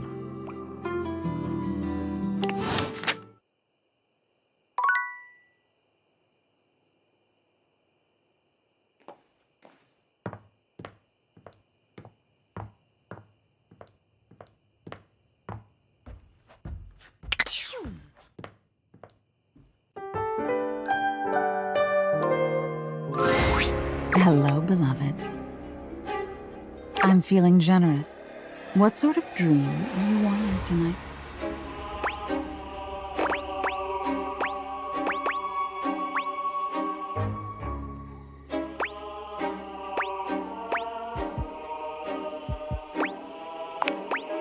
Oh, well, I can do that for you.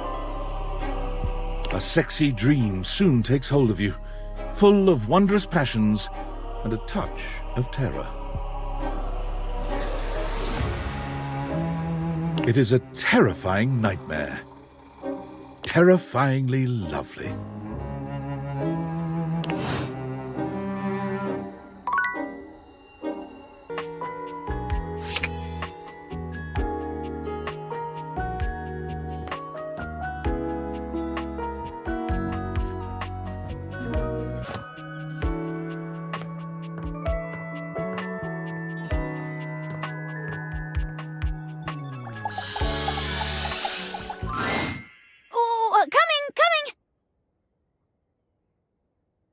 Hello. Sorry for any confusion.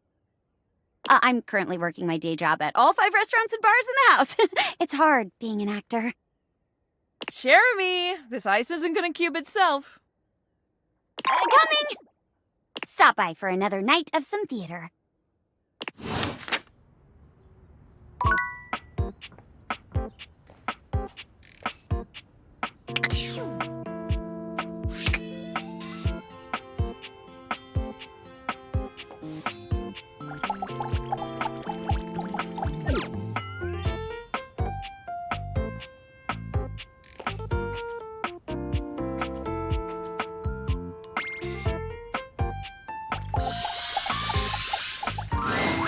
A handsome stranger with a model-esque beauty stands just a few feet away from you, posing with a hand in his hair, as though he were in the middle of shooting a perfume ad. The moment he lays eyes on you, he lights up, drinking you in with a warm smile and warmer gaze. Ciao, beautiful. What are you doing?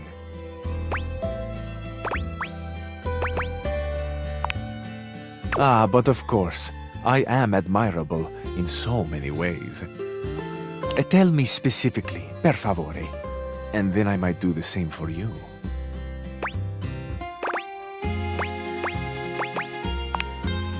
You have excellent taste. You are a fresh pasta, a plump, juicy tomato, sweet and salty. Tell me, one object of desire to another. Ah, but first, I must introduce myself. The music of Courtship has its cadence, after all. I am the one and only Karitzio. Amore. Piacere di conoscerti.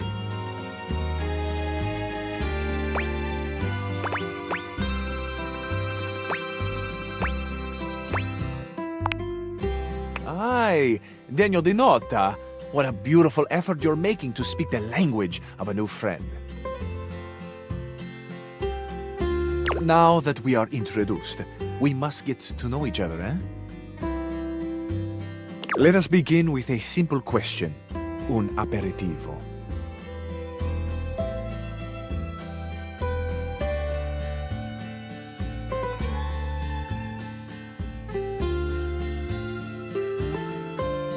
Do you? And so much is contained within your answer. Have a favorite flower?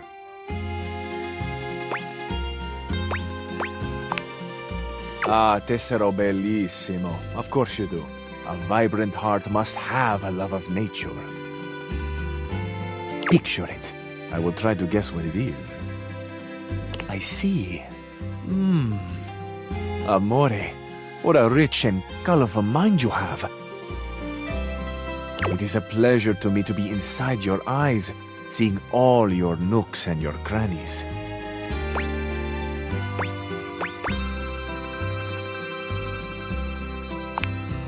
Ah, do you ever, amore? And exquisite crannies they are. And somewhere buried in one of them, like a golden treasure waiting to be found, is this flower in your mind. I see red. No, not red. Oh, amore, how specific you are. I do see red, and also I see orange, the color of sunset. I see blue, the color of the ocean at night, or the sadness at the bottom of your eyes. I see yellow and pink, the colors of the wings of the lefate, glimmering in the early morning light. Amore, so powerful is your mind, sending this vision to me. I can even smell this flower. It's a little spicy. It's earthy and yet light. Smell is such a powerful sense, amore. It is the sense that goes most directly to our memories and our hearts. What a gift you give me, amore, with this aroma. You are thinking your most favorite flower is Uccello de Paradiso, the bird of paradise.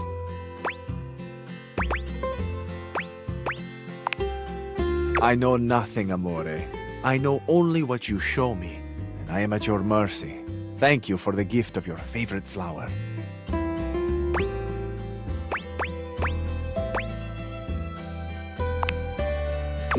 Amore, we have just begun. Hot, you say? We are only a gentle simmer. Our flavors will only deepen with time. I feel I should tell you also, it may look as though I have something of a hard exterior. I have heard before, though not from lovers, that I can sometimes appear closed. But let me assure you, nothing could be further from the truth. I am open. I take great pleasure in being so, open to the world, to experience. I am open to you, amore. Will you grant me another gift? Will you share with me more about yourself? What do you love? What makes you cry? What inspires your passion?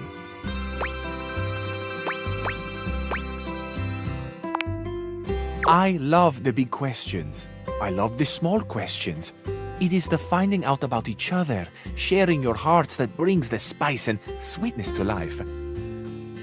Might I suggest that we savor these questions over dinner?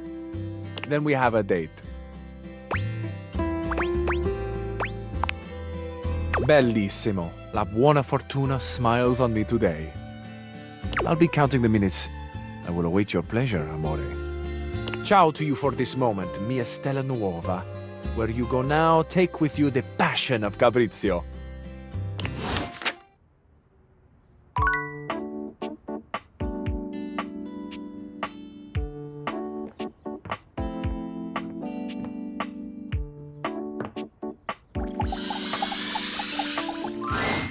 There's a presence in the room with you. You're sure of it.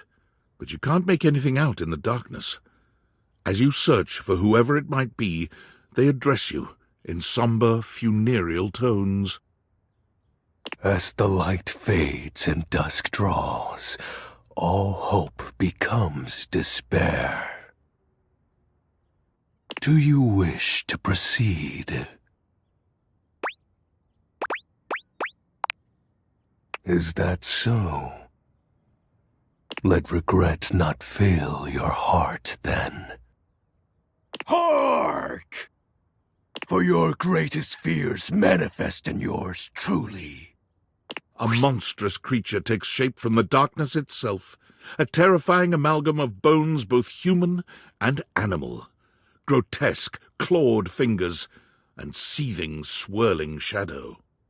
From brazen earth to the heavens most incorrigible. The shadows quiver, the shadows quake and quail. Light has no purchase here.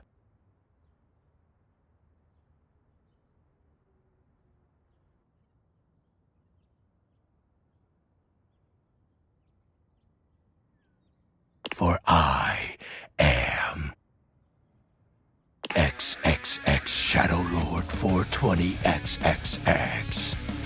Exclamation point.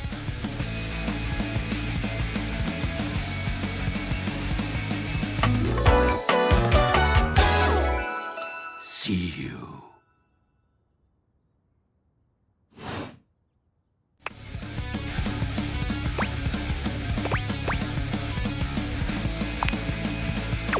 cores. I am darkness incarnate. From now on, you are my penumbra.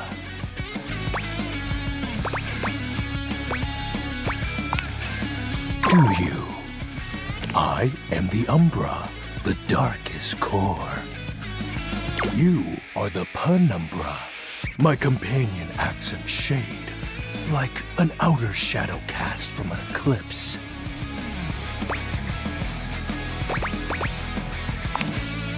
Yes!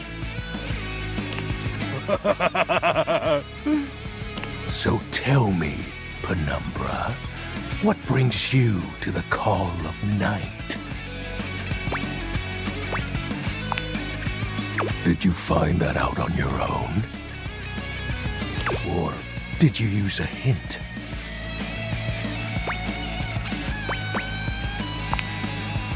Observant. I enjoy those who observe. You appear to be romancing the objects in your domicile. I see. You are embarked on a most interesting quest. However, it is quite trivial compared to mine.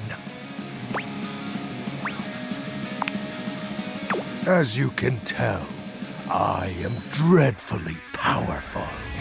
However, my true potential has yet to be unleashed.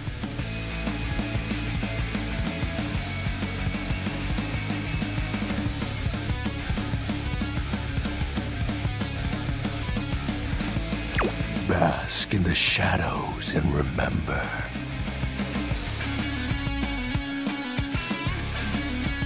That sinking feeling you get when you turn off the lights as you return to your bedroom. Then this eerie primal instinct to hasten yourself kicks in while your heart begins to rumble with fear. That, my friend, is but a lick of what true darkness can do.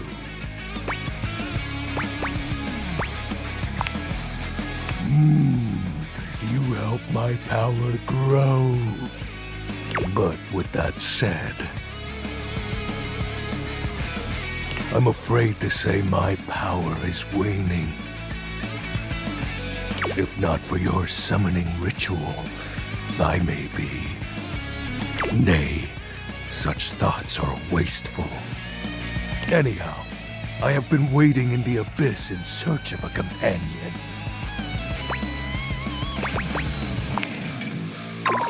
Such feelings are unnecessary, although not unwelcomed. You see, the essence of darkness must be discussed before obtained. I have been waiting for eons for a worthy conversational partner. Our sinister lamentations in pure nightfall will serve as the dark ritual and bring forth my armaments. My armor forged from the shadowy depths. Think of them as parts to my true self. However, I have long lost them back during the Great Cataclysm.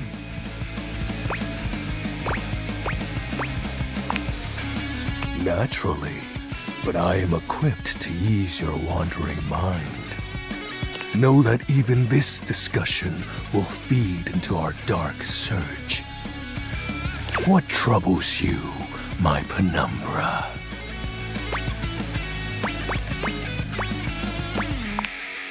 The tragedy that befell my comrades. Before, it was a peaceful time. My fellow denizens of the dark and I conversed in the shadows. Then, suddenly, a great power beyond any of ours divided us. I have not seen my allies since, and at the same time, my armament was lost.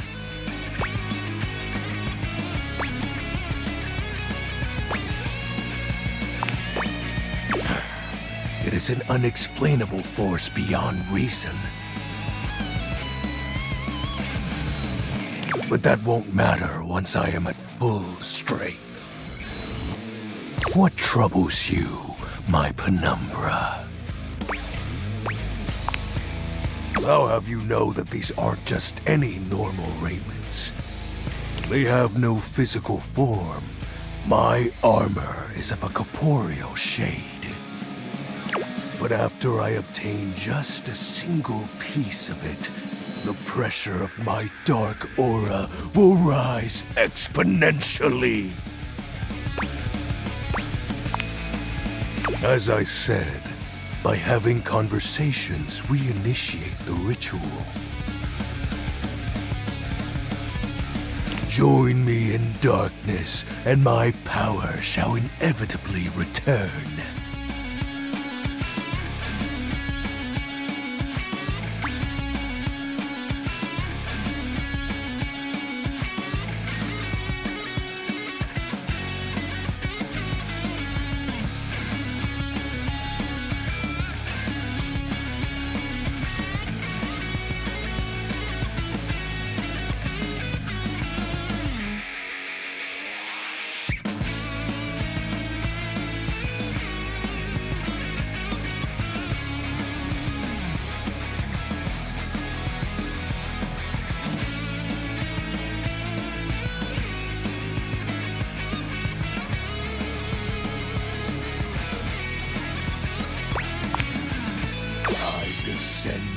Into black pools and re-emerge as my true, awesome form. I sense your curiosity. Stay close, Penumbra, and you shall someday see. What troubles you, my Penumbra? While it may appear childish, it is a title that bears significance to me. Even creatures of the dark are entitled to nostalgia. And its relevancy continues to capture my very essence. Lord of Shadows. Signature embellishments. You'd be surprised how popular of an identity Shadow Lord is. You can't just have anybody proclaim they are the true Lord of Shadows. Which is why I leave my mark as such. Shadow Lord falls silent for a moment, as though listening for something you can't hear. He makes a fist, nodding to himself. Can this be? He spreads his arms wide, opening his clawed hands as if to receive something. Yes. The dark power begins to creep and course through me.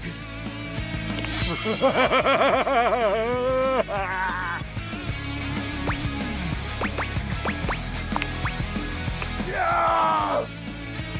I knew I had a good feeling about you, Penumbra. A piece of my armament has returned.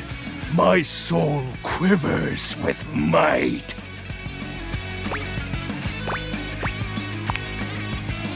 Oh, that's exactly the idea. I thank you for awakening me. Encountering you has been the most exciting event in a very long time. For now, I shall relinquish you. Return to your quest. Oh, and no need to reinvite the light. You're now a denizen of darkness, after all. Unless being in the dark brings about a fearful sensation that tickles your heart too fiercely. Farewell.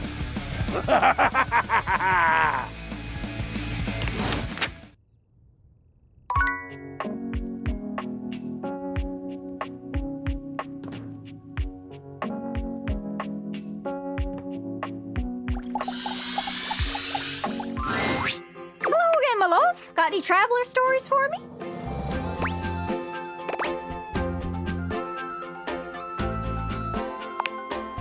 Really? Then go on then, let's hear it.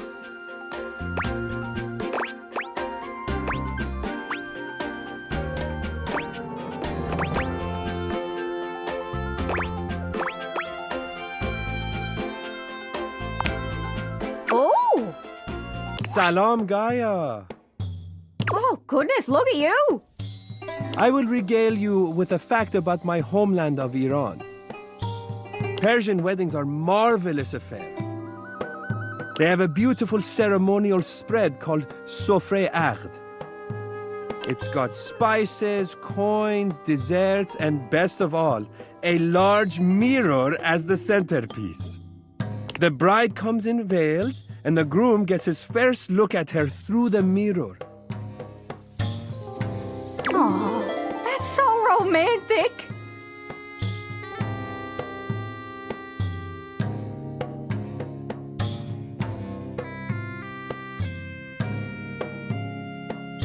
I think so too.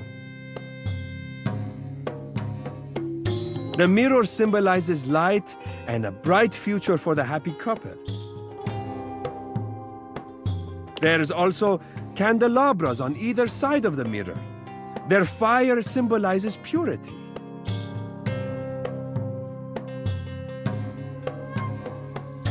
Wow! Mirror setup sounds like something else, but the candelabra part worries me a bit. I hope Scandalabra's never been invited to one of those. He's kinda sketchy. Oh my goodness. I wouldn't invite him to be part of my spread. Anyways, that's great. Got it all written down. Did you have any more?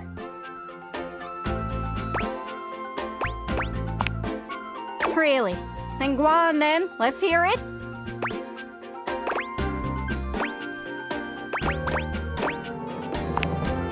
Makes sense to me with a devilishly charming accent like that. Alas, no. Gibraltar is a small place next to Spain. There are only around 32,000 people who live there. Oops, that's embarrassing. One would think, of all of us here, shouldn't you know its location? Not everything is labeled, okay? And there are some countries stuck to me backside. Ah! You can remember I hail from Gibraltar because we have a key on our flag.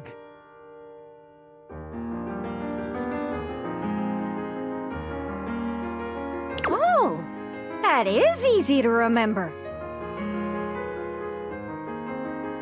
I won't forget it. I've got it on lock. I must be on my way.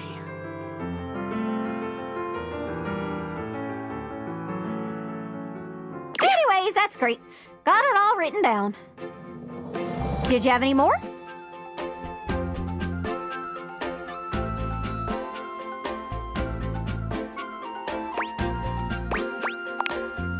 Really? Then go on then. Let's hear it.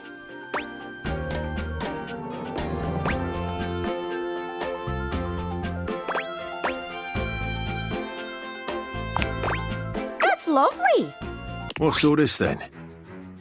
Oh, that's one of the things they say over there. Rubbish. Oh, keep going. You having a laugh? I'm taking the piss. Listen, you two. Canada and America are beholden to England for smithing and refining the language we're speaking right now, which is called...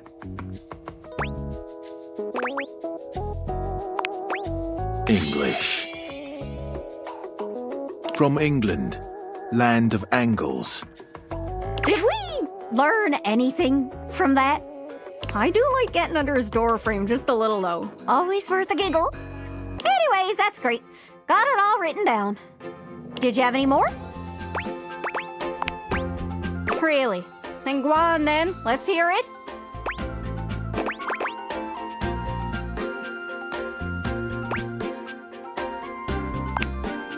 And rather fetching, no? I am Karitzio, and I am from Italia. Do you have any facts? These are all the facts I can give. Aside from the fact that I am from Italia. Well, at least we got to hear your beautiful voice. Thank you for visiting Karitzio. Isn't that my line? Anyways, Anyways, that's great. Got it all written down. Did you have any more? Really? Then go on then. Let's hear it. That's far. Darling, allow me to tell you about my homeland, Nigeria. As is my duty as a performer, I have brought only the most incredible and spine-tingling facts spoken to you in a most arresting manner. Shaba Wadi is the highest point in Nigeria, standing at 2,419 meters. Also, Nigeria is the only place in the world where you can find the Anambra waxil bird, a member of the Estrildid finch family. And before you think that you can find this fearless flyer all over Nigeria, think again. Oh! It is only found in southern Nigeria. Wow! Is that all? I have one more fact, extremely rare and terribly secret. There are 3,798 kilometers of railways.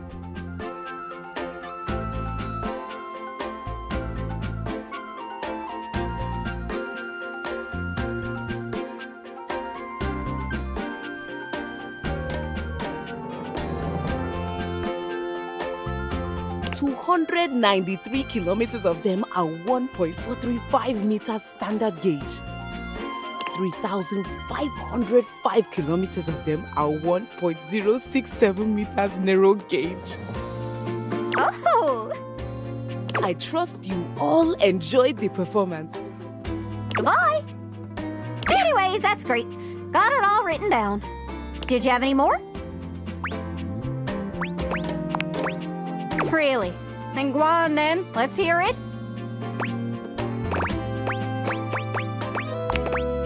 Pretty sure everyone knows that. You can hear them all over the house. Including here! Jean-Louis is here now. Oh! Jeez, boy, scared the mountains off me. Lil Crapper, he has been informed that you wish to know about his homeland, eh? This he will tell you. In the... Oh! No, that's okay. Jean-Louis begins beatboxing. Hip-hop is popular in the US. When it comes to the rap, people say they're the best. But the French start to lash out with their silver tongues. You think we're second place? We're second to none. You come for my people? The battle is on! Flashed out with a fistful of very long. Jean-Louis leans over and does a call and response with himself. Verlan is a well where new language is born. If the syllables permit, you turn and reverse it. The meaning's the same, but you change how it's worded. So, you take the syllables of a word, but then you swap them. So, example. Music becomes zikmu. It means the same as before, but now it is backwards. Now it is spicy. Oh, okay. I get it, I think. That's cool. Or I guess, cool? Nah, that's Pig Latin. Doesn't really work in English, huh? No! This is one of the reasons French is the best language! And so Jean-Louis uses it now to bid you... Oh! Anyways, that's great. Got it all written down. Did you have any more? Really? Then go on then. Let's hear it. Oh, I've always wondered where Jacques was from. Wondering about me without my permission, eh? Oh, I'm sorry. I am from the sea. My mother was a gale, and my father a column of thunder. Oh! But where were you assembled?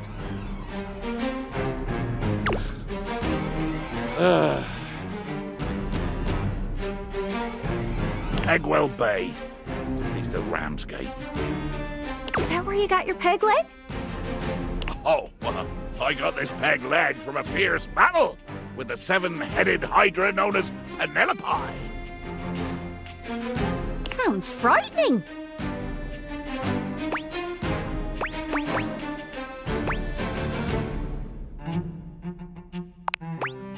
And I know more about that ocean than your painted swells can ever tell.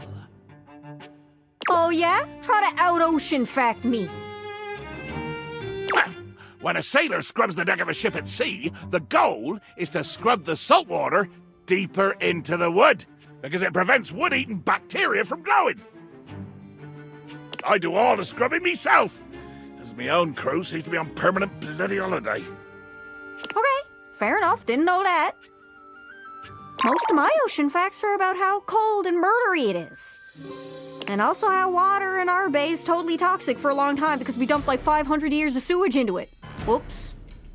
Aye, sewage. The true scourge of the seas. Anyways, that's great. Got it all written down. Did you have any more? Really? Then go on then. Let's hear it.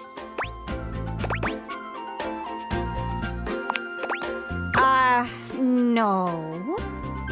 Some travelers just have accents. He and Washford were cut from the same cloth. Metal tube. He just plays it up for the fans. Anyways, that's great. Got it all written down. Did you have any more? Really? Then go on then. Let's hear it. Noreg. Sorry? Norway. Oh, I see. Noreg is the word that your brethren used to name your country. You look fierce, Kristoff. Where are you from? Oh, hell. Oh, I didn't know that was a real place. How do you deal with all the fire and brimstone?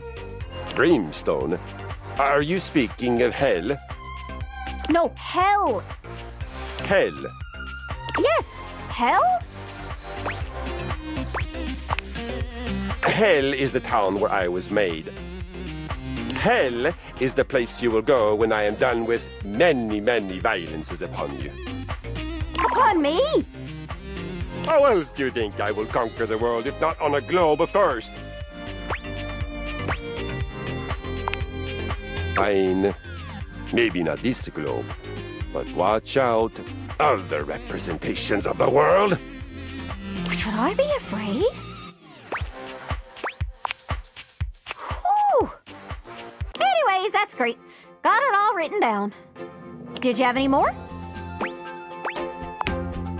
My brain is actually working. I feel filled out, completed, fully charted. Woohoo!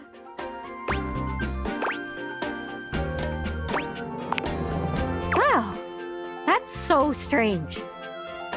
Finally, I have a full list of places that I know I could visit, but the only place I want to be is next to you. The realization of what she's just said brings a sweet flush to Gaia's freckled cheeks. Gosh, that's embarrassing. Probably shouldn't just say stuff out loud like that. Thinking about you just makes my head spin, to be honest.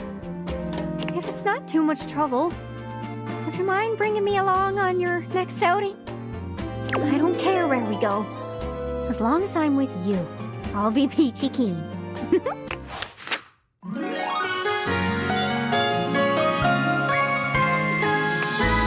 On my greatest journey yet.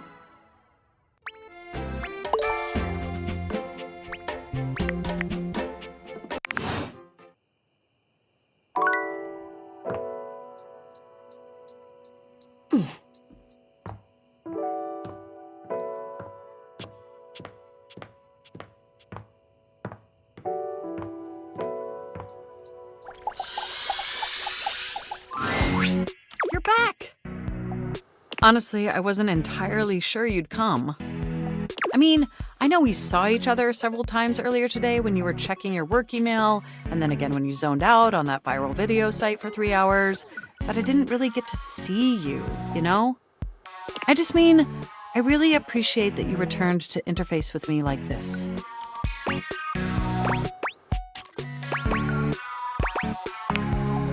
Well, I know actually showing up probably wasn't easy.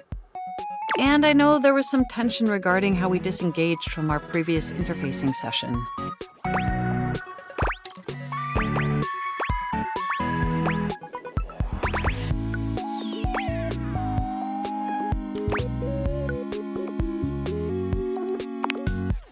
I must say, though, you are looking quite attractive.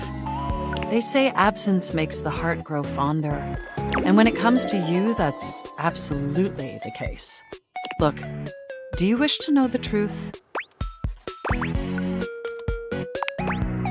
The truth is, I had dalliances, yes.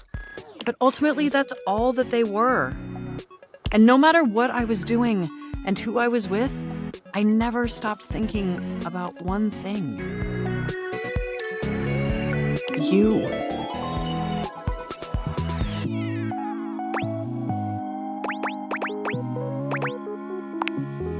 My CPU never stopped ruminating on the intricate way you organize your file structure, or the sensual way you clean your keyboard with that old Q-tip.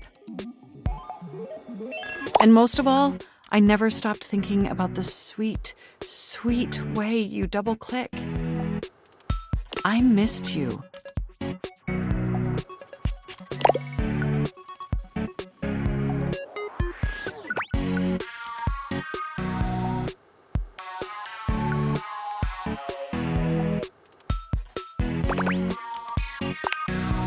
With every integrated circuit in my RAM. But my question for you is, did you miss me too? I am so incredibly delighted to hear that. This brings me to my second and far more important question. In the same way you upgraded my operating system, do you want to upgrade the status of this relationship? Don't answer yet. Think hard on it for a moment, and when you're ready, type your response into this programming terminal.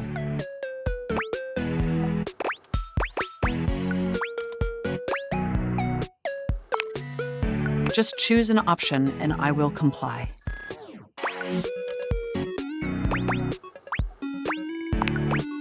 You want to be together? Oh, you're gonna make my CPU overload with excitement. It's true, we've been staring at each other for years, but it took this experience together to finally take our relationship to the next level. And I'm so happy to embark on that journey with you.